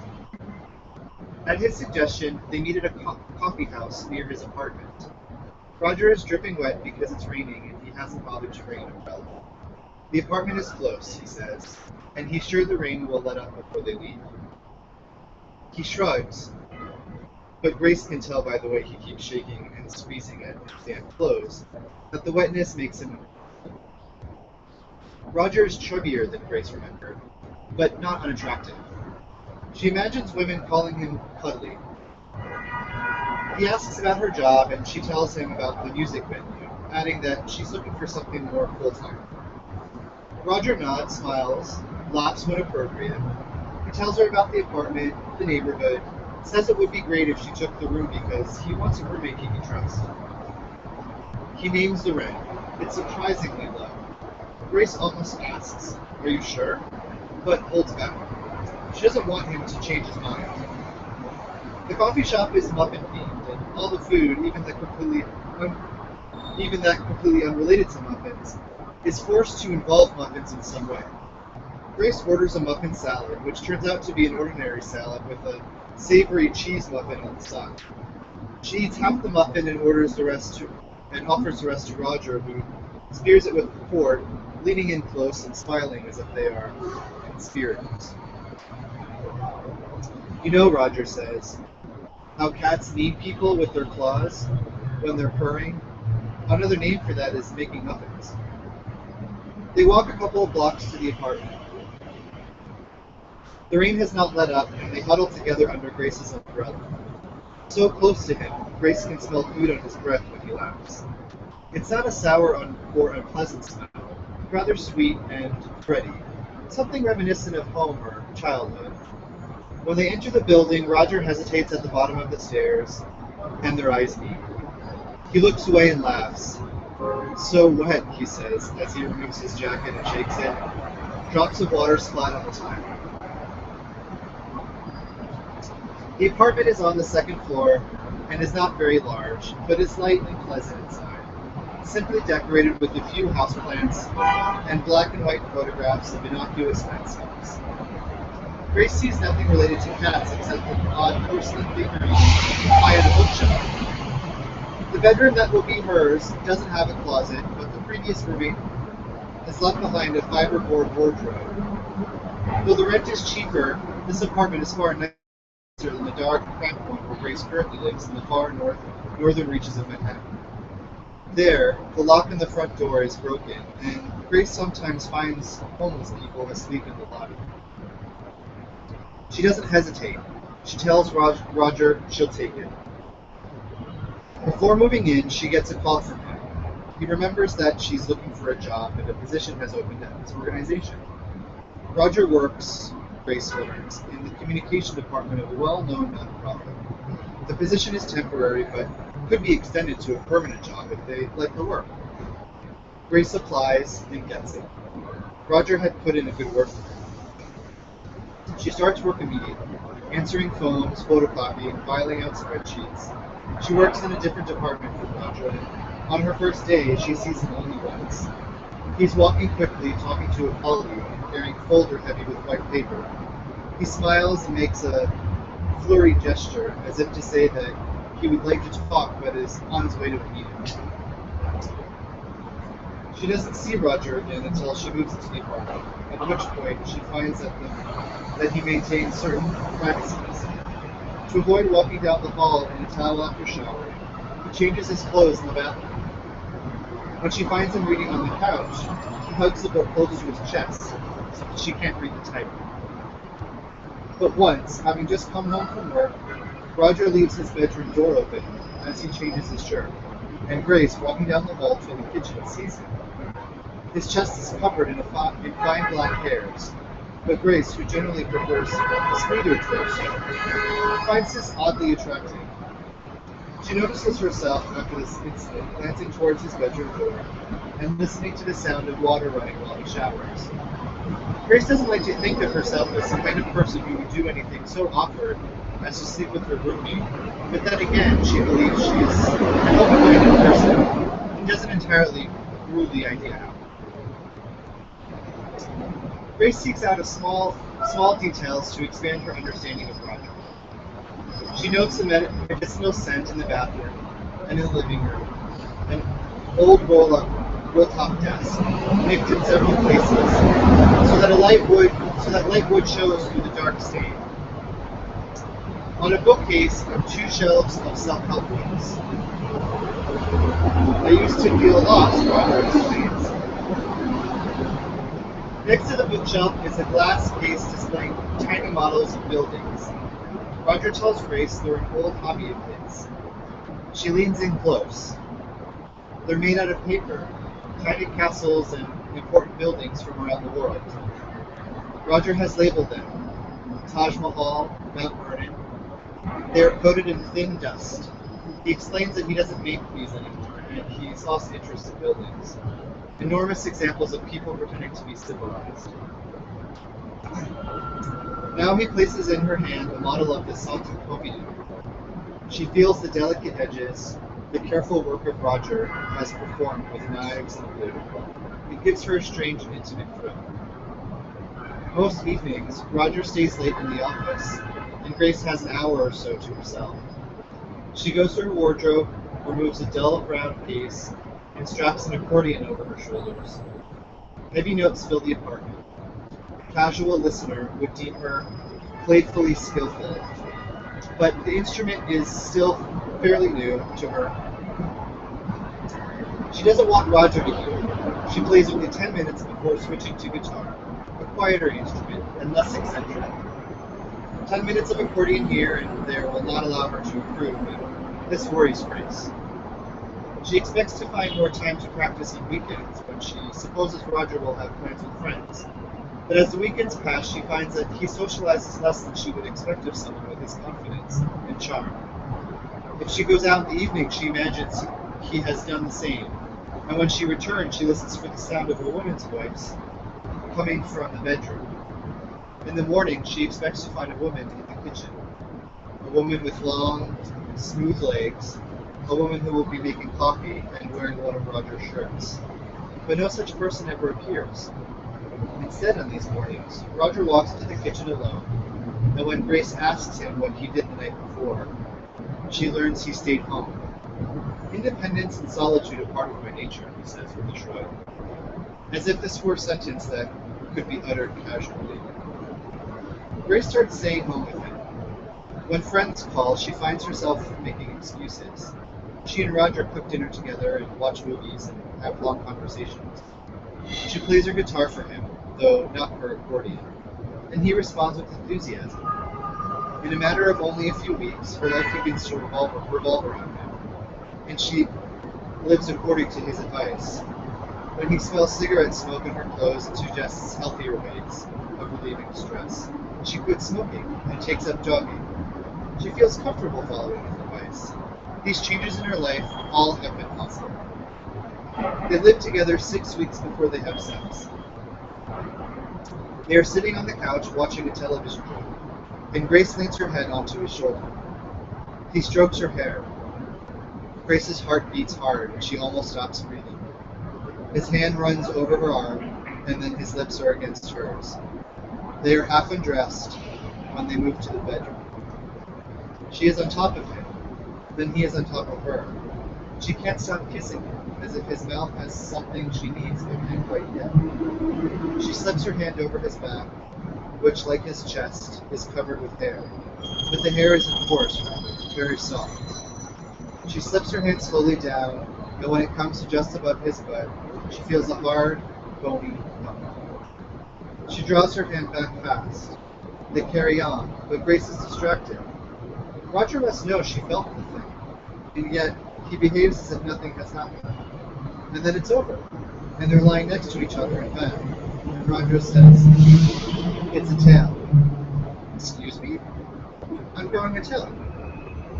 Grace has never heard of anyone growing a tail. Perhaps infants born with unwanted appendages, but a tail growing on an adult? She doesn't know what to say and ventures, "I'm sorry." Roger smiles. "I want the tail. It's something I want." This is when Roger tells Grace that he's turning himself into a cat. How's my time?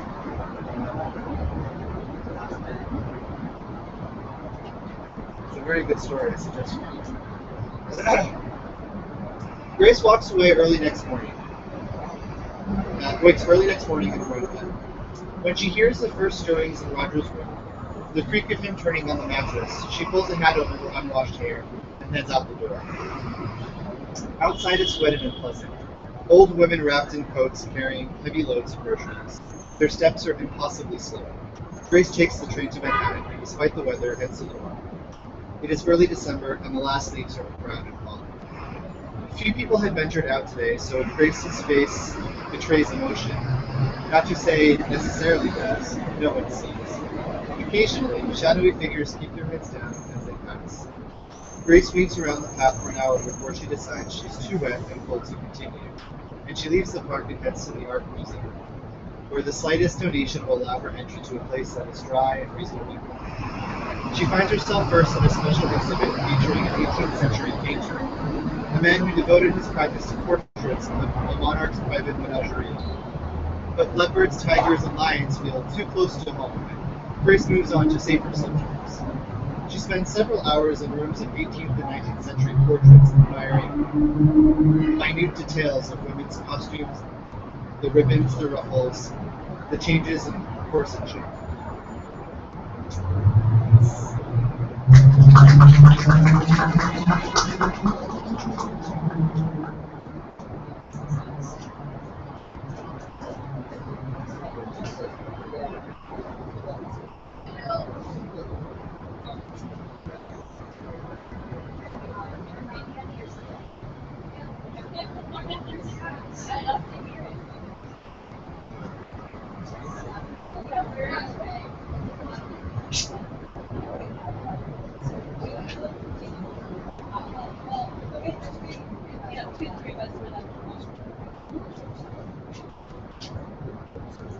I can finish it.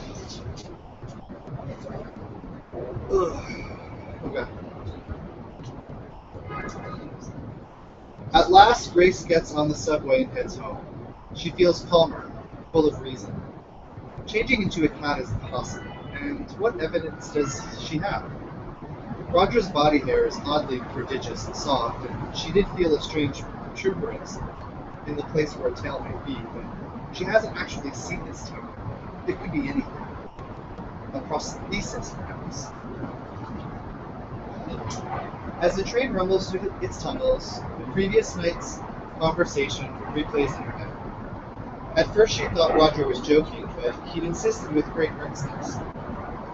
He had realized that he needed to live the rest of his life as a cat, and then he had learned it was possible. Like a sex change, Grace had said at last, biting at her lip. Roger scoffed. What was a sex change? Surgery on a couple key places, a regimen of hormones, compared to his own transformation? Every inch of his body would change, every limb, every organ. He would no longer walk on two legs. He'd no longer speak. He would cease to be human. As Grace exits the train, she shivers. Roger must be delusional. She'll have to find a new apartment. But then, walking home from the station, she passes vintage clothing stores and the muffin-themed coffee house and a restaurant packed with people with attractive hairstyles. It's a charming neighborhood, she thinks, and her rent is so very low. She remembers her old apartment with the broken lock and the men asleep on the lobby floor. She'll stay in the apartment, but she and Roger will be no more than roommates. What happened last night, that will never happen again. Grace pauses at the door to the building. The rain has turned to something approximating snow, and a slushy mix that half floats, half plummets. She watches it fall in the glow of the street lamps. It's close enough to snow, the first of the winter, for Grace to find it beautiful. Roger explains that he is achieving his transformation through a combination of medication and mental exercises, a regimen he has cobbled together through extensive research. Grace has just walked in from work to find him, already home and seated at the coffee table, which he has covered in books and stacks of paper. She has learned today, as Roger predicted, that her temp job has been extended to a permanent position. She feels grateful, so she sits beside him. He places a hand on her knee. She gently but firmly removes it. Roger lifts one of the books from the table, a paper-bound journal claiming scientific contents. He wants her to understand that this is real, that changes like his are described in resources that are reputable in appearance. He flips through the yellow pages and holds open an article with the title, On Probable Future Advances in the Mutability of Species. Grace starts to read further, but Roger shuts the book and picks up another. He flips through countless photocopies preserved in plastic sleeves. Grace sees pages of tiny print, grainy photographs and incomprehensible diagrams with dotted lines and arrows. Roger tells her of Soviet experiments of 20th century medical breakthroughs covered up for unclear political reasons, of ancient tales of alchemy and miracles. Then he picks up a heavy leather-bound book. This, he explains, is his most important reference. He opens 2 columns of tiny type. Grace leans in to inspect the text, but finds it beyond her understanding. Though the sentences seem to be written in English, there are too many long and unfamiliar words, and strange syntaxes.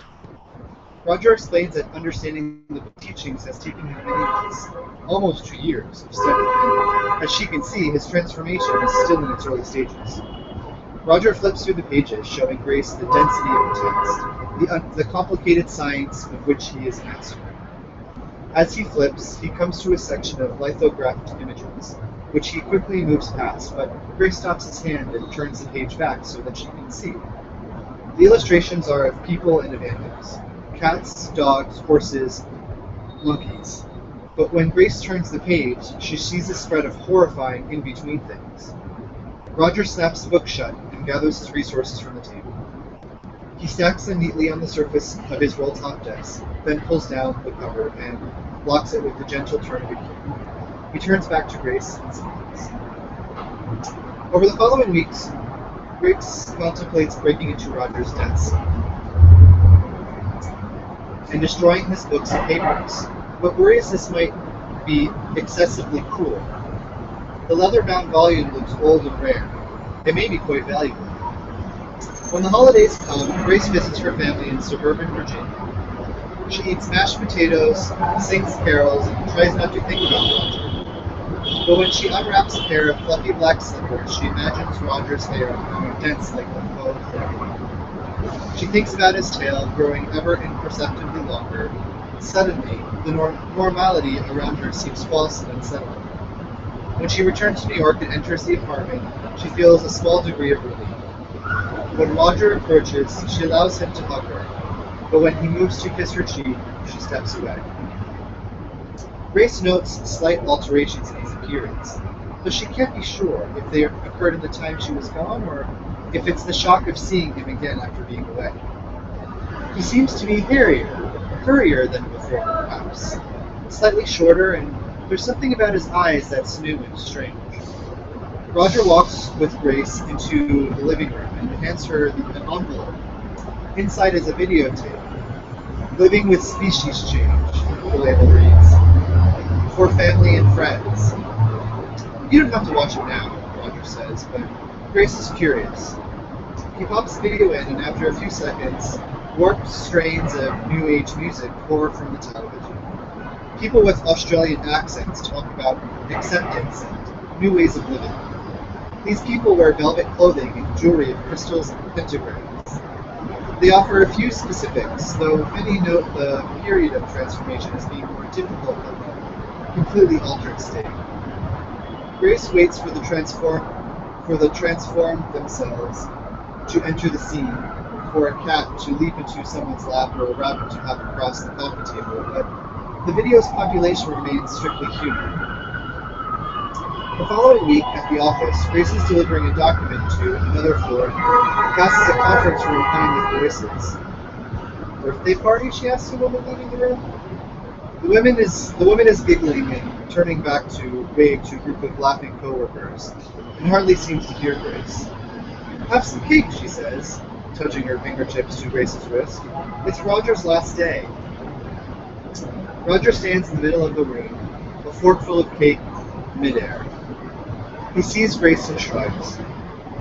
That night, back at the apartment, she asks how he'll support himself. He explains that he saved up some money he inherited when his father died, and besides, once he's a cat, he'll have fewer expenses. I can't keep working as if I were human, he says. I have to act like a cat. Pudding is part of that process. Roger's absence at work feels heavier than Grace would have expected. Now that he's gone, she understands how comforting it had been, imagining him just one floor above. She leaves the office on her lunch break. It snowed the day before, and Midtown Manhattan is a mess of slushy streets and salt. People crowd in the shadows of monstrous skyscrapers. They hover around kebab carts and trucks selling dumplings. They file into burrito chains and upscale sandwich shops. All these people, in perfectly tailored suits and coats, are forced to fulfill their animal need for food. Humans, Grace thinks, are just a kind of new, and suddenly the structure of civilization seems tenuous and fragile. Perhaps Roger is right. Perhaps these buildings, these clothes, the lives people lead are complex forms of denial. And though his reaction is extreme, maybe there's something to it. The idea burns in her all day.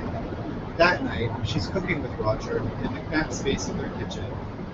As they move about, their bodies brush against each other. At one such moment, Grace reaches for Roger's arm, lets her hand caress it before moving away. The next time Roger moves past her, he takes her in his arms. The following morning, Grace slips from Roger's bed and walks to her room. She pulls in her bathrobe and reaches into her wardrobe and pulls out the equipment. She unclasps the case. She has not looked at the instrument in weeks, and she takes a moment to admire its shiny blackness. Its mother-of-pearl inlay before carrying it into the living room. She sits. Her fingers brush against the keys.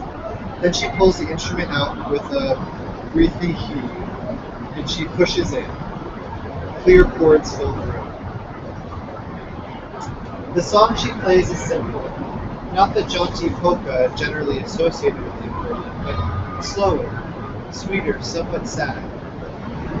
When she looks up, Roger is standing in the doorway. His eyes are closed. He smiles.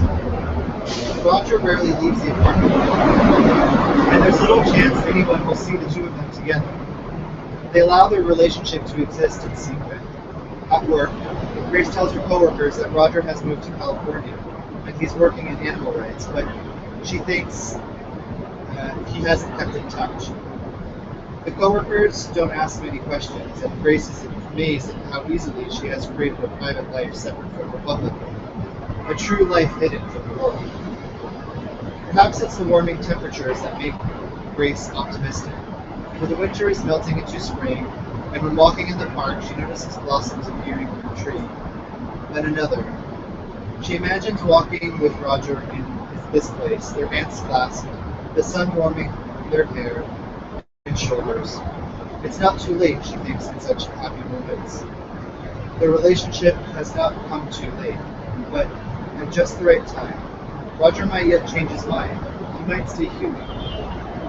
It's such moments as these, when she is apart from Roger, that Grace is happiest in her life. When she returns to the apartment, she sees the soft fuzz growing on his face, a fuzz that quickly grows denser, like the hair and the rest of his body. When she looks into his eyes, she finds his irises are larger, and their deep brown tone is shifting toward yellow.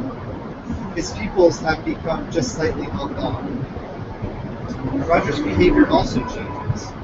She comes home from work one day to find him meowing along with the reporting of a cat. He rolls around on his back on the living room rug or in the kitchen, sits on the floor and claws at the dish towels that hang from the oven handle. When she reaches out to him, he bats her hand away. "Sorry," he says, "it's just something I'm trying." On Roger's last excursion from the apartment, for which he shaves the fur from his face and wears dark glasses, the two of them head to the property manager's Park Slope office to sign the lease over to Grace. She learned that she's been paying only a small portion of the total rent, but she and Roger do not discuss this. Next to the bank, where Roger transfers to her the contents of the savings account. Then Grace takes Roger's hand and points out the sunny weather, suggesting an outing to a park or a walk down a tree-lined street. But Roger seems nervous and turns toward the apartment, from which he'll never emerge again. Grace can't... Sorry, that again. There's 3 pages. Okay. All right.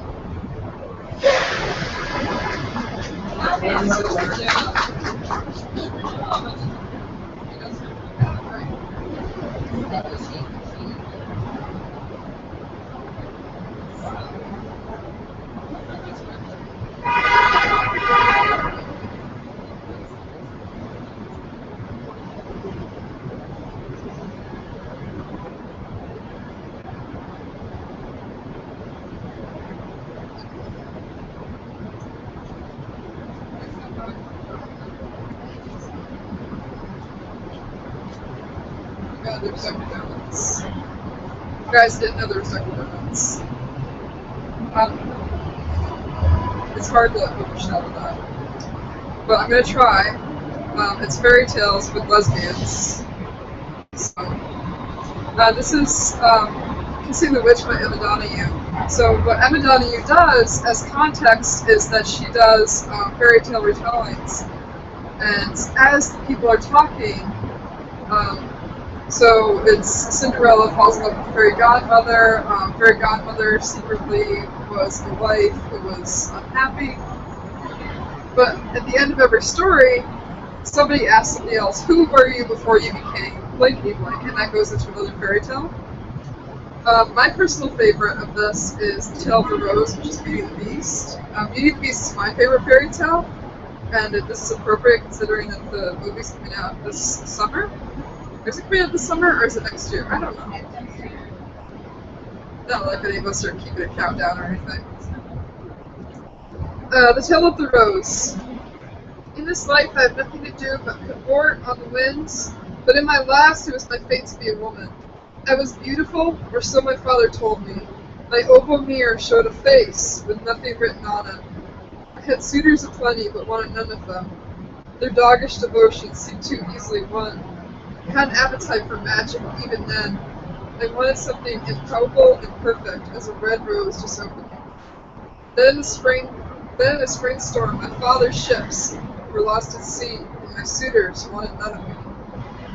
I looked in my mirror and saw not myself, but every place I'd never been.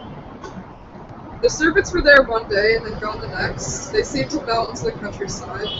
Last year's leaves and papers blew across the courtyard as we packed to go. My father lifted heavy trunks. Hold on. You should have power now? Yeah. Okay, cool. How's that gonna happen? Yeah, because the mic's... Look, it's not plugged in, that's why. Oh, how do we plug it in? It's not plugged in. Yeah, we're showing you plugged in I didn't plug it in. It's your stuff. Oh. Where's it? Oh, Christian? Just tell Christian that the engineer got to work. Oh. Okay, cool. I'll let him know right now. I gotta Chris, go. yeah, I can keep reading if you guys want. Yeah, and you want some Christian. Yeah, you can.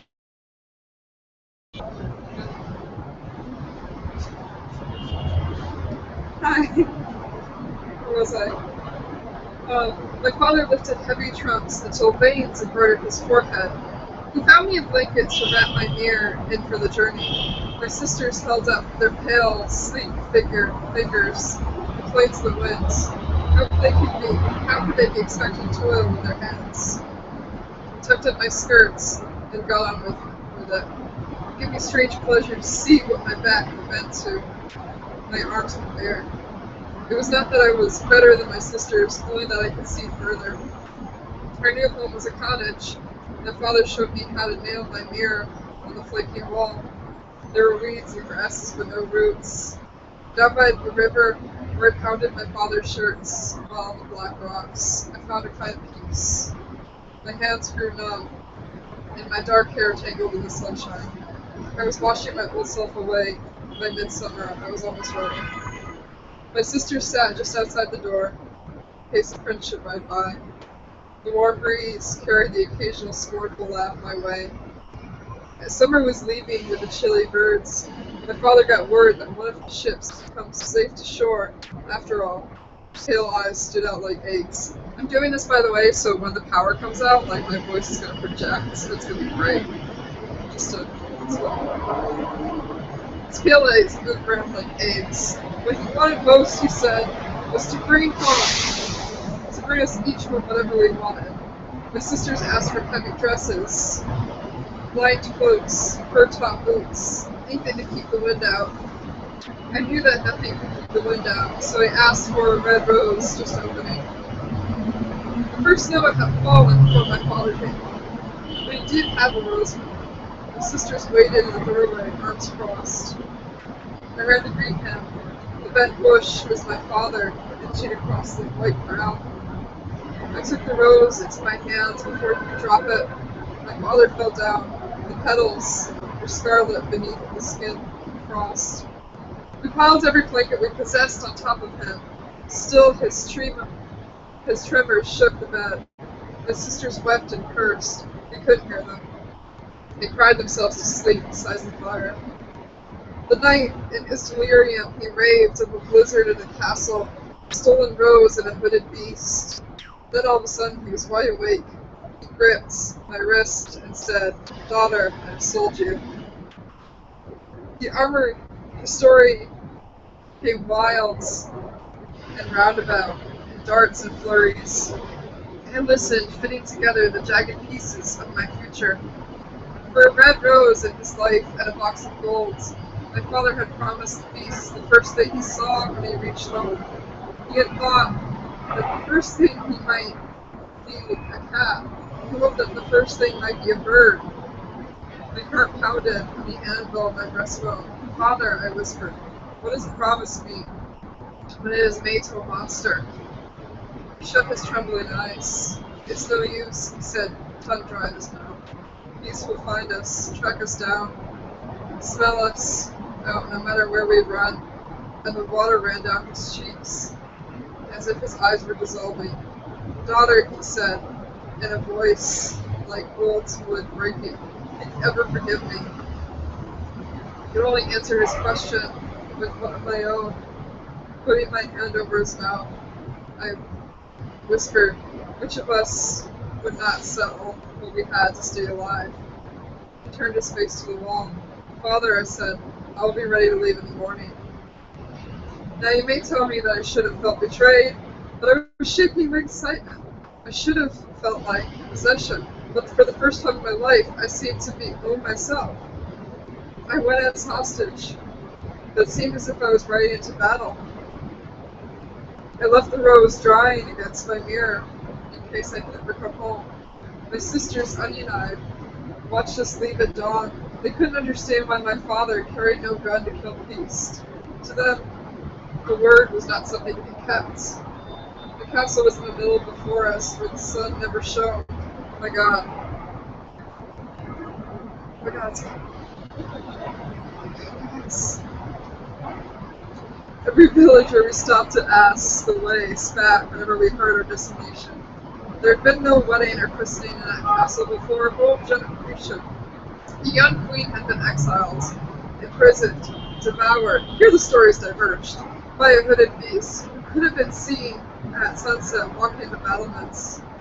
No one had ever seen the monster's face and lived to describe it. We stopped to rest when the light was thinning. My father scanned the paths of the trees, trying to remember his way. His eyes swiveled like a lamb's do when the wolves are circling. He took a deep breath. He began to speak, but I said hush. Night fell before we reached the castle, but the light spilling from the great doors led us through the trees. The beast was waiting at the top of the steps, back to the light, swaddled in darkness. I strained to see the contours of the mask. I imagined a different deformity from each layer of black cloth. The voice, when it came, was not cruel but hoarse, as it had not been much use in 20 years. The beast asked. He kept consenting. I did. I was sick to my stomach, but I did. My father's mouth opened and shut a few times, as if he was releasing words that the cold air swallowed up. I kissed his papery cheek and watched him right away. His face was lost in the horse's mane. Though I explored the cattle from the top to the bottom, over the first few days, I found no trace of the missing queen. Instead, there was a door with my name on it, and the walls of my room were white satin. There were 100 dresses cut to my shape. The great mirror showed me whatever I wanted to see. I had keys to every room in the castle except for the one where the beast slept. The first book I opened said in golden letters, "You are mistress, ask for whatever you want." I didn't know what to ask for, but I had a room of my own. Time, treasures at my hands, and everything I could want except the key to the story. Only at dinner was I alone. Was I not alone? The beast liked to watch me eat. I had never noticed myself eat before. Each time I swallowed, I blushed. At dinner on the 7th night, the beast spoke. I knocked over my glass. The red wine ran the length of the table. I don't remember what the words were. The voice came out muffled and scratchy from behind the mask. After a fortnight, we were talking like the winds and the roof slates, the rushes in the river, the cat and the mouse. The beast was always courteous. I wondered what scorn the courtesy veils. The beast was always gentle. I wondered what violence hid behind his gentleness. I was cold. The wind wormed through the shutters. I was lonely. In all this estate, there was no one like me, but I never felt so beautiful. I sat in my satin-walled room before the gold mirror. I looked deep into the pool of my face and tried to imagine what the beast looked like. The more hideous my imaginings, the more my own face seemed to glow, because I thought the beast might be everything I was not. Dark to my light, rough to my smooth, coarse to my sweet. When I walked on battlements under the waning moon, the beast was a grotesque shadow I threw behind me. One night at dinner, the beast said, "You have never seen my face. Do you still picture me as a monster?" I did, the beast knew. By day I sat by the fire in my white satin room, reading tales of wonder. There were so many books on so many shelves. I knew I could live to be old without coming to the end of them. The sound of the pages turning was the sound of magic.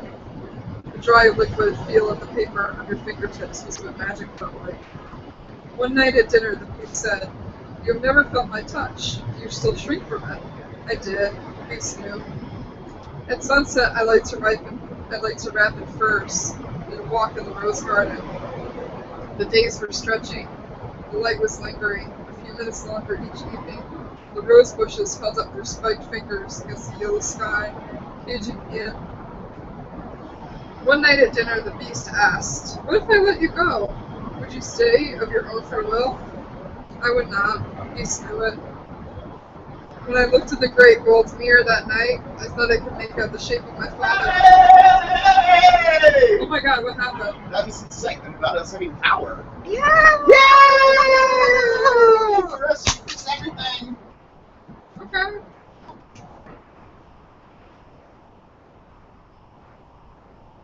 And I looked in the great gold mirror that night. I thought I could make out the shape of my father, lying with his feverish face turned to the ceiling. What? What?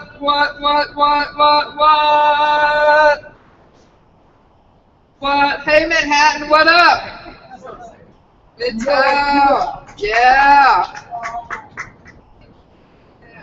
Don't hear me. The book did say what I was to ask for whatever I wanted. I set off in the morning. I promised to return on the 8th day, and I meant it when I said that. Taking leave on the steps, the beast said, "I must tell you before I go, I am not a man." This is where the lesbian part comes in. Woo! I knew it. Every tale I'd ever heard of trolls, ogres, goblins rose to my lips. The beast said, "You don't understand. You don't understand." I'm sorry, the commentary is kind of like, you know, whatever. But I was riding away. The journey was long, but my blood was jingling bells. It was dark when I reached home. My sisters were whispering over the broth. My father turned my face to me, and tears carved that way across it. The rose, stiff against the mirror, was still red. By the 3rd day, he could sit up in my arms. By the 5th day, he was eating at the table and patting my knee. On the 7th day, my sisters told me in whispers that I would surely kill him if I went back to the castle. Now I had paid my ransom, they said. What could possess me to return to a monster? My father's eyes returned, followed me around the cottage. The days trickled by and it was spring. I pounded shirts in the black rocks down by the river. I felt young again, as if nothing had happened. As if there had never been a door with my name on it. But one night, I woke to find myself sitting in front of my mirror. In the dark pool, I thought I could see the castle garden, a late frost on the trees, a black shape on the grass. I found the old paper rose clenching in my face, in my fist, blinking into nothing. This time I asked no permission from anyone. I kissed my doting father and whispered in his ear, I couldn't tell if he heard me. I saddled my horse and was gone before first light. It was sunset when I reached the castle, and the doors were swinging wide. I ran through the grounds, searching behind every tree, but at last I came to the rose garden, where the first buds were hunched against the night air. There I found the beast, a crumpled bundle eaten by frost. I pulled and pulled, and the padded mask lay uppermost. I breathed my heat on it and kissed the spot I'd warmed. I pulled off the veils one by one. Surely it couldn't matter what I saw now. I saw hair black as rocks underwater. I saw a face white as old linen. I saw red lips red as a rose just opening. I saw that the beast was a woman. Get it? Not a man. Okay, just saying.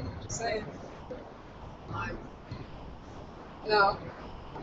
Can I just finish? This is like literally half a page. And that she was breathing, which seemed to matter none. It was a strange story, one that I would have to learn a new language to read, a language I could not learn except by trying to read the story. I was a slow learner, but a stubborn one. It took me days to learn that there was nothing monstrous about this woman who lived alone in a castle, setting all her suitors riddles that they could make no sense of, but refusing to do the things queens are supposed to do, until the day when, knowing no one could see her true face, she made a mask, and from then on, showed her face to no one. It took me weeks to understand why the faceless mask and the name of a beast might be chosen over all the great worlds had to offer. After monthing, I saw that beauty was, well, infinitely various, and found it behind her white face.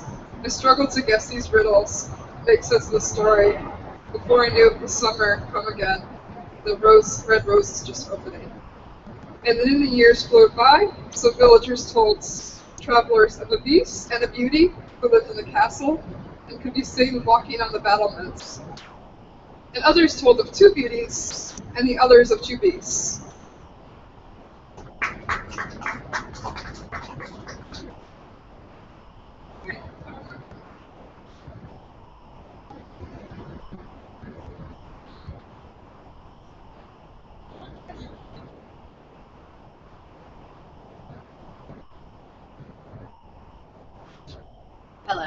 Hello. I'm good. All right.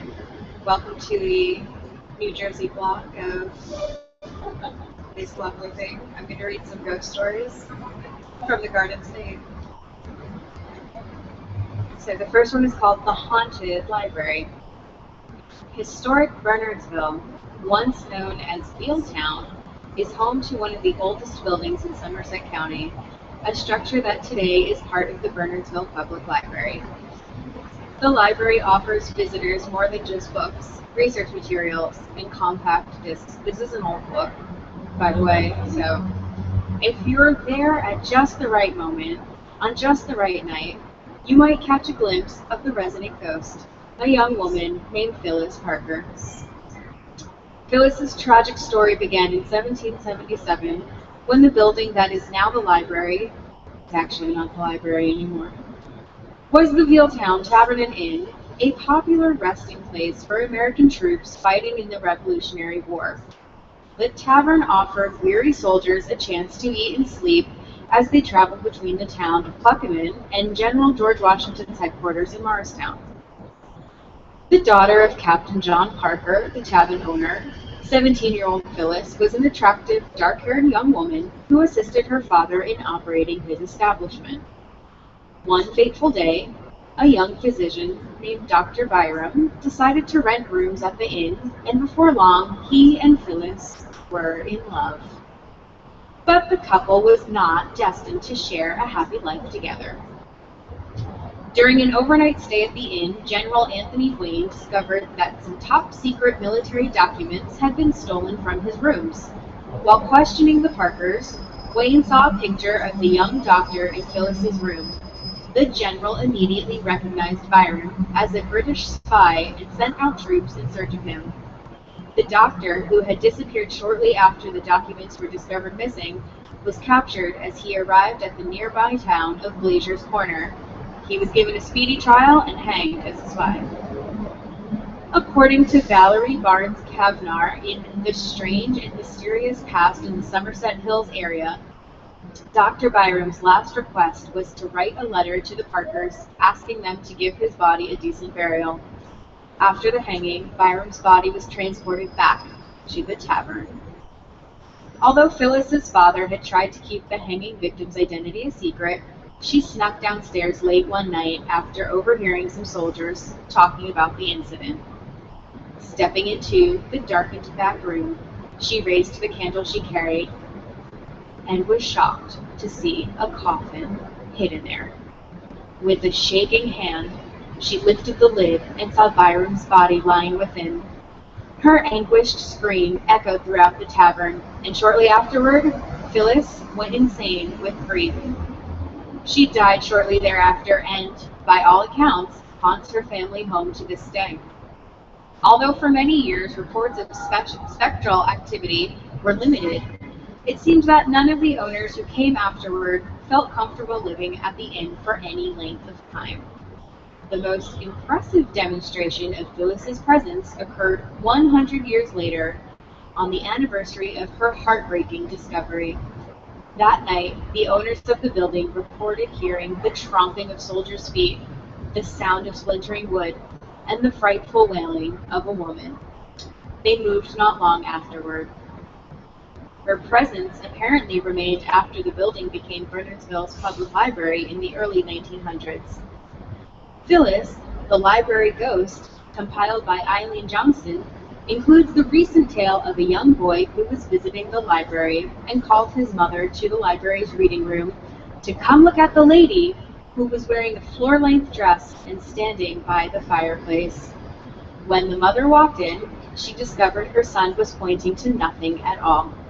What the woman did not know was that it was at that exact spot, when the reading room was the former storage room, where Phyllis had discovered Byram's remains. Many staff members swear that a presence accompanied them while setting up a new wing in the library a few years ago. Computer equipment was mysteriously unplugged and programs were tampered with, all when staff was absent from the room. For a while, it was difficult to persuade anyone to work nights, but this situation changed as Phyllis made fewer and fewer appearances. Will Phyllis appear again? In the event that she does return, in an effort to make the restless spirit feel more at home, the librarians issued Phyllis her own library card. She hasn't used it. After all, closing time doesn't apply to her. That was the story of the Library Ghost.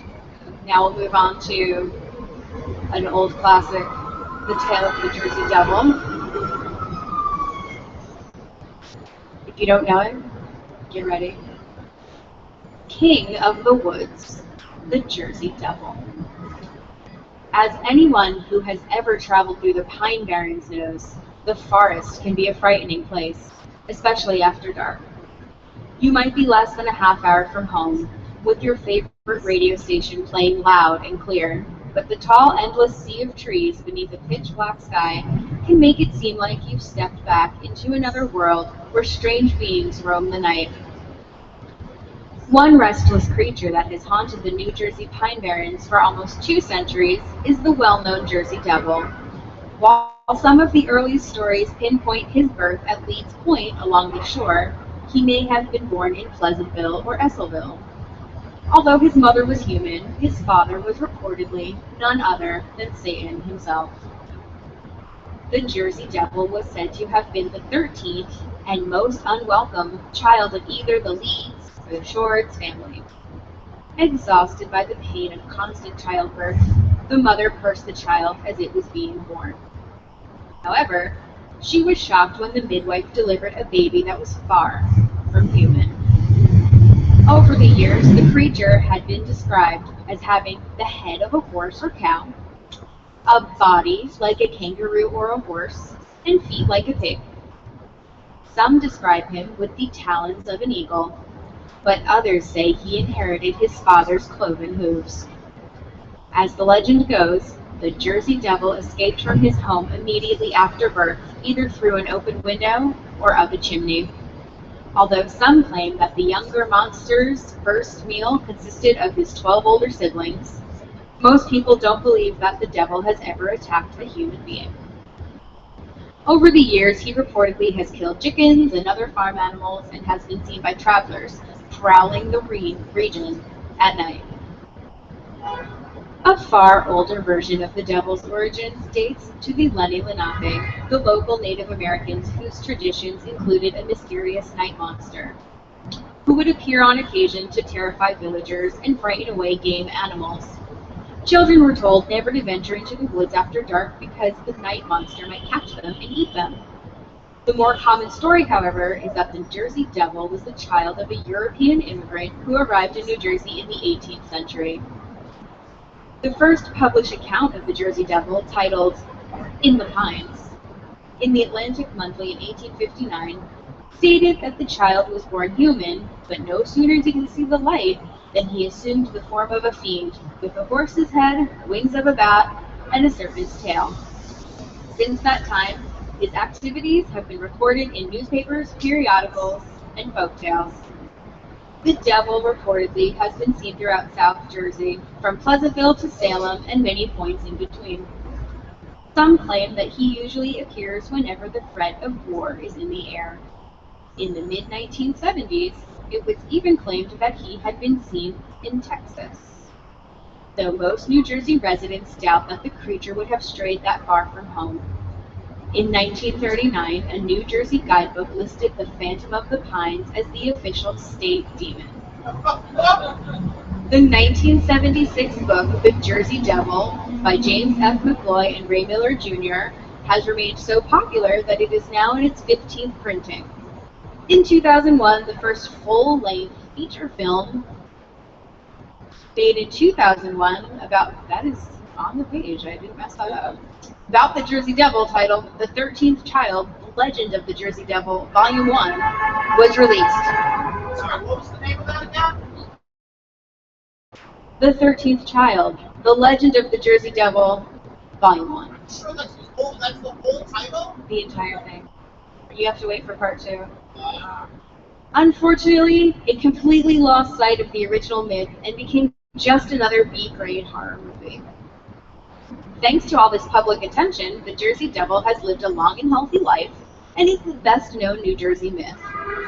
One of the primary reasons he has stuck around so long may be because he apparently helped keep outsiders from uncovering some of the secrets that lay hidden within the Pine Barrens. During the Revolutionary War, he may have kept British troops from investigating any suspicious lights or noises that they saw in the night. It is said that the locals, tired of his mischief, hired a preacher to exorcise the Jersey Devil, who was cast out of the woods for 100 years, but only 100 years. And when he returned, the devil reportedly wreaked havoc for weeks, as though punishing Pinelands residents for what he perceived as their betrayal. Yeah. Obviously.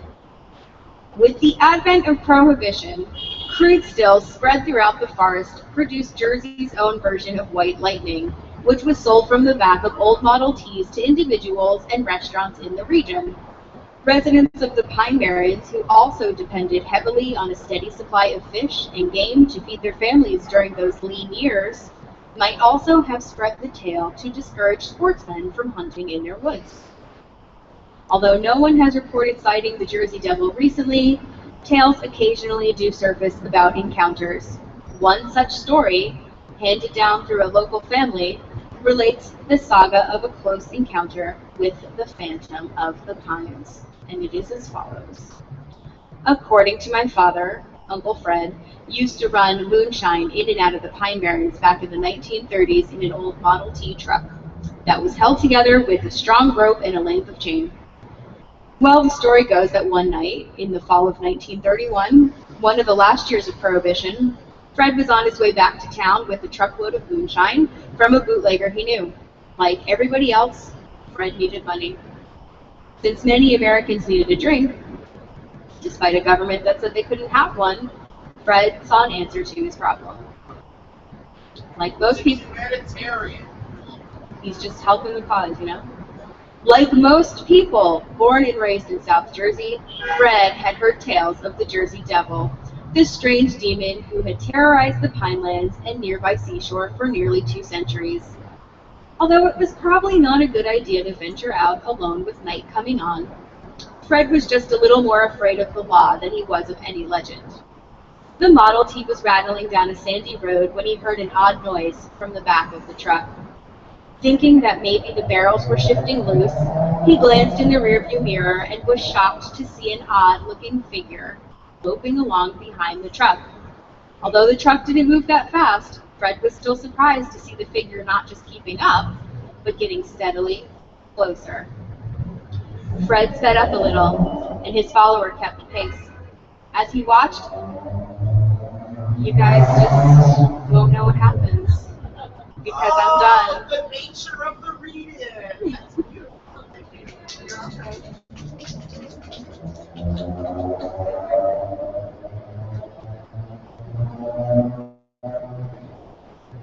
Alright, hi.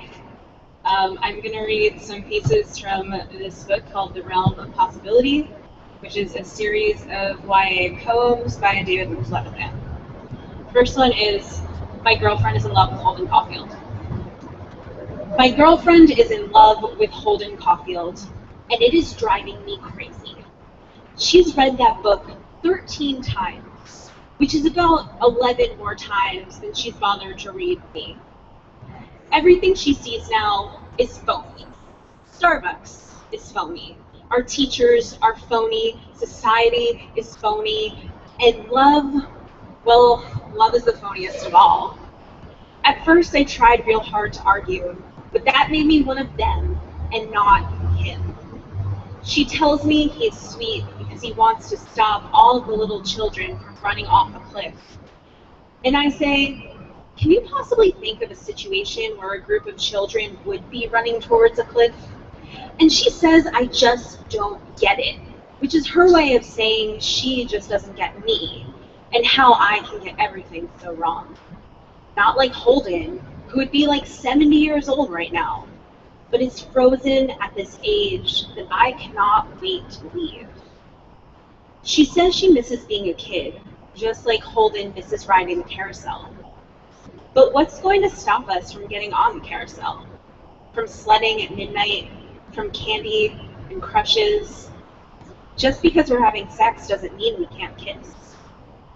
Holden is a failure with girls, and my girlfriend says it's because he hasn't met the right girl, one who'd understand him. She says this the same night we argue for an hour about the fact that I always say I love you before she does.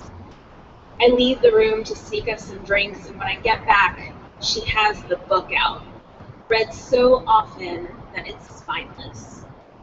Whoever made that cover blank knew what he was doing, because what image of Holden could be stronger than the picture in my girlfriend's head?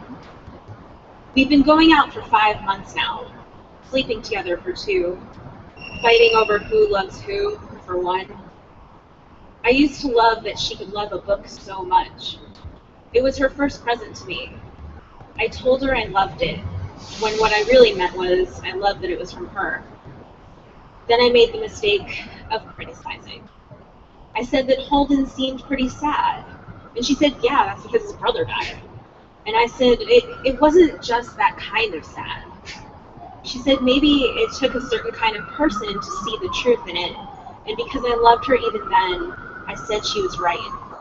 But the more I thought about it, the more I thought less of it, and the more I thought less of it, the more she thought less of me. I began to think less of her for thinking less of me. If I took up with hookers, if I drank my daddy's money away, if I ridiculed everyone, it would not be charming. She wouldn't love that in me.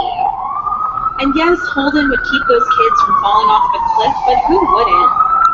Does she think I would just fold my arms or give them a pat on the back before they sailed headfirst to the ground? We are all catchers, and it's sad that she doesn't see it. Instead, she sees the phoniness. She deplores the world even after I point out that I am in it.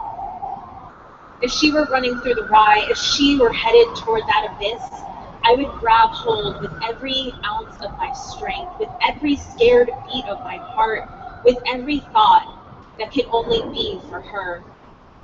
And if I were to be running the same way, I'd like to think that she would do the same. But maybe her hands would be too busy holding the book. Maybe she wouldn't see me, too intent on looking for Phoebe, the carousel, or waiting for Holden to hold her, to wrap her in the pages of his arms, to say she was the only one who truly knew him as I plunged past her, sad to be leaving and a little happy to be away. This next one is way at the back of the book. It's called Escapade, and it's about these two kids who their thing is saying very weird words to each other. Like antiquated words. At 10 in the morning on a Saturday, Jed shows up at my bedroom door and says, "Let's go on an escapade." My parents have let him in so he can take me wherever we want to go. I get dressed and put on my shoes. I'm no dummy. "Where shall we gallivant?" he asks. These words are our thing. "Enrapture me with some possibilities," I reply. He smiles. "We can promenade dither, roustabout, effervesce, or spiral." I tell him I'll do anything but spiral. Spiraling is what I do without Jed, although the spiraling I do isn't really a spiral, it only goes in one direction. Jed says we'll promenade, and I make sure I have the right shoes for it. Pink sneakers, yellow laces. He whistles his appreciation. I have no idea how he knows when I need him. We can go weeks without speaking, and then, when my blue moods threaten to turn black, he will show up and tell me my moods are azure, indigo, cerulean, cobalt, periwinkle, and suddenly the blue will not seem so dark, more like the color of a noon-bright sky. He brings the sun. We drive past the mall, past the video store, past the TGI Fridays, past the movie theater, past the park, past the diner. We do not hang out in those places. They are for other people. All of Jed's mixes have themes, and the one that's playing begins. Red Hot Chili Peppers, Under the Bridge, Simon and Garfunkel, Bridge Over Troubled Water, Everything But the Girl, Another Bridge, Annie DeFranco, Buildings and Bridges. So I have a good idea where we're going. Jed will easily drive an extra 50 miles to fit a theme. I could not think of a more rhapsodic way to span a day with you, I say. He smiles and tells me, "You're such a good egg." Jed will show up at my house with 1,000 toothpicks, and together we'll make a house for a salt shaker family. I will call him up and tell him I'm about to dye my hair purple, and he'll drive over with a box of purple crayons. Our friendship is made of bendy straws, long midnight letters, my so-called life marathons, sleepless sleepovers, diner milkshakes, apron strings, a belief in beauty, sucking helium, and the most trust I've ever felt for anyone, including myself. We roll down the windows and sing at the top of our lungs. Neither of us can carry a tune, so we let the tune carry us instead. "Has your life been swell of late?" he yells over the song, over me singing. "Copacetic with some rays of gloomy," I reply. "Bugger the gloom," he declares. "What's this and that under disputation?" "Just the usual bouts," I tell him. "What about the bouts?" he asks. "Are they caused by louts?" "Just my own devout shouts." "Well, we must shout them out." And with that, we yell at the top of our lungs. It is unacceptable to sit in your room alone and scream at your life, but it is perfectly acceptable, albeit not exactly normal, to do it with a good friend on the highway, hearing your voice rise to the rush of the window wind, and then hearing it be taken away, left behind in your wake. It feels good. I love Jed, but I am not in love with him. It took us a little while to figure that out. Putting aside the fact that he's gay as the day is long, it would be too easy to mistake what we have for desire. It is not desire. Instead, it is something deeper. I don't want to be with him constantly and forever. I want to be with him for the moment, and I want the moments to go on forever. There's a Polaroid of him and Daniel taped to the dashboard right next to the clock. They are on a ferry, the sea behind them. Jed leaning his shoulder over so Daniel can lean down into him. The wistful, lucky happiness on our faces. I was worried at first. Worried for Jed, yes, but also worried for me. He dated other boys, but Daniel was something else. He realized that from the beginning. I didn't want him to be hurt. I didn't want him to leave me. You will always be my always, he assured me, and I believed him because he'd never given me a reason not to. If I'd wanted to sleep with him, I think it would be different. The three of us do not go out very often as the three of us. I think Daniel is perfect for Jed, which is the highest compliment I can give, but my friendship isn't with him, and Jed understands that. When we hit the road, we hit it together alone. We get to the bridge, our undestined destination. Even though there's no sign, no arrow, Jed turns at the last minute and parks us on a verge, right before the bridge leaves the ground. The trunk pops open and Jed rounds back to retrieve a bag of oranges and a sweatshirt of his that fits me better. Shall we make like lizards and leap? He asks. I've never felt the urge to jump off a bridge, and there are times I've wanted to jump out of my life, out of my skin. Would you stroll me down the promenade instead? I ask back. He offers his arms and says, most certainly, my splendid. I'm surprised there's a sidewalk. The bridge stretches between 2 points of nowhere. There are no other pedestrians in sight. The walkway is narrow. If Jed and I walk side by side, one of us ends up right in the lap of traffic. Make way for ducklings, I suggest. I fall back, follow him. I like for him to be in front because that way I can watch his hair blowing wild, the bag of oranges swaying, the lift of his shoes. When I'm not looking at him, I look at the river running beneath us, its own stream of traffic. There's no word for our kind of friendship. Two people who don't see each other a lot but can make each other effortlessly happy. We stop at the center. I don't know how he determines it, but when I look, both ends appear to be the same distance away.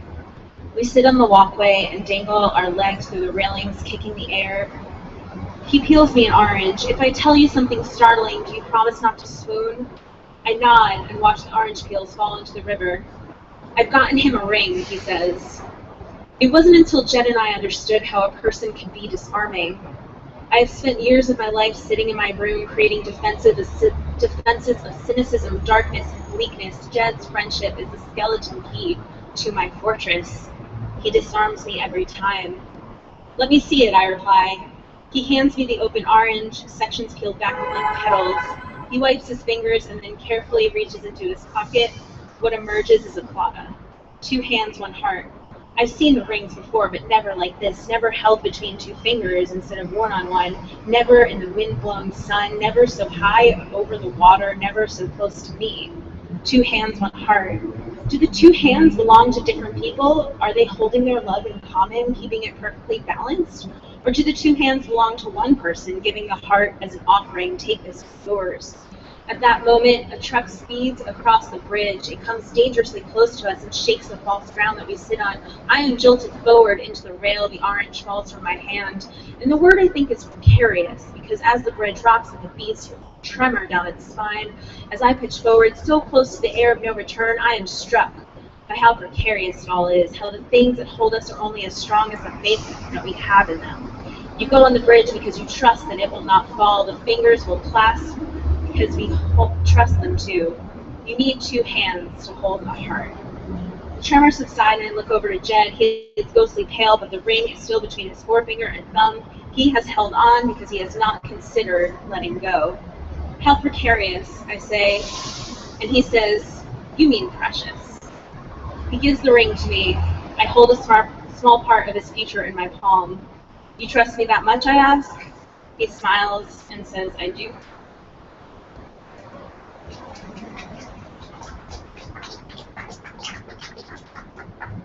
Ladies and gentlemen, just a short break in the reading. We have food. We have food. There's pizza right over here. Much things to like.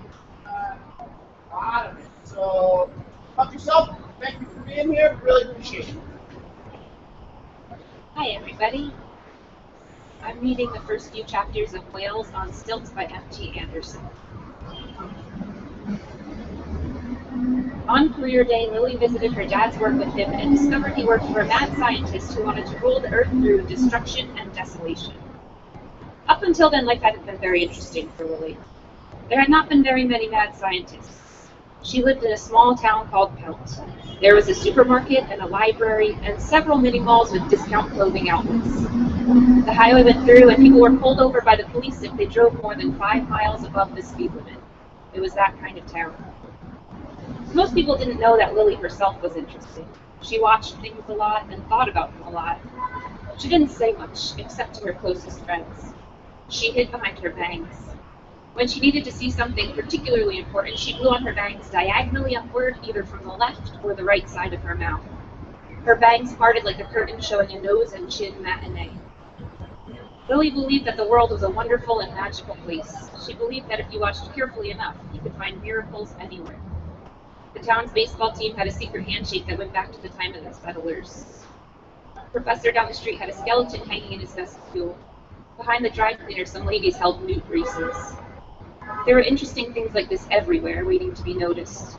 Though Lily thought that she herself was too quiet and too boring to ever do anything interesting, she believed that if she was just watchful enough and silent enough, so silent that no one could even tell she existed, she would eventually see marvels. Of course, she didn't expect that she would see any marvels at her dad's work on career day. She didn't know what he did at his job, but it didn't sound unusually exciting or flabbergasting. She thought it'd be nice to know what her father did. That way she could understand a little bit more of what her father and mother talked about at dinner. But she certainly didn't expect that the visit to her dad's work would eventually lead to daring escapes, desperate schemes, brilliant disguises, and goons with handguns. No, frankly, it would have been hard to figure that out based on what she'd heard about her dad's work from little things he said. For example, "I'll stop and get those shirts from the cleaner. It's on the way home from work." "A guy at work had his wisdom teeth removed as an adult." "I spilled it on my pants at work. I'm going to be home late from work." There was not much that suggested hidden layers, terrifying invasions, high-tech weaponry. That also goes for statements like, "I spent the whole day at work circling number 3s for the Dorsey account." "I'll take the day off work for the annual Invertebrates Festival." "At work, we could really do with some air conditioning." Or even, "The vending machines at work just got these little packages of muffins, 85 cents. I could eat a whole package at once." There really was not much to suggest this would be a day unlike any other in Lily's life. When Lily got into her dad's car on the morning of career day, ready to hang out in his office, she was interested, but not exactly expecting something thrilling. Her dad drove for a while, eating cinnamon toast with one hand. "I don't even know where you work," said Lily. Her father gestured with his toast. "Edge of town," he said. "Abandoned warehouse." "Abandoned," she said. "Yeah, His mouth was full. She asked, "What do you do?" "Very complicated," he said. "Very." The abandoned warehouse sat near the bay between a business called Nolco and a factory that made industrial filling. There was old chain-linked fences around everything.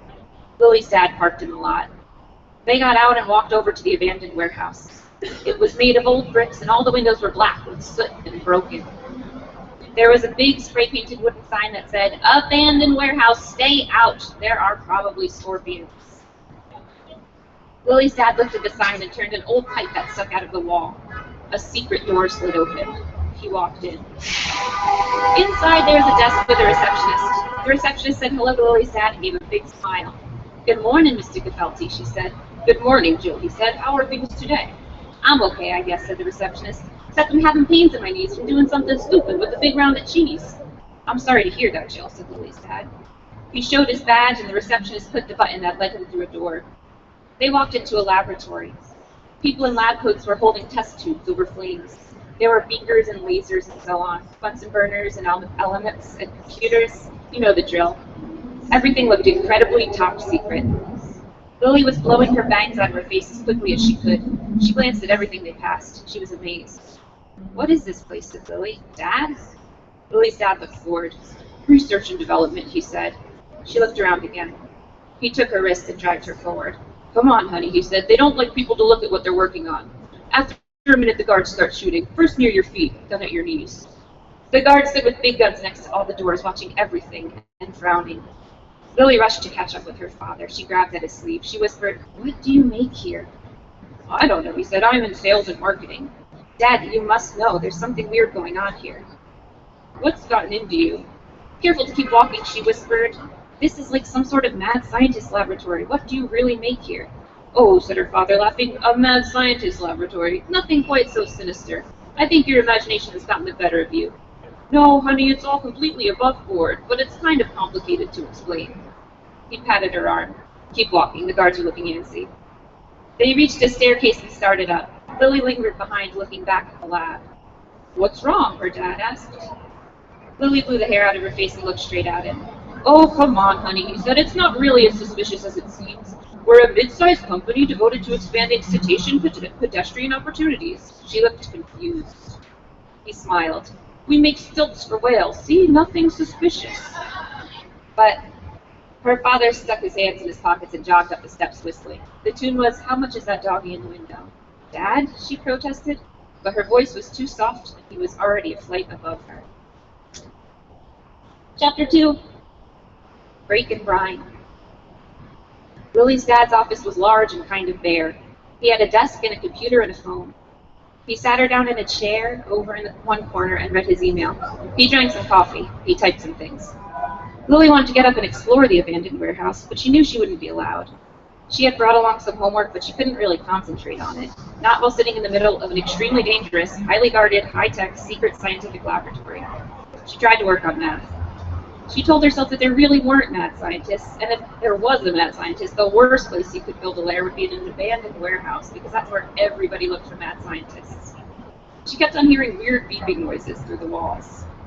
At about 10:30, Lily's father took her down to the break room to get some of the little muffins that came in packages. She kept her eyes wide open to see what she could notice. She had always wanted to see what the break room in a mad scientist laboratory looked like. It was kind of like any other break room, with vending machines for candy, chips, and soda, and an old microwave, tables, and chairs. The door of the microwave had been slightly melted by something hot. Hey there, Gefelty, said a man in a chair. How are you doing? I'm doing just fine, Ray, said Lily's father. What's up? Nothing much, said Ray, yawning. Just the usual. We're a little bit behind schedule, but you know, sometimes it almost makes me curious. Why all of the giant destructive lasers? And why all of the maps of North America? Yeah, sure, I guess. Oh, Ray, have you seen the memo about the meeting with Paul? Ray looked both ways like he was about to say something important. Lily held her breath. She pretended to be interested in the candy selection. Ray said quietly, Okay, you know, it's only my opinion, but I think that Sandy should have been in charge of the project, not Paul.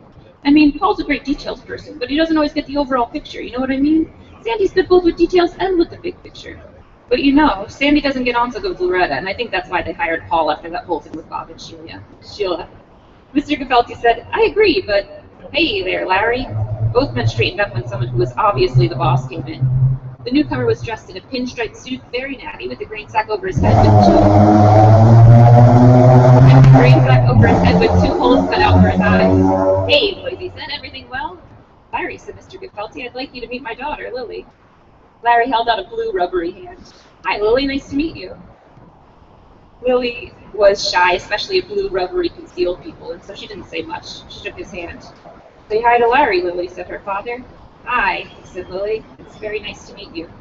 She's a charmer, Gefelty. She'll sweep them right off their feet. Oh, hey, Gefelty, can I get that report from Sheila on my desk ASAP? I want to pass it on to R&D. Sure thing, Larry. Great, great. Hey, the little girl reminds me. When are you planning to go on vacation with your beautiful family? Oh, next month, once school's out. Oh, great, great. Where are you planning on going? Asked Larry, opening the fridge and pulling out a large vat of green brine and lifting it over his head. We're going to visit Lily's grandmother in Decentville. You from there? Asked Larry.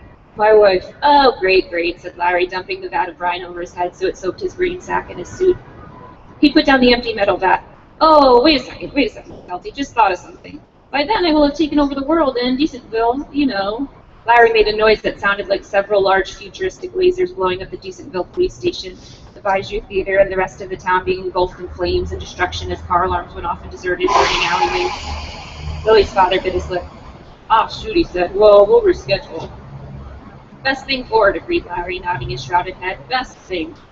He clapped Lily's dad on the shoulder. Oh, hey, question for you. Do you guys prefer the non-dairy creamer or the real milk for the coffee? Did the office stock both? Asked Ray. Well, see, the milk keeps going sour before it's used. That's what I'm worried about. Ray nodded sadly. That's what milk does, he said. You betcha, that's milk for you, said Larry. I'm thinking of switching the office over entirely to non-dairy. He sighed, and they all thought about it for a minute. Then Larry said, Alrighty, I'll see you guys later. It's nice to meet you. Have a great day at the office. He left the room with the wave dripping brine. See, whispered Ray, this is what we have to put up with at this place. Mr. Gefelty nodded. you'd prefer the milk. Of course I'd prefer real milk. Who wouldn't, huh? Tell me. Lily's head was spinning. In just a few weeks, her grandmother's town would be in flames, and the mysterious Larry would be ruling the world. Lily felt like she couldn't move, couldn't breathe. Her dad just sipped his coffee. She steadied herself against the table. On the wall was a poster of a kitten clinging to a branch. The captain said, "Just hang in there, kibble's on the way." The cat, however, just looked terrified. Lily and her father sat in his office. This situation was too big for Lily. She didn't have the first idea of what to do. She tried talking to her father. "Dad, don't you think that Larry is strange? I mean, how he wants to take over the world?" "Honey, sometimes adults use irony. They don't really mean what they say." "He poured that brine all over his head. He has a skin condition, Miss Nosy."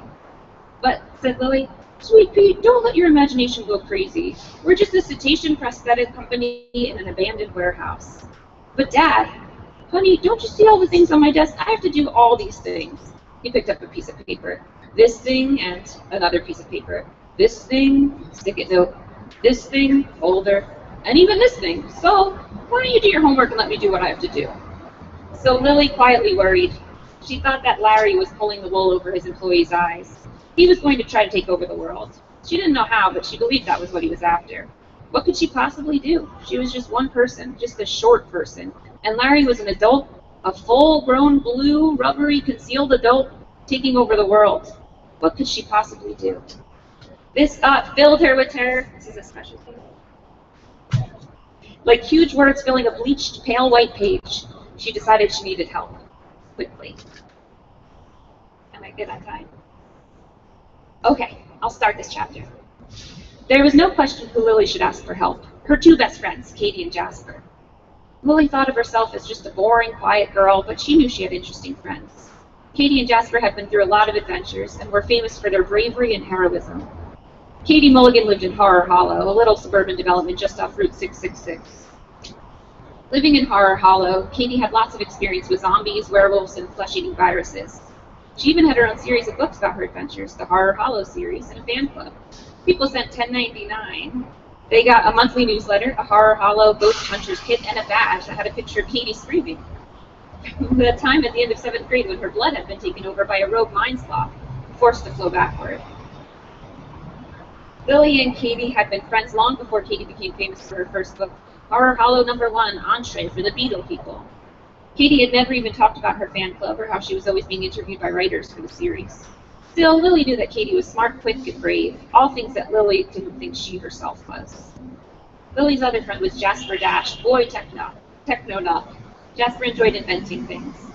He didn't mix with other kids much, probably because he dressed in gray wool shorts, long socks, a Norfolk jacket, and an aviator's cap. He had been on many adventures, and he'd also had a series of books written about him, including Jasper Dash and his amazing electrical sky tree, and Jasper Dash and the villainous brain pirates of Chungo. Jasper once had a fan club a few years back, sponsored by Garglantine brand patented breakfast drink. Kids who wrote to him and included a single thin dime got decoder rings and balsa wood airplanes. Recently, however, very few kids have been drinking Garglantine brand patented breakfast drink. It tasted awful and caused seizures in lab rats, so not many kids signed up for the Jasper Dash boy techno-nut fan club. Jasper didn't seem to notice, though, because he was too busy whizzing around the skies in his inventions, making new appliances for his father, being gallant, solving the riddles of creation, stunning crooks, and fighting off Yeti and diamond mines. You can see why with friends like Lily and Jasper. You can see why with friends like these, Lily might not think that she led the most adventurous life.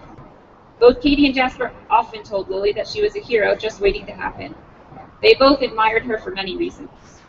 Lily herself didn't know what those reasons were. She was just happy that Katie and Jasper were her friends. She felt sure that they would be able to get her out of her terrible predicament. As soon as she got home from her father's work, Lily called them on the phone.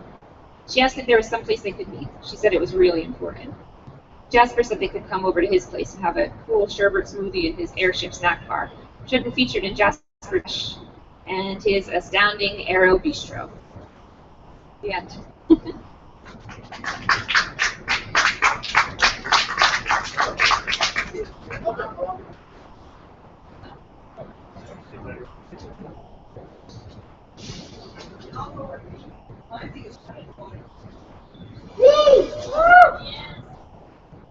I'm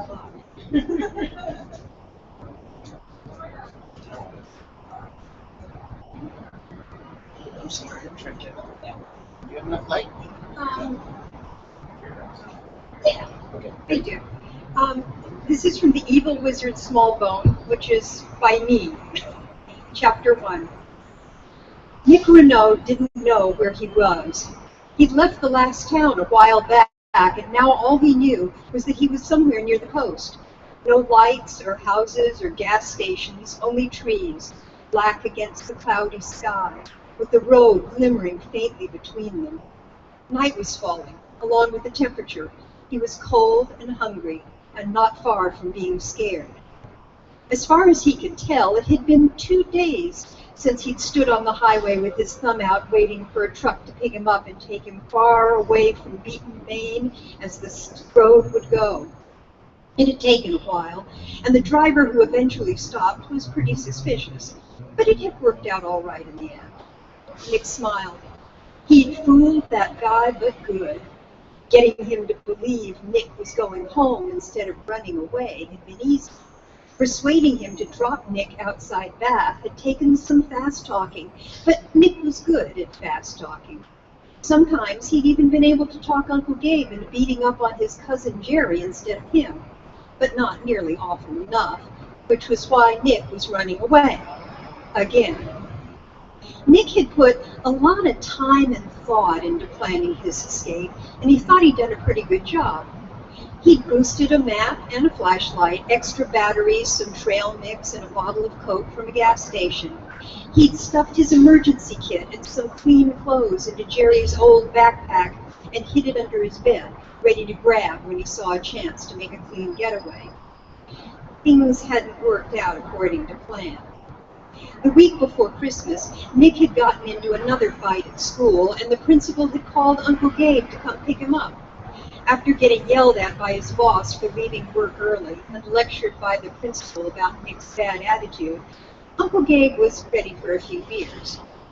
When they got home, he gave Nick a couple of licks on account and locked him down cellar, promising him the rest of his larruping later. Nick decided he wouldn't be around later. He crept up the cellar stairs and listened at the door. A deafening hubbub of revving, screeching, and crashing told him Uncle Gabe was watching the stock car races turned up high. Nick figured he could probably blow the house up right now, and the old so-and-so wouldn't notice until he was halfway to the moon. With the last wishful thought for the backpack upstairs under his bed, he smashed a crowbar through the nearest window, scrambled out into the scrubby backyard, and made tracks. As he trudged through the snow, Nick couldn't help thinking about the flashlight and the trail mix he'd had to leave behind. It could have been worse. He had his jacket and boots, and the suspicious truck driver had stood him a hot dog and a Coke. But his boots were old, and his jacket was thin, and the hot dog had been a long time ago. He felt like he'd been walking forever. It began to snow.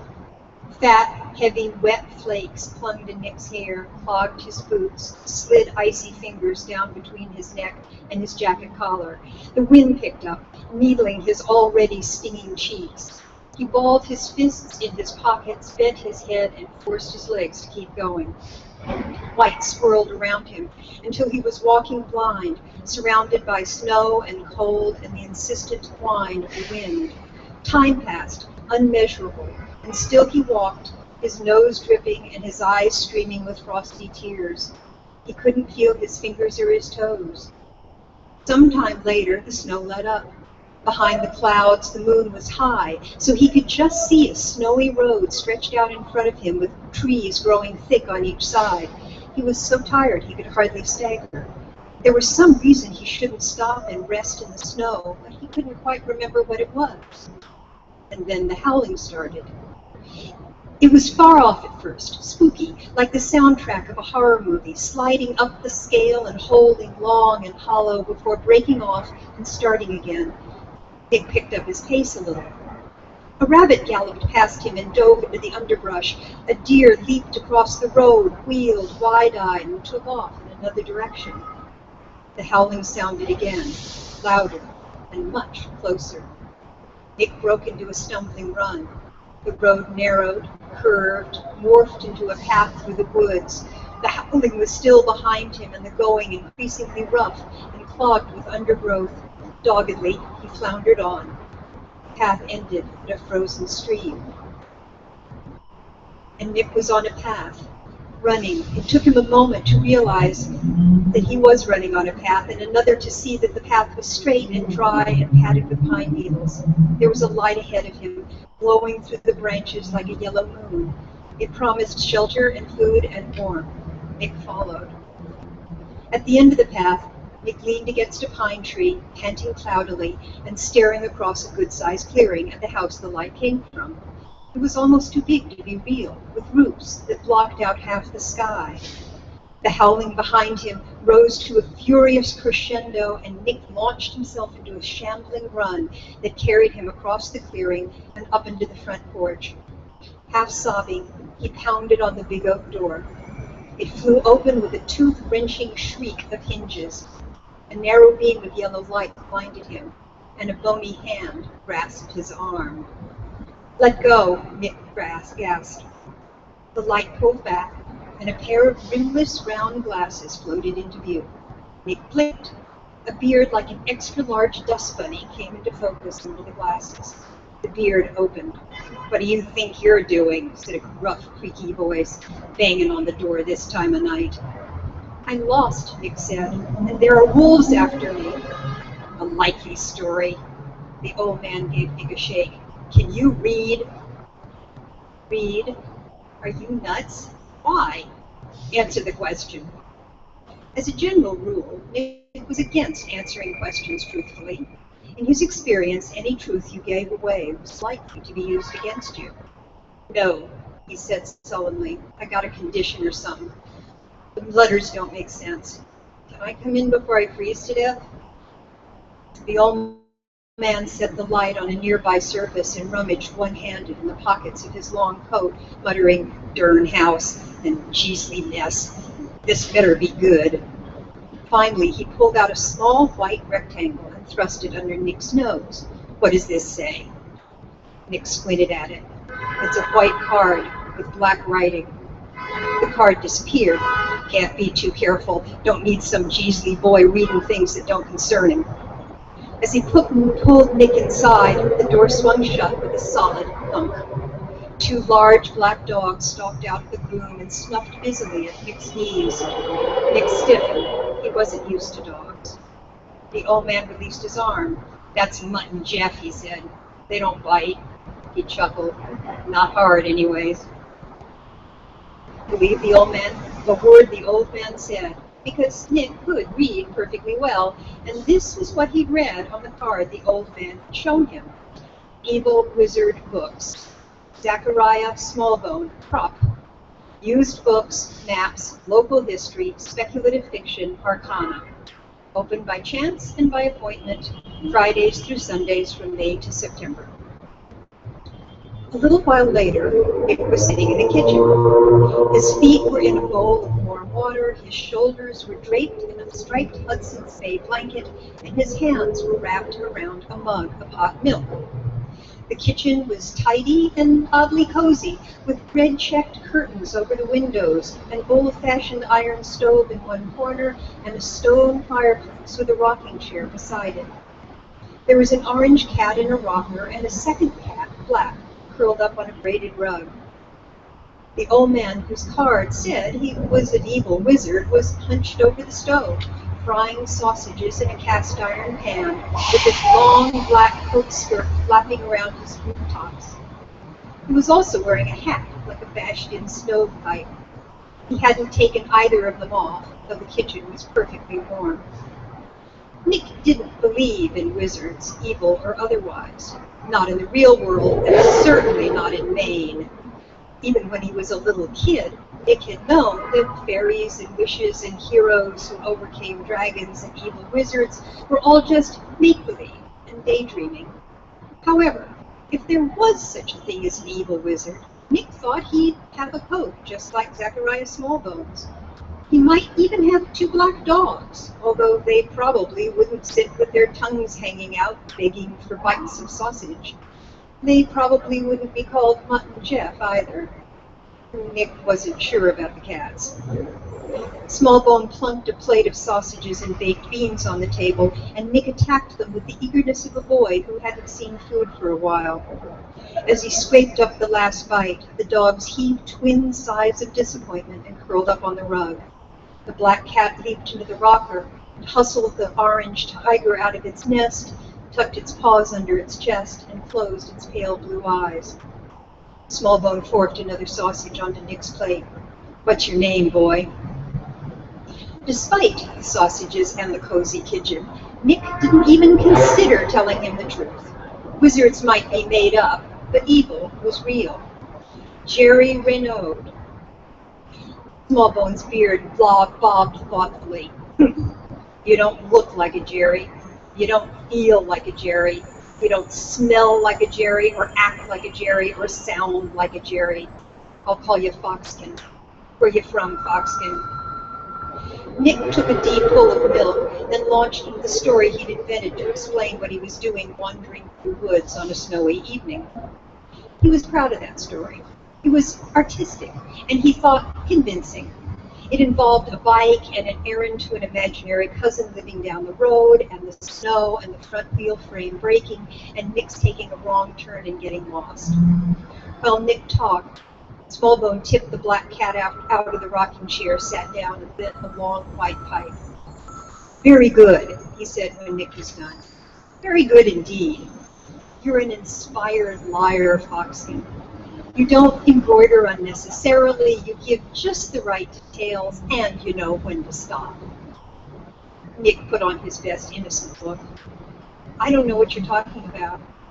Fox by name, fox by nature." Smallbone stared at him through curls of foul-smelling smoke.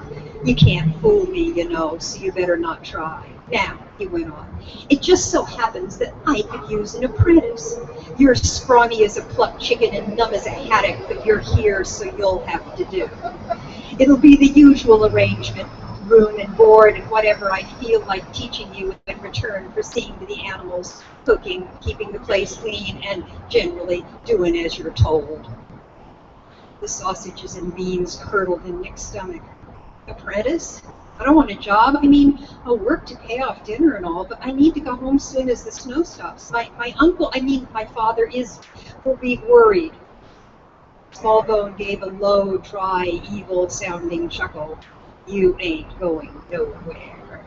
From the look of you, I doubt this uncle of you, I mean father, he cares whether you live or die, if he even exists.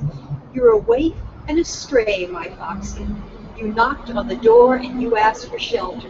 Well, you got it. And now Evil Wizard Books has got you." He rose to his feet.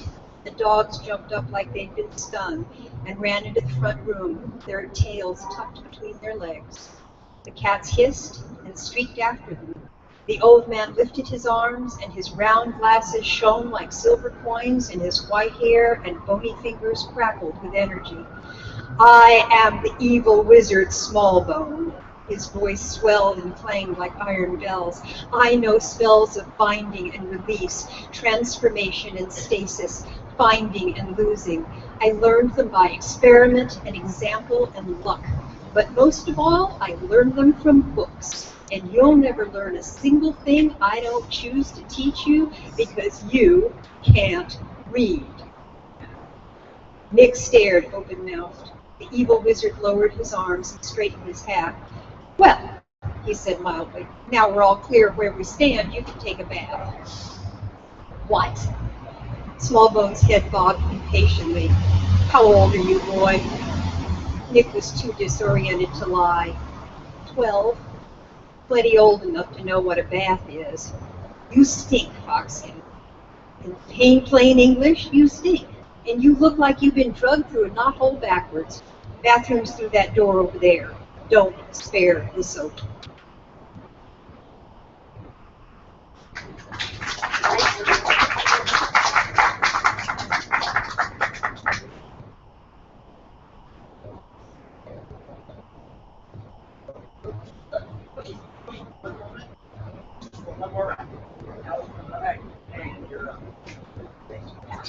God, donuts? Really? Wait a minute. Donuts, we got donuts. Jeez. Do you have any water?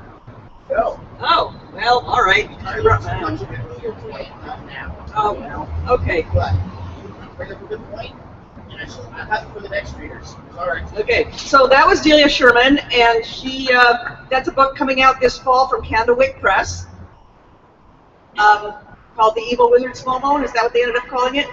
So buy it for your library. All right, it has just turned midnight. That's kind of creepy and wonderful. I'm Ellen Kushner, and I thought I would read some E. Nesbit, but then I realized this would be even better. It's The Wild Party by Joseph Moncure March, originally published in 1928. Illustrations in this new edition by Art Spiegelman, but and I would hold them up to the microphone and show them to you, but there's kind of no point, so I recommend that you find this book yourself and enjoy it. Queenie was a blonde, and her age stood still, and she danced twice a day in vaudeville. Gray eyes, lips like coals aglow, her face was a tinted mask of snow. What hips, what shoulders, what a back she had. Her legs were built to drive men mad. And she did. She would skid. But sooner or later they bored her. 16 a year was her order. There might be blackguards, there might be curs, they might be actors, sports, chauffeurs. She never inquired of the men she desired about their social status or wealth. She was only concerned about their health. True, she knew, there was a little she hadn't been through, and she liked her lovers violent and vicious. Queenie was sexually ambitious. So, now you know. A fascinating woman, as they go. She lived at present with a man named Burrs, whose act came on just after hers. A clown of renown, three-sheeted all over town. He was comical as sin, comical as hell, a gesture, a grin, and the house would yell uproarious. He was glorious.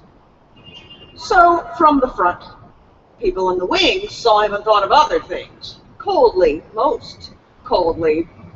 Many would say them boldly, adding in language without much lace. They'd like to break his goddamn face. And why? They might be stuck. They would like to, just for luck. But these were men, for the greater part. A woman would offer him up her heart, throbbing on a platter. He could bite it, and it wouldn't matter. As long as he kissed and held her tight and gave her a fairly hectic night, which he could, and would. A man these women understood. Yes, Burrs was a charming fellow, brutal with women and proportionately yellow. Once he had been forced into a marriage. Unlucky girl. She had a miscarriage 2 days later, possibly due to the fact that Burrs beat her with the heel of a shoe, till her lips went blue. For a week her brother had great fun looking for Burrs with a snub-nosed gun, at the end of which time she began to recover, and Burrs having vanished, the thing blew over. Just a sample, for example. One is probably ample. Studio, bedroom, bath, kitchenette, furnished like a third-act passion set. Oriental, sentimental. They owed 2 months on the rental. Pink cushions, blue cushions, overlaid with silk, with lace, with gold brocade. These lay propped up on a double bed that was covered with a Far East tapestry spread. Chinese dragons with writhing backs, photographs caught to the wall with tacks. Their friends in the profession, celebrities for the impression. So's your old man, Isidore. Faithfully, Ethel Barrymore.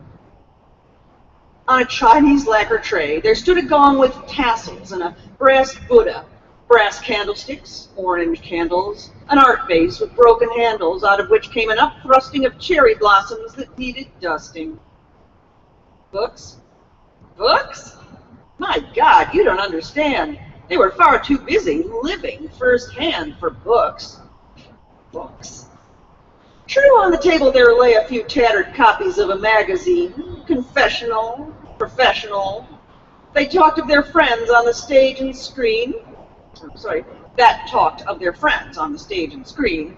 A Victrola with records just went to show Queenie's art on the man 2 floors below. Being a person of little guile, he had lent it to her for just a while. Believe it or not, all this for a smile. A grand piano stood in the corner with the air of a coffin waiting for a mourner. The bath was a horrible giveaway. The floor was dirty, towels were gray. Cups, saucers, knives, plates, bottles, glasses in various states of vileness fought for precarious space in the jumbled world beneath the basin. Basin top was the temporary home of a corkscrew, scissors, and a brush and a comb. In the basin bowl, in the basin bowel was a Pullman towel, vividly wrought with red streaks for Queenie's perfect lips and cheeks.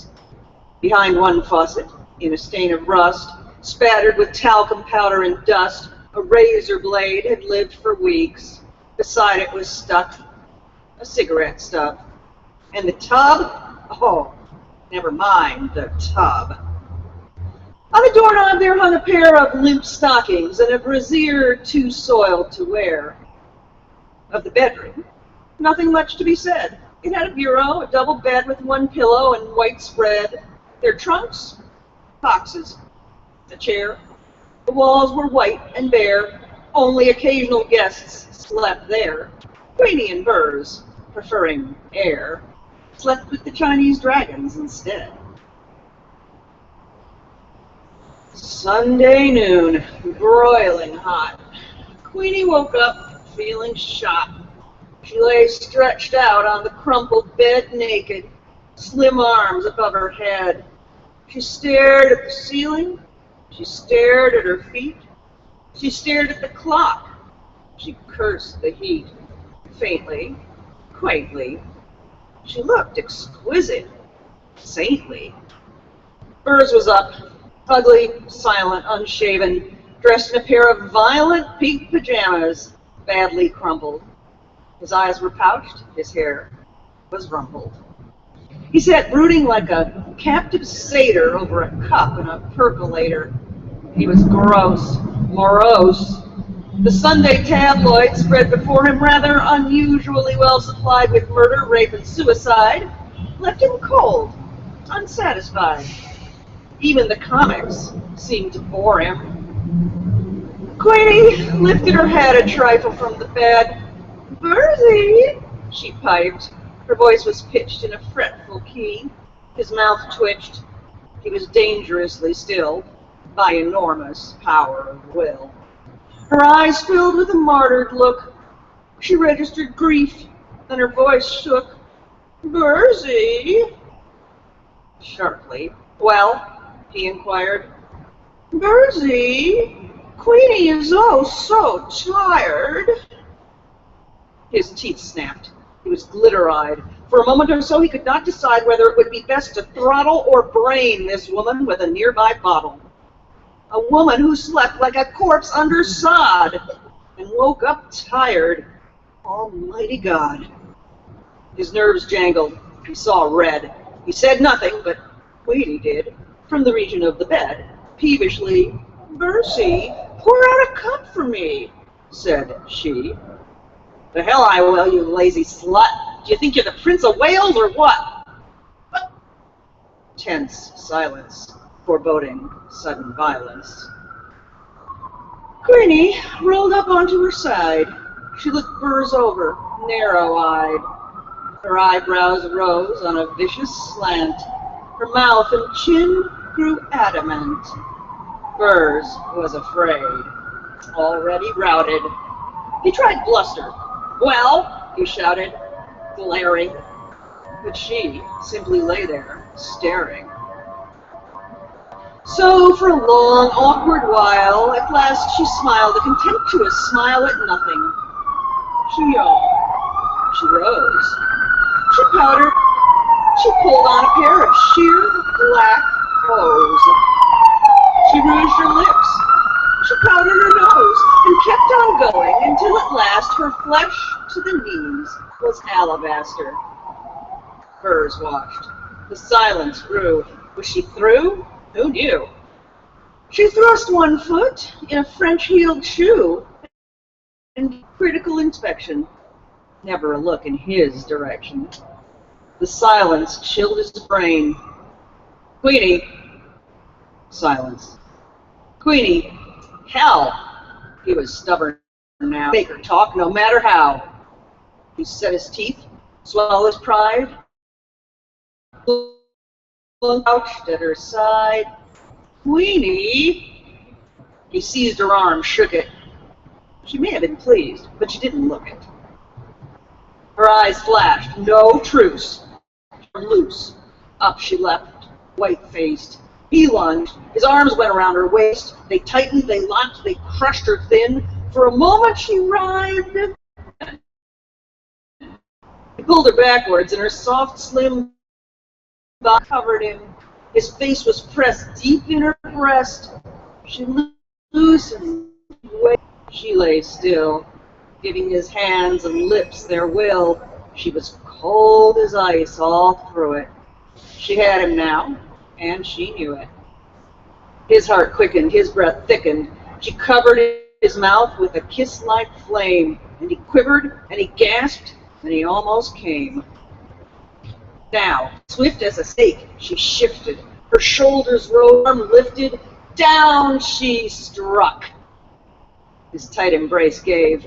His hands covered his face. She up with hard laughter, bleeding at the mouth. He rushed after. You rotten bitch, I'll fix you yet. She grabbed a knife from the kitchenette and a brown bottle with a whiskey label, then dodged swiftly around the table. They paused, watched, animal-eyed, furious from either side. Her face was white as though newly plastered. You touch me, I'll kill you, you filthy bastard. The threat was banal, but her tone, she meant it. A pause. Well, it was over. My sweetie's bats. Thought I love her, said Burrs dryly. He smiled wryly. Queenie shrugged with the cue. "Aw, nuts, to hell with you," was her not-too-sentimental retort. "Come on, Earthbirds, be a sport. Go on, cutie, drop the knife. Let's call it quits. I like my life." "Yeah," said Queenie, "I wouldn't choose it. And once for all, I'll tell you what. The next lazy slut, if I find a knife, I'll damn well use it. Kick that idea around till you lose it." Having delivered herself of this, she gave him a condescending kiss. She took a cracked cup from the shelf, rattled the percolator, helped herself, sat, sipped, perfect-lipped, legs crossed, groused. Beautiful. There was a lull. Peace. But her face was still white, and her eyes flickered with angry light. At last she gave an odd double nod, raised her handsome head. She said, "Burzy, I think we're about due for a party, don't you?" Said Burrs. "Let's ask the gang." That is the beginning of The Wild Party, a lost classic by Joseph Moncure, March 1926, but apparently not even publishable until 1928. Just goes to show. Thank you guys, and strength to urban librarians. Woo!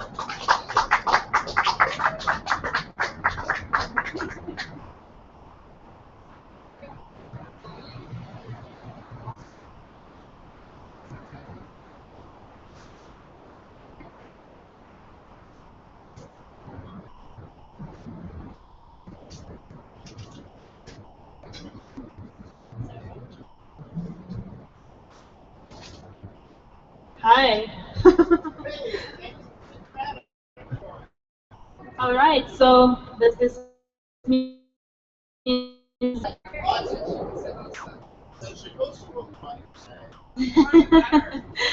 I'm originally from Russia, so I'll be reading in an accent. So awesome. I'm reading this book called Pleasure Zone. What? hope you enjoy your ears if you don't. Alright, so I'm gonna start. Drenched in exotic beauty, Nairobi Jensen was all of those things, then some. A dangerous combination of seduction and sin. She was sweet surrenderer, and the gray-eyed, half Dutch, half Nigerian beauty knew it.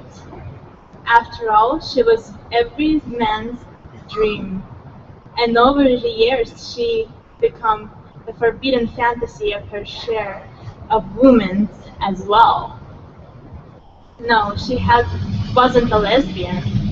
Too bad.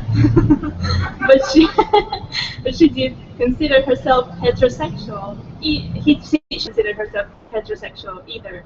In fact, she hated labeling her sexuality. She found constricting and boring. She refused to live her life confined to someone else's definition of who she should or shouldn't be. She... Whoa!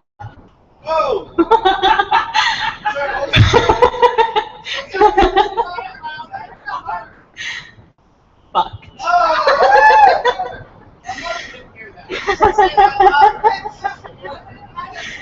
She... Oh, that means... sex? It's boring. Russian's boring sometimes. Anyway.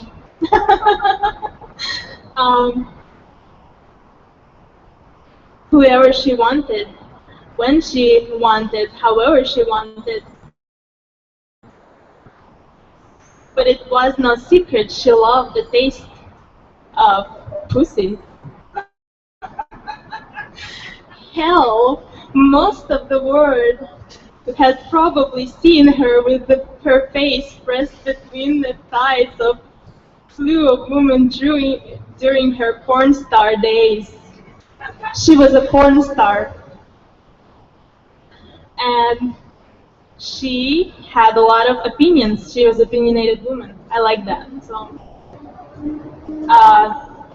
what she says, that she had a motto to leave and let leave, but she'd be goddamned if she ever allowed her establishment to be infiltrated by a bunch of pillow princesses, frigid bitches, or prudes who live their lives sexually repressed because they feared giving in to their deepest desires, which is why every member was rigorously screened. Welcome. I'm reading something naughty. Which is why every member was rigorously screened once, twice, 3 times before offered their exclusive membership. No, fear kept you trapped and stuck in mediocre sex and screwed up relationships. It kept you enslaved to misery, and Nairobi knew plenty of men and women who were stuck in the sexless situations or in relationships where the sex lacked sparks, where libidos remained neglected. She knew men and women who were too afraid to expect that their needs to be met in the sheets by their partners, too afraid to open their mouth and let their mates know what they yearn for. Sinful. So she tagged scripts or not, she refused to feign orgasms when she was nowhere near the edge. She refused to pretend the man was good when it was trash. She just despised trashy dicks.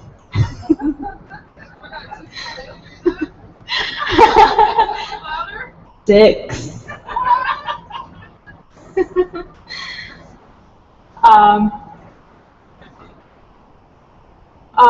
And she hated rabbit fucking either.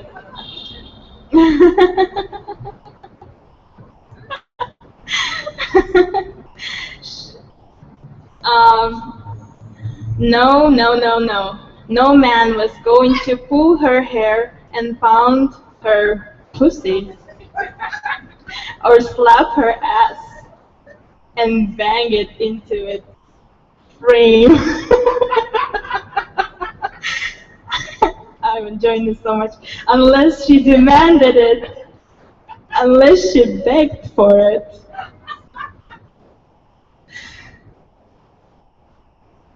Paid profession or not, she never gave a damn about porn. She'd always been vocal about her whole career as a pleasure.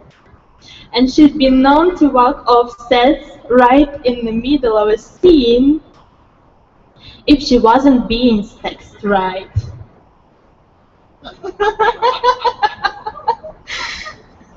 Just like all women wanted to believe they had a good pussy, men wanted to believe even more that they had a good dick. Their egos depended on it.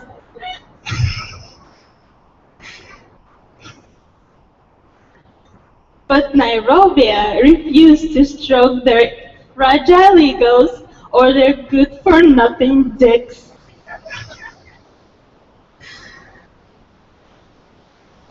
And she'd let her share of them. She wouldn't let share them fuck her too. It didn't matter. Trash dick was a trash dick no matter whom it was attached to.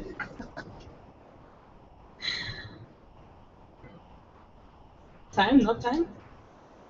I have a lot of time.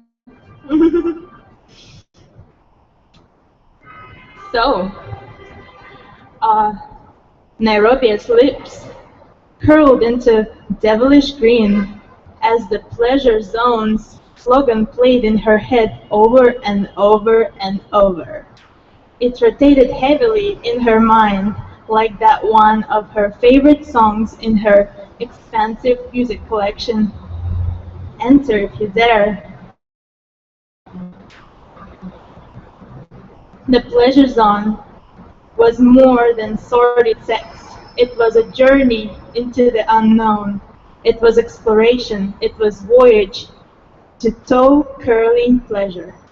It was uncovering passion. It was being tested beyond one's own limits, completely surrendering. You guys should read it more if you guys want to know more about that pleasure. I'm confused myself, but I kind of like it. I really like it.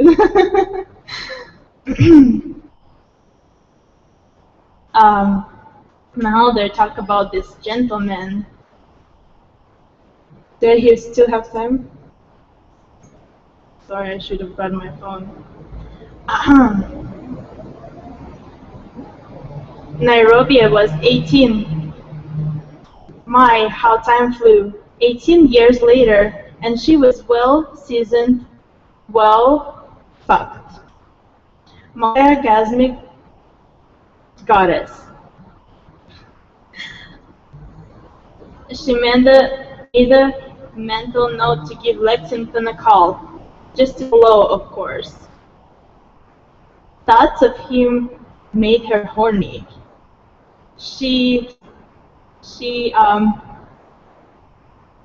Where part?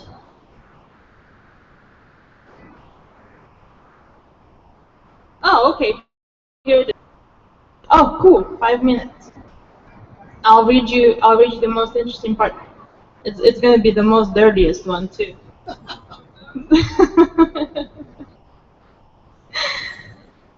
She couldn't help herself. Lexington Steele, as the gentleman, had been her first encounterer and had ripped her to shreds. Hope you guys enjoying it.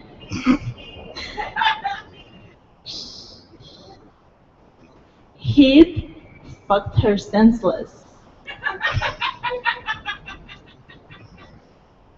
There's more.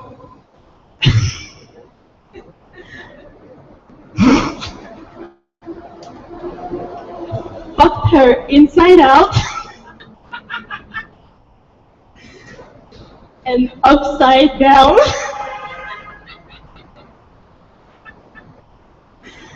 Then fucked her all over again. And thinking back to the cloud, his big, juicy black cock, making her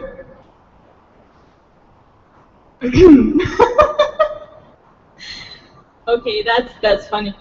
Making her cream heavy out of her cunt. Enjoy. She remembered vividly how she'd gotten her first taste of his cock.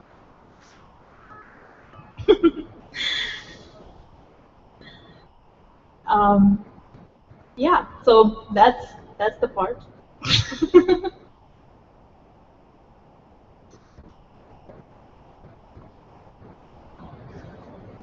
Might have a lot of time. Is there more stuff?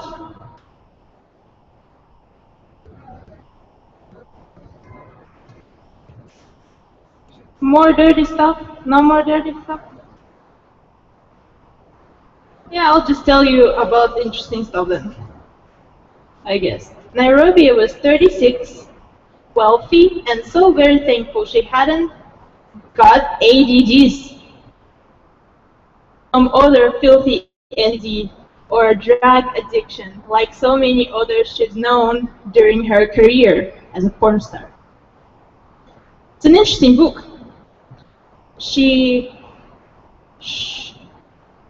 shuddered at the thought.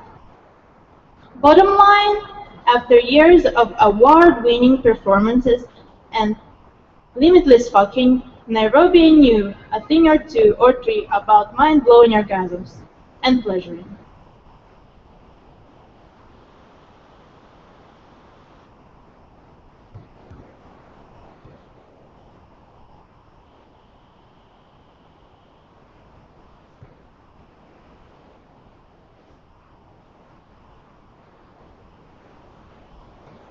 Yeah, I believe that's it.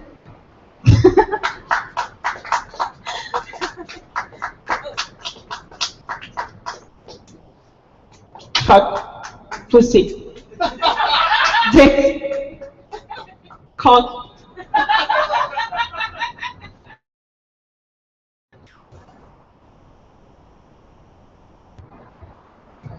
I'll be reading from the Book of Luke. No, not really. No, it's been a really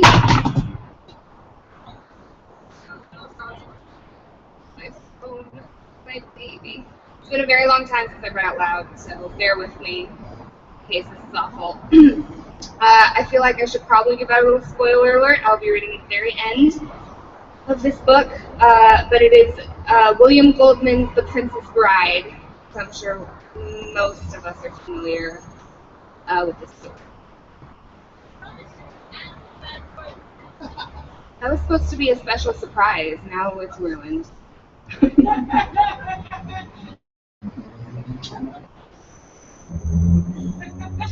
It took a full 3 minutes for the Count and the guards to reach the gate, and when they did, the Count could not believe it. He had seen Wesley killed, and now there was Wesley. And with a giant and strangely scarred, swarthy fellow, something about the twin scar in memory, but now was not the time for reminiscing. Kill them, he said to the fencers, but leave the middle-sized one until I tell you. And the 4 guards drew their swords, but too late. Too late and too slow, because as Fezzik moved in front of Wesley, Inigo attacked, and the great blade blinding, and the fourth guard was dead before the first one had sufficient time to hit the floor. Inigo stood still for a moment, panting. Then he made a half turn in the direction of Count Rogan and said, "My name is Inigo Montoya. You killed my father. Prepare to motherfucking die."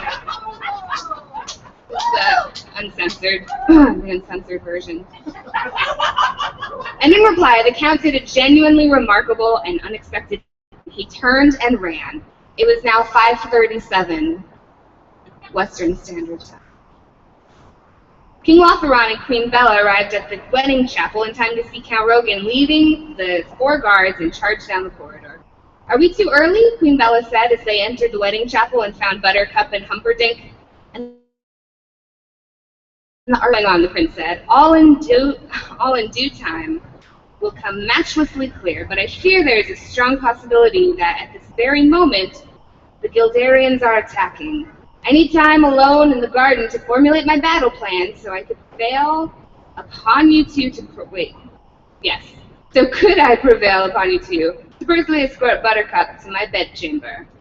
I think that part is in the other book, how that went. His request was naturally granted. The prince hurried off. Then, after one stop to unlock a closet and remove several pair of boots that had once belonged to the Guildarian soldiers, he hurried outside. Buttercup, for her part, walked very slowly and was peacefully between the old king and queen. There was no need ever to worry, not with Wesley there to stop her wedding and take her away forever. The truth of the situation did not take genuine effect until she was halfway to Humperdinck's room. There was no Wesley. No sweet Wesley. He had not seen fit to come for her. She gave a terrible sigh. Not so much of sadness as a farewell. When she got to Humperdinck's room, it would all be done. He had a splendid collection of swords and cutlery. She had never seriously contemplated suicide before. Oh, of course she'd thought about it, every girl does from time to time, but never seriously. To her quiet surprise, she found it was going to be the easiest thing in the world. She reached the prince's chamber and said goodnight to the royal family and went directly to the wall display of weaponry. The time was then 5:46.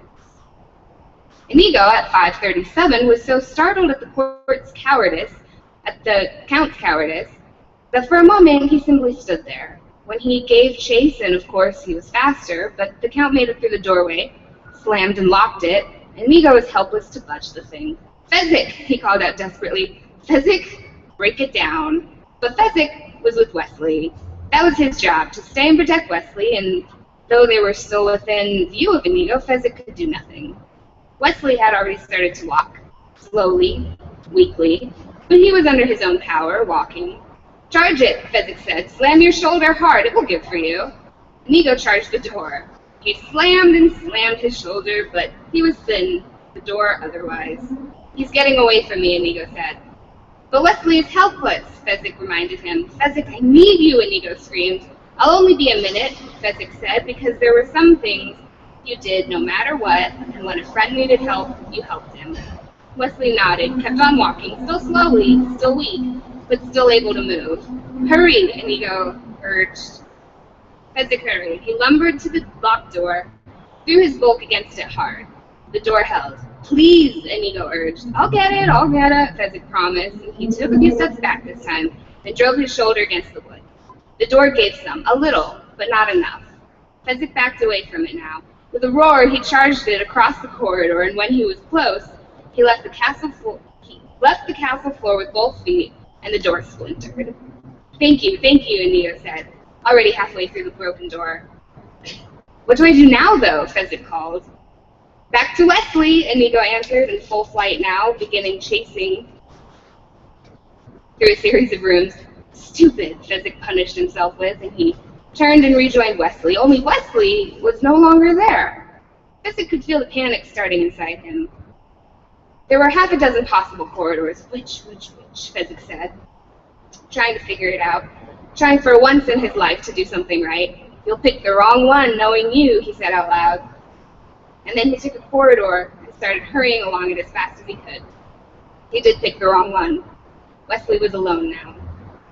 Inigo was gaining. He could see instant to instant flashes of a fleeting noble in the next room. And when he reached that place, the Count would have made it the room beyond. But each time Inigo was gaining. By 5:40, he felt confident he would, after a chase of 25 years, be alone in a room with his revenge. By 5:48, Buttercup felt sure she would be dead. It was still a minute before that as she stood staring at the prince's knives. The most lethal looked to be the one the most used, the Flornese dagger, I'm sure is how it's pronounced. Pointed at one end, it entered easily, growing from a triangular shape by the hilts. For a quicker bleeding, it was said. They were made in varying sizes, and the prince's looked to be one of the largest, being wrist thick where it joined the handle. She pulled it from the wall and put it to her heart. There are always too few perfect breasts in this world. Leave yours alone, she heard. And there was Wesley on the bed. It was 5:48, and she knew she would never die. Never, ever, ever. She's now immortal. Wesley, for his part, assumed he had till 6:15 for this hour to be up. That was, of course, when an hour was up, only he didn't have an hour, only 40 minutes, and 5:55 actually, 7 minutes more, but as has been said, he had no way of knowing that. And Inigo had no way of knowing that Count Rugen had a Flornese dagger, or that he was an expert with the thing. It took Inigo until 5:41 before he actually cornered the Count in the billiard room with the lead pipe. "Hello," he was about to say. "My name is Inigo Montoya. You killed my father. Prepare to die." What he actually got out was somewhat less. "Hello, my name is..." And then the dagger rearranged his insides. The force of the throw sent him staggering backward into the wall. The rush of blood weakened him so quickly that he could not keep his feet. "Domingo, Domingo," he whispered. And then he was, at 42 minutes after 5, lost on his knees. Buttercup was baffled by Wesley's behavior. She rushed to him, expecting to be met halfway in a wild embrace. Instead, he only smiled at her and remained where he was, laying on the prince's pillows, the sword beside his body. Buttercup continued the journey alone and fell onto her very one and darling Wesley. "Gently," he said. "At a time like this, that's all you can think to say? Gently?" "Gently," Wesley repeated, and not so gently this time. She got off him. "Are you angry at me for getting married?" she wondered. "You're not married," he said softly. Strange his voice was. "Not in my church or any other. But this old man did pronounce, 'Widows happen every day, don't they, your highness?'" And now his voice was stronger as he addressed the prince, who entered, muddy boots in hand. Prince Humperdinck dove for his weapon, and a sword flashed in his thick hands. "To the death," he said, advancing. Wesley gave a soft shake of his head. "No," he corrected, "to the pain." It was an odd phrase, and for a moment it brought the prince up short. Besides, why was the fellow just lying there? What was the trap?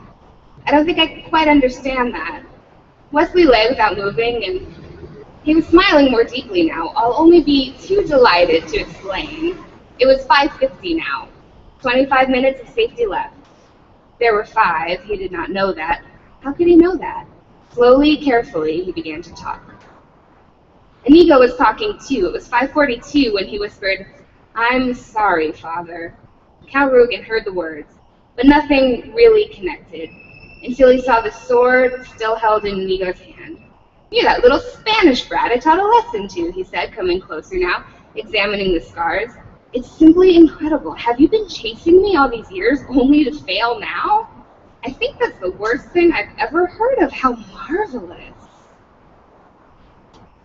Inigo could say nothing. The blood fauceted from his stomach. Count Rugen drew his sword. "Sorry, Father, I'm sorry." "I don't want your sorry. My name is Domingo Montoya, and I died for that sword, and you can keep your sorry. If you were going to fail, why didn't you die years ago and let me rest in peace?" And then McPherson was after him too. "Spaniards? I never should have tried to teach a Spaniard. They're dumb, they forget. And what do you do with the wound? How many times did I teach you? What do you do with the wound?" Cover it, Inigo said, and he pulled a knife from his body and stuffed his left fist into the bleeding. Inigo's eyes began to focus again. Not well, not perfectly, but enough to see the Count's blade as it approached his heart, and Inigo couldn't do much with the attack. Parry it vaguely, pushed the point of the blade into his left shoulder where it did unendurable harm. Count Rugen was a bit surprised that his point had been deflected, and a bit surprised that, hold on, I'm sorry. What's that? Motherfucking Count Rugen was a bit motherfucking surprised that the point of his goddamn sword had been deflected, but there was nothing wrong with piercing a helpless man's shoulder. Shit. There was no hurry when you had him. McPherson was screaming again, "Spaniards! Give me a Pollock anytime!" At least they remember to use a wall when they have one. Only Spaniards would forget to use a motherfucking wall. Slowly, inch by inch, Inigo forced his body up the wall, using his legs just for pushing, letting the piece of shit wall do all the supporting that was necessary for his piece of shit wound. Count Rugen struck again, but for any number of reasons, most probably because he hadn't expected the other man's movement. He missed the heart and had to be content with driving his blade through the Spaniard's left arm. Inigo didn't mind. He didn't even feel it. He was high as shit. His right arm was where his interests lie, and he squeezed the handle, and there was strength in his hand, enough to flick out at the enemy, and Count Rugen hadn't expected that either, so he gave a little involuntary cry and took a step back to reassess the motherfucking situation. Power was flowing up from Inigo's heart to his right shoulder, and down from his shoulder to his fingers, and then into the great six-fingered sword, and he pushed off from the wall then, with a whispered, "Hello, my name is Inigo Montoya. You killed my father. Prepare to die. You motherfucker, you." And they crossed swords. The Count went for the quick kill, the inverse Benetti. No chance. "Hello, my name is Inigo Montoya. You killed my father. Prepare to die." Again they crossed, and the Count moved to a Mazzoro defense, which is fancy, because the blood was still streaming. Inigo shoved his fist deeper into himself. "Hello, my name is Inigo Montoya. You killed my father. Prepare to die." The Count retreated around the billiard table. Inigo slipped in his own blood. Never mind. The Count continued to retreat, waiting. "Hello, my name is Inigo Montoya. You killed my father. Prepare to die." He dug in with his fist, and he didn't want to think what he was touching and pushing and holding into place. But for the first time, he felt able to try a move, so the six-fingered sword, flashed forward. And there was a cut down one side of Count Rugen's cheek. Another flash, another cut, parallel bleeding. "Hello, my name is Inigo Montoya. You killed my father. Prepare to die." Stop saying that! The Count was beginning to experience a decline of nerve. Inigo drove for the Count's left shoulder, and as the Count had wounded his, then he went through the Count's. The Count had penetrated his. "Hello, stronger now. Hello, hello, it's me. You killed my father. Prepare to die." "No, offer me money. Everything," the Count said. "Power too. Promise me that. All I have and more. Please. Offer me anything I ask for." Yes, say it." "I want Domingo Montoya, you son of a bitch." That part's actually in the book. And the six-fingered sword flashed again. The Count screamed. "That was just to the left of your heart." Inigo struck again. Another scream. "That was below your heart. Can you guess what I'm doing? Cutting my heart out. You took mine when I was 10. I want yours now. We are lovers of justice, you and I. What could be more than that? More just than that?" The Count screamed one final time, then fell dead of fear. Wow. Woo!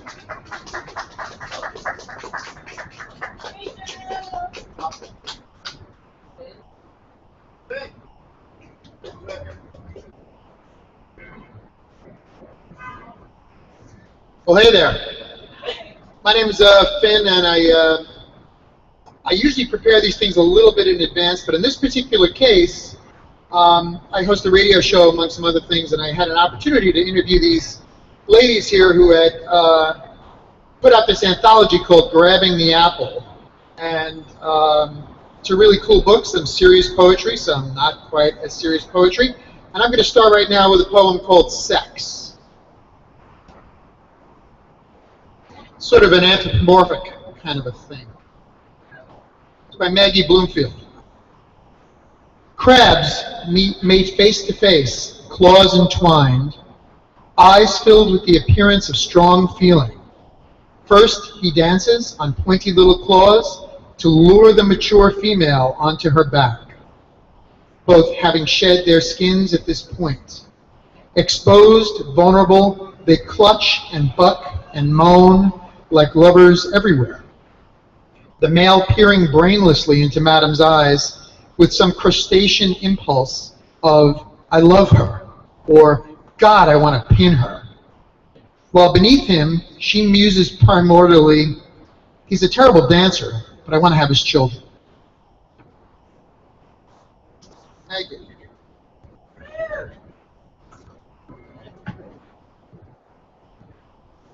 Now, on the slightly darker side in this particular compilation, Grabbing the Apple, an anthology of New York women poets. This is by former Suffolk County poet laureate Pramila Venkateswaran, and it's called The Rapist's Wife, and it's all about perspective. The Rapist's Wife. Do you know if he raped that girl? You're all screaming for his head. The person whose head you want is my Pati Dev. Understand? He's good to me. He cares for our Shinto. Do you know he is a great father? A provider? His father lives with us and he takes the old man to Dr. Saab. People marching in Delhi scream like hyenas. You reporters breaking my door wanting answers. Do you really know he raped that girl? She must be lying. These modern girls will say anything for attention. Why would he do that? He works all day so he can send us money. He wouldn't do this. It's too horrible. Bikul Galaf, Galaf, Galaf. He was not anywhere near her. Must have been someone else. You people think we are all alike. We are poor, so you don't care. Just catch hold of some miserable fool. Pound him. Bas, Katam. You're done. All this screaming at my door as if you want to strip me of my life, my husband. How will we live without him? Have you thought of this when you keep asking me questions? Your camera lens in my face? You shaitan, monsters, fucking sons of bitches tearing my life, flinging my entrails all over the news?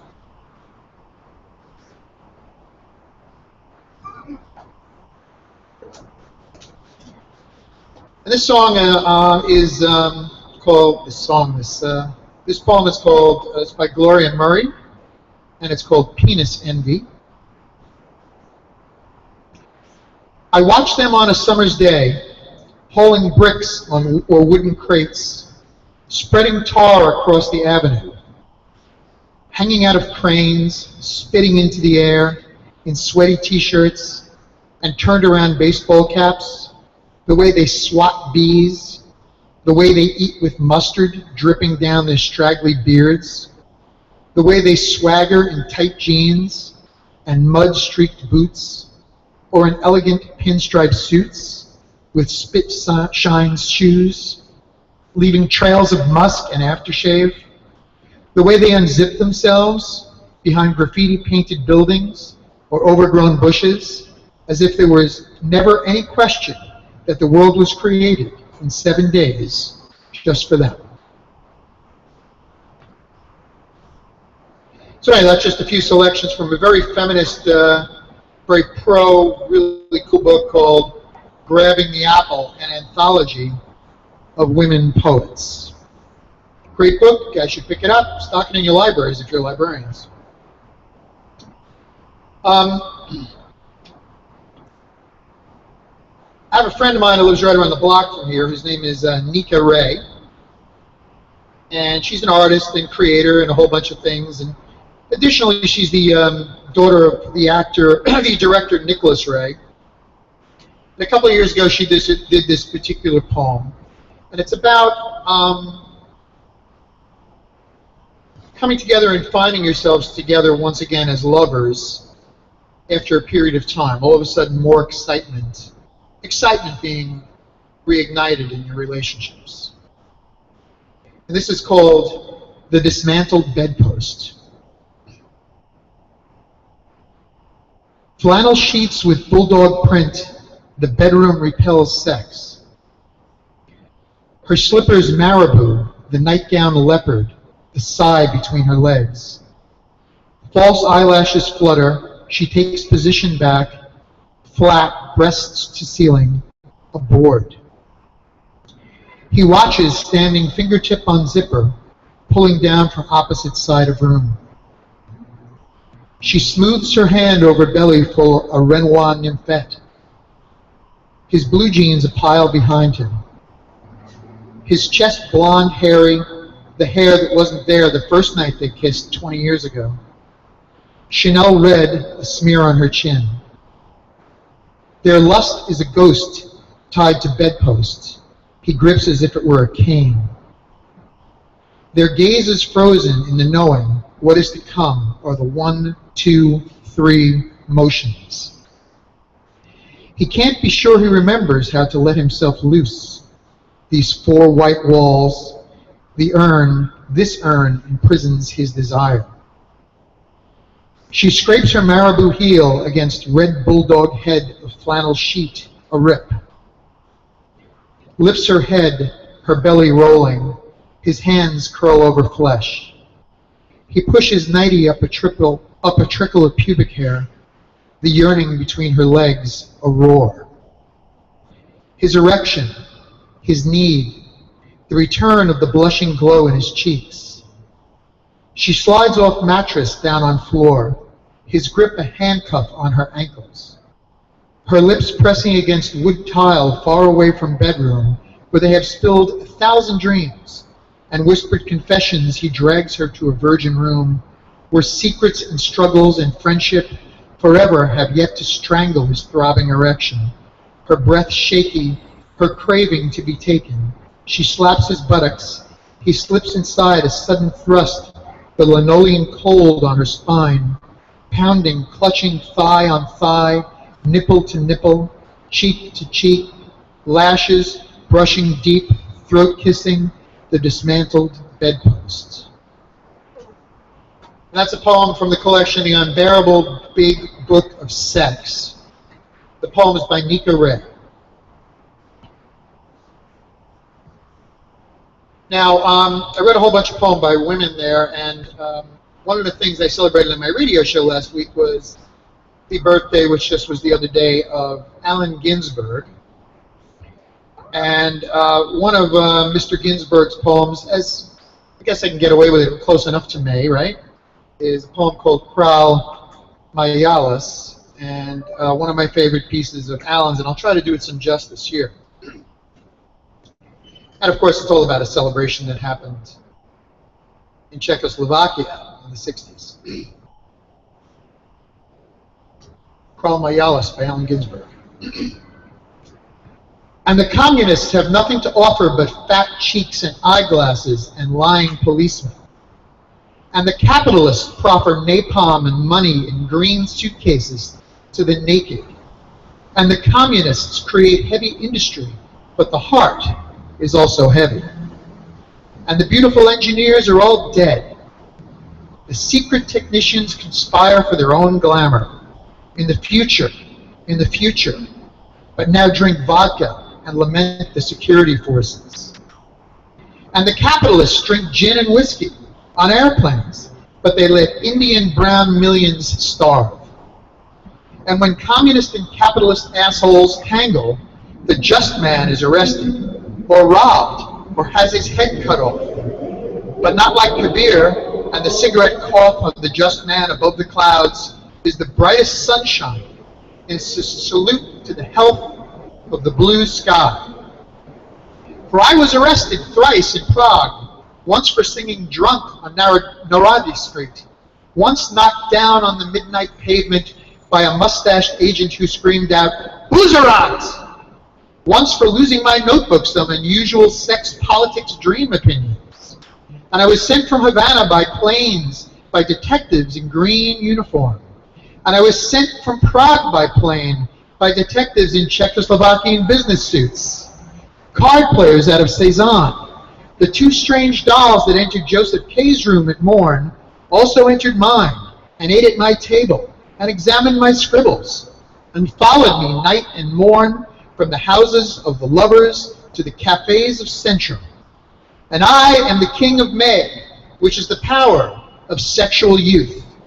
And I am the king of May, which is long hair of Adam and beard of my own body.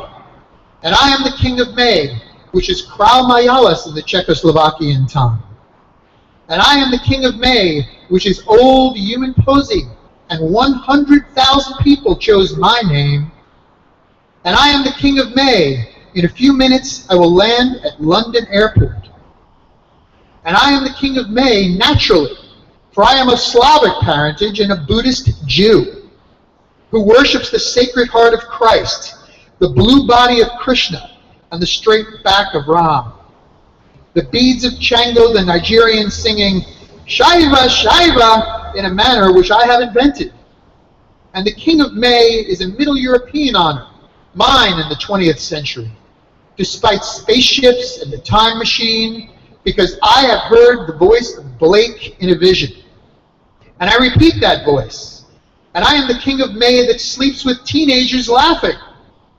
And I am the king of May that I may be expelled from my kingdom with honor, as of old, to show the difference between Caesar's kingdom and the kingdom of the May of man. And I am the king of May because I touched my finger to my forehead, saluting a luminous, heavy girl, trembling hands, who said, "One moment, Mr. Ginsburg," before a fat young plainclothesman stepped between our bodies.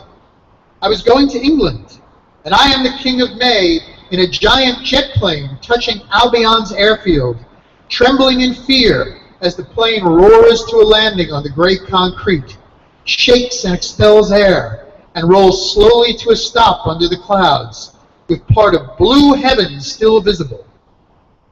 And though I am the king of May, the Marxists have beat me upon the street, kept me up all night in police station, followed me through springtime Prague, detained me in secret, and deported me from our kingdom by airplane.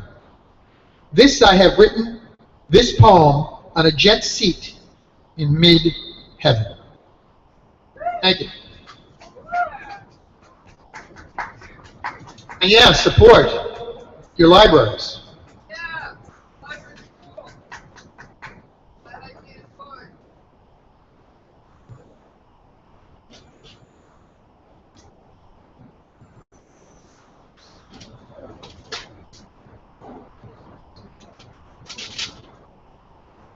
See if I can go through 2 minutes. Alright, I'm going to read from Memoirs of a Beatnik by Diane DePrima. I awoke to the sounds of morning in the West Village, the sounds of traffic. Trucks were going by outside and the pavement was wet. They were nervous, honking and snorting at one another. The window was open and the shade was flapping a little, one side of it hitting the window frame over and over in an irregular rhythm. I opened my eyes, turned over in bed, and looked at my surroundings. The room was a bright yellow, which offset the pale gray light of the rainy dawn. Aside from our low bed, the only furniture in the room was made of skids stolen from nearby paper companies and painted a flat black. They served as both chairs and tables, and no cushions broke the austerity of the furnishings. No draped Indian prints and antique velours such as we had become accustomed to in the 60s. One large platform, placed against the wall which faced the foot of the bed, held a candle at least a foot in diameter and about 3.5 feet high. Ivan was particularly proud of this candle. He had pointed it out to me when we first got to this place, saying it had taken $17 worth of wax to make it. It had been our light during the night's proceedings. Well, here I was. I stretched my legs, arching my toes and sighing just a little, so as not to waken the boy still sleeping beside me. Here I was, and I thought wryly, this is only the first of many a strange apartments I'll be waking up in. The muscles of my thighs felt sore, and I passed my hand over them to feel the graininess of the dried cum that was stuck to them here and there. Then I slid my hand between my legs and felt softly of the lips of my vagina. The skin was raw as I slipped my fingers inside, exploring gently. He certainly was a big one, I thought. A big one for the first one. That was good. A shiver of pleasure passed over me as I explored the familiar ground and goosebumps starting up on my arms. Now I thought with a little grin of cynical pleasure, I certainly won't have any more trouble using Tampax. Ivan was still asleep, his back to me. I softly slid the sheet off both of us and compared the rosy, almost violet cast of my flesh with the pallid olive light that his body threw off. We looked good together. It was a pleasure to lie there, mildly aroused, passing my hand over the smooth skin of my own breasts and stomach, and knowing that at any moment I could initiate the dance that would satisfy my own desire and bring delight to the creature beside me. Okay, let's see here. I turned on my side and put my mouth on his back, lightly tonguing the indent of his spine. That is, the indent that his spine made. He had one large vertebrae there in his lower back, just before his spine curved in between the cheeks of his ass. I explored it thoroughly with my mouth, traced the spine to its end, and started up again, this time bringing my fingers into play, brushing them lightly over his flanks and sides, raising the fine down that covered his sallow skin. Ivan was thoroughly awake by now, stirring beneath my touch, and as I raked the hair on the nape of his neck with my tongue, he turned towards me, covering my mouth with his own. I slid my arm under his shoulders, noticing as I did so that for all his length, his shoulders were very slight as a girl's. For some reason this excited me all the more, and I moved my body so that I half lay on him and devoted my full attention to our kiss. There's as many kinds of kisses as there are people on the earth, as there are permutations and combinations of those people. No two people kiss alike, and no two people fuck alike. But somehow the kiss is even more personal, more individualized than the fuck. Our kiss began at the lips, mouth loose, relaxed, playing and brushing each other gently, seeking to blend into each other, to become one mouth, but with no urgency about it. The excitement built gradually until lips were being ground savagely against the still closed teeth. A slacking off, and then his tongue came out and began to examine the inside of my lower lip, prodding and sliding gently into the corners, rubbing against my gums and curving my lip down. The tongue withdrew, and mine moved to follow suit, to play the same game, but more thoroughly, slipping around the inside of his upper lip also, and down into the sides of his mouth, puffing out first one of his hollow cheeks and then the other. When I tired of this, I fell to nipping the inside of his lower lip with my teeth, and then his tongue reached out again, serious and straining, searching out the roof of my mouth and the skin under my tongue.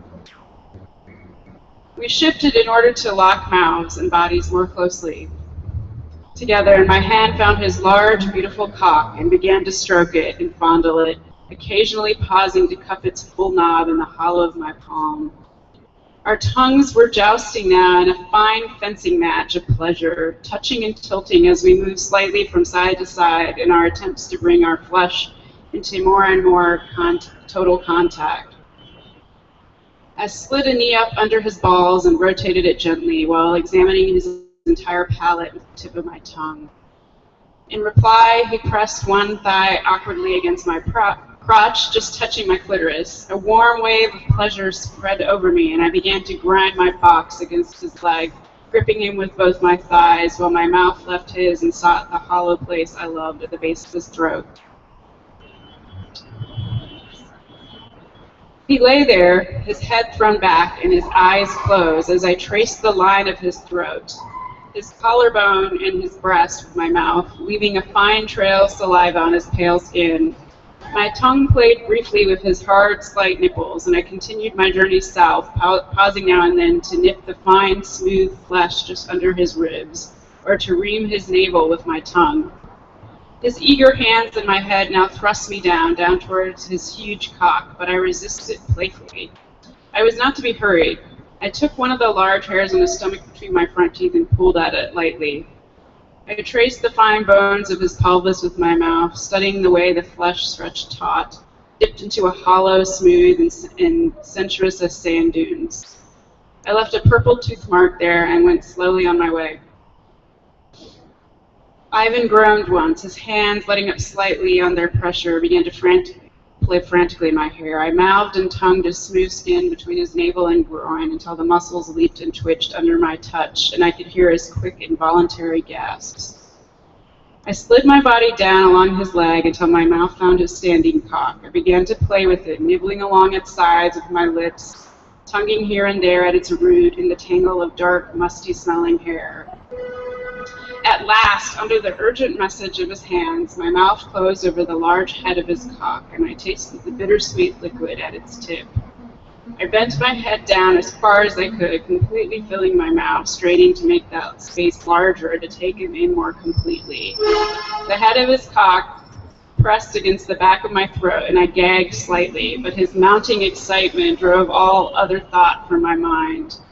I slid my hands under his buttocks and drew him closer to me, moving my head up and down and pressing my own wet opening tight against his knee. My head was swimming, my blurred sight registered a patch of sunlight on the yellow wall over and over again. I remember thinking irrelevantly that the rain had stopped. I could hear Ivan gasping and moaning above me. My own desire became more urgent. I wanted that large, pulsing cock inside of me. I withdrew my mouth from it swiftly as a shudder ran through him.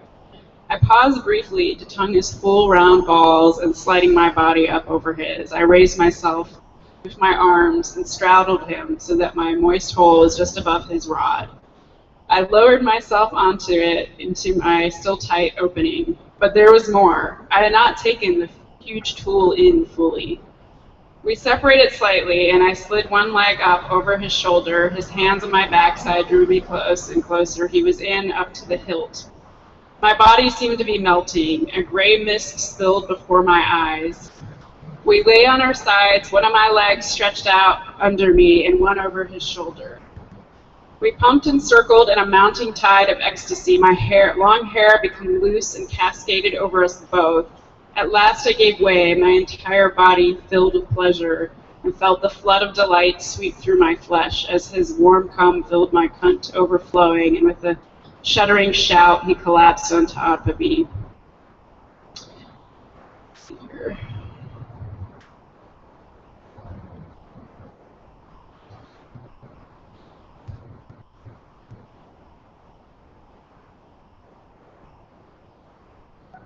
I know that it was a long time before we moved, because when I raised my head, I saw that the patch of yellow sunlight had moved quite some distance across the wall and sunk down somewhere near the woodwork. I moved my leg a little, and Ivan slid his limp, wet cock out of me, causing an exquisite and delicate sensation. He reached across me with one arm and picked up the electric alarm clock, which had been knocked over by our exertions. Gave a long whistle when he saw the time, started to pry himself loose, then fell to kissing my eyelids and tugging at my ear with his lips. I slid over to a drier place on the sheet. He pulled a loose strand from my hair across my face, spreading it like a web, and kissed me through it. Let's see here. How much more time? 5? Okay.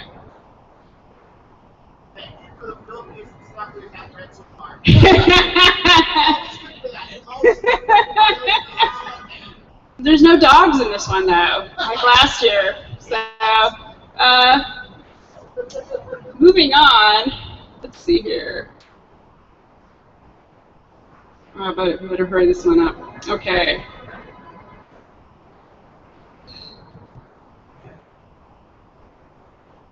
His hand slipped under the sheet, examined my breasts shyly, then drew away and slid over my ribs down my back. Played for a long time with my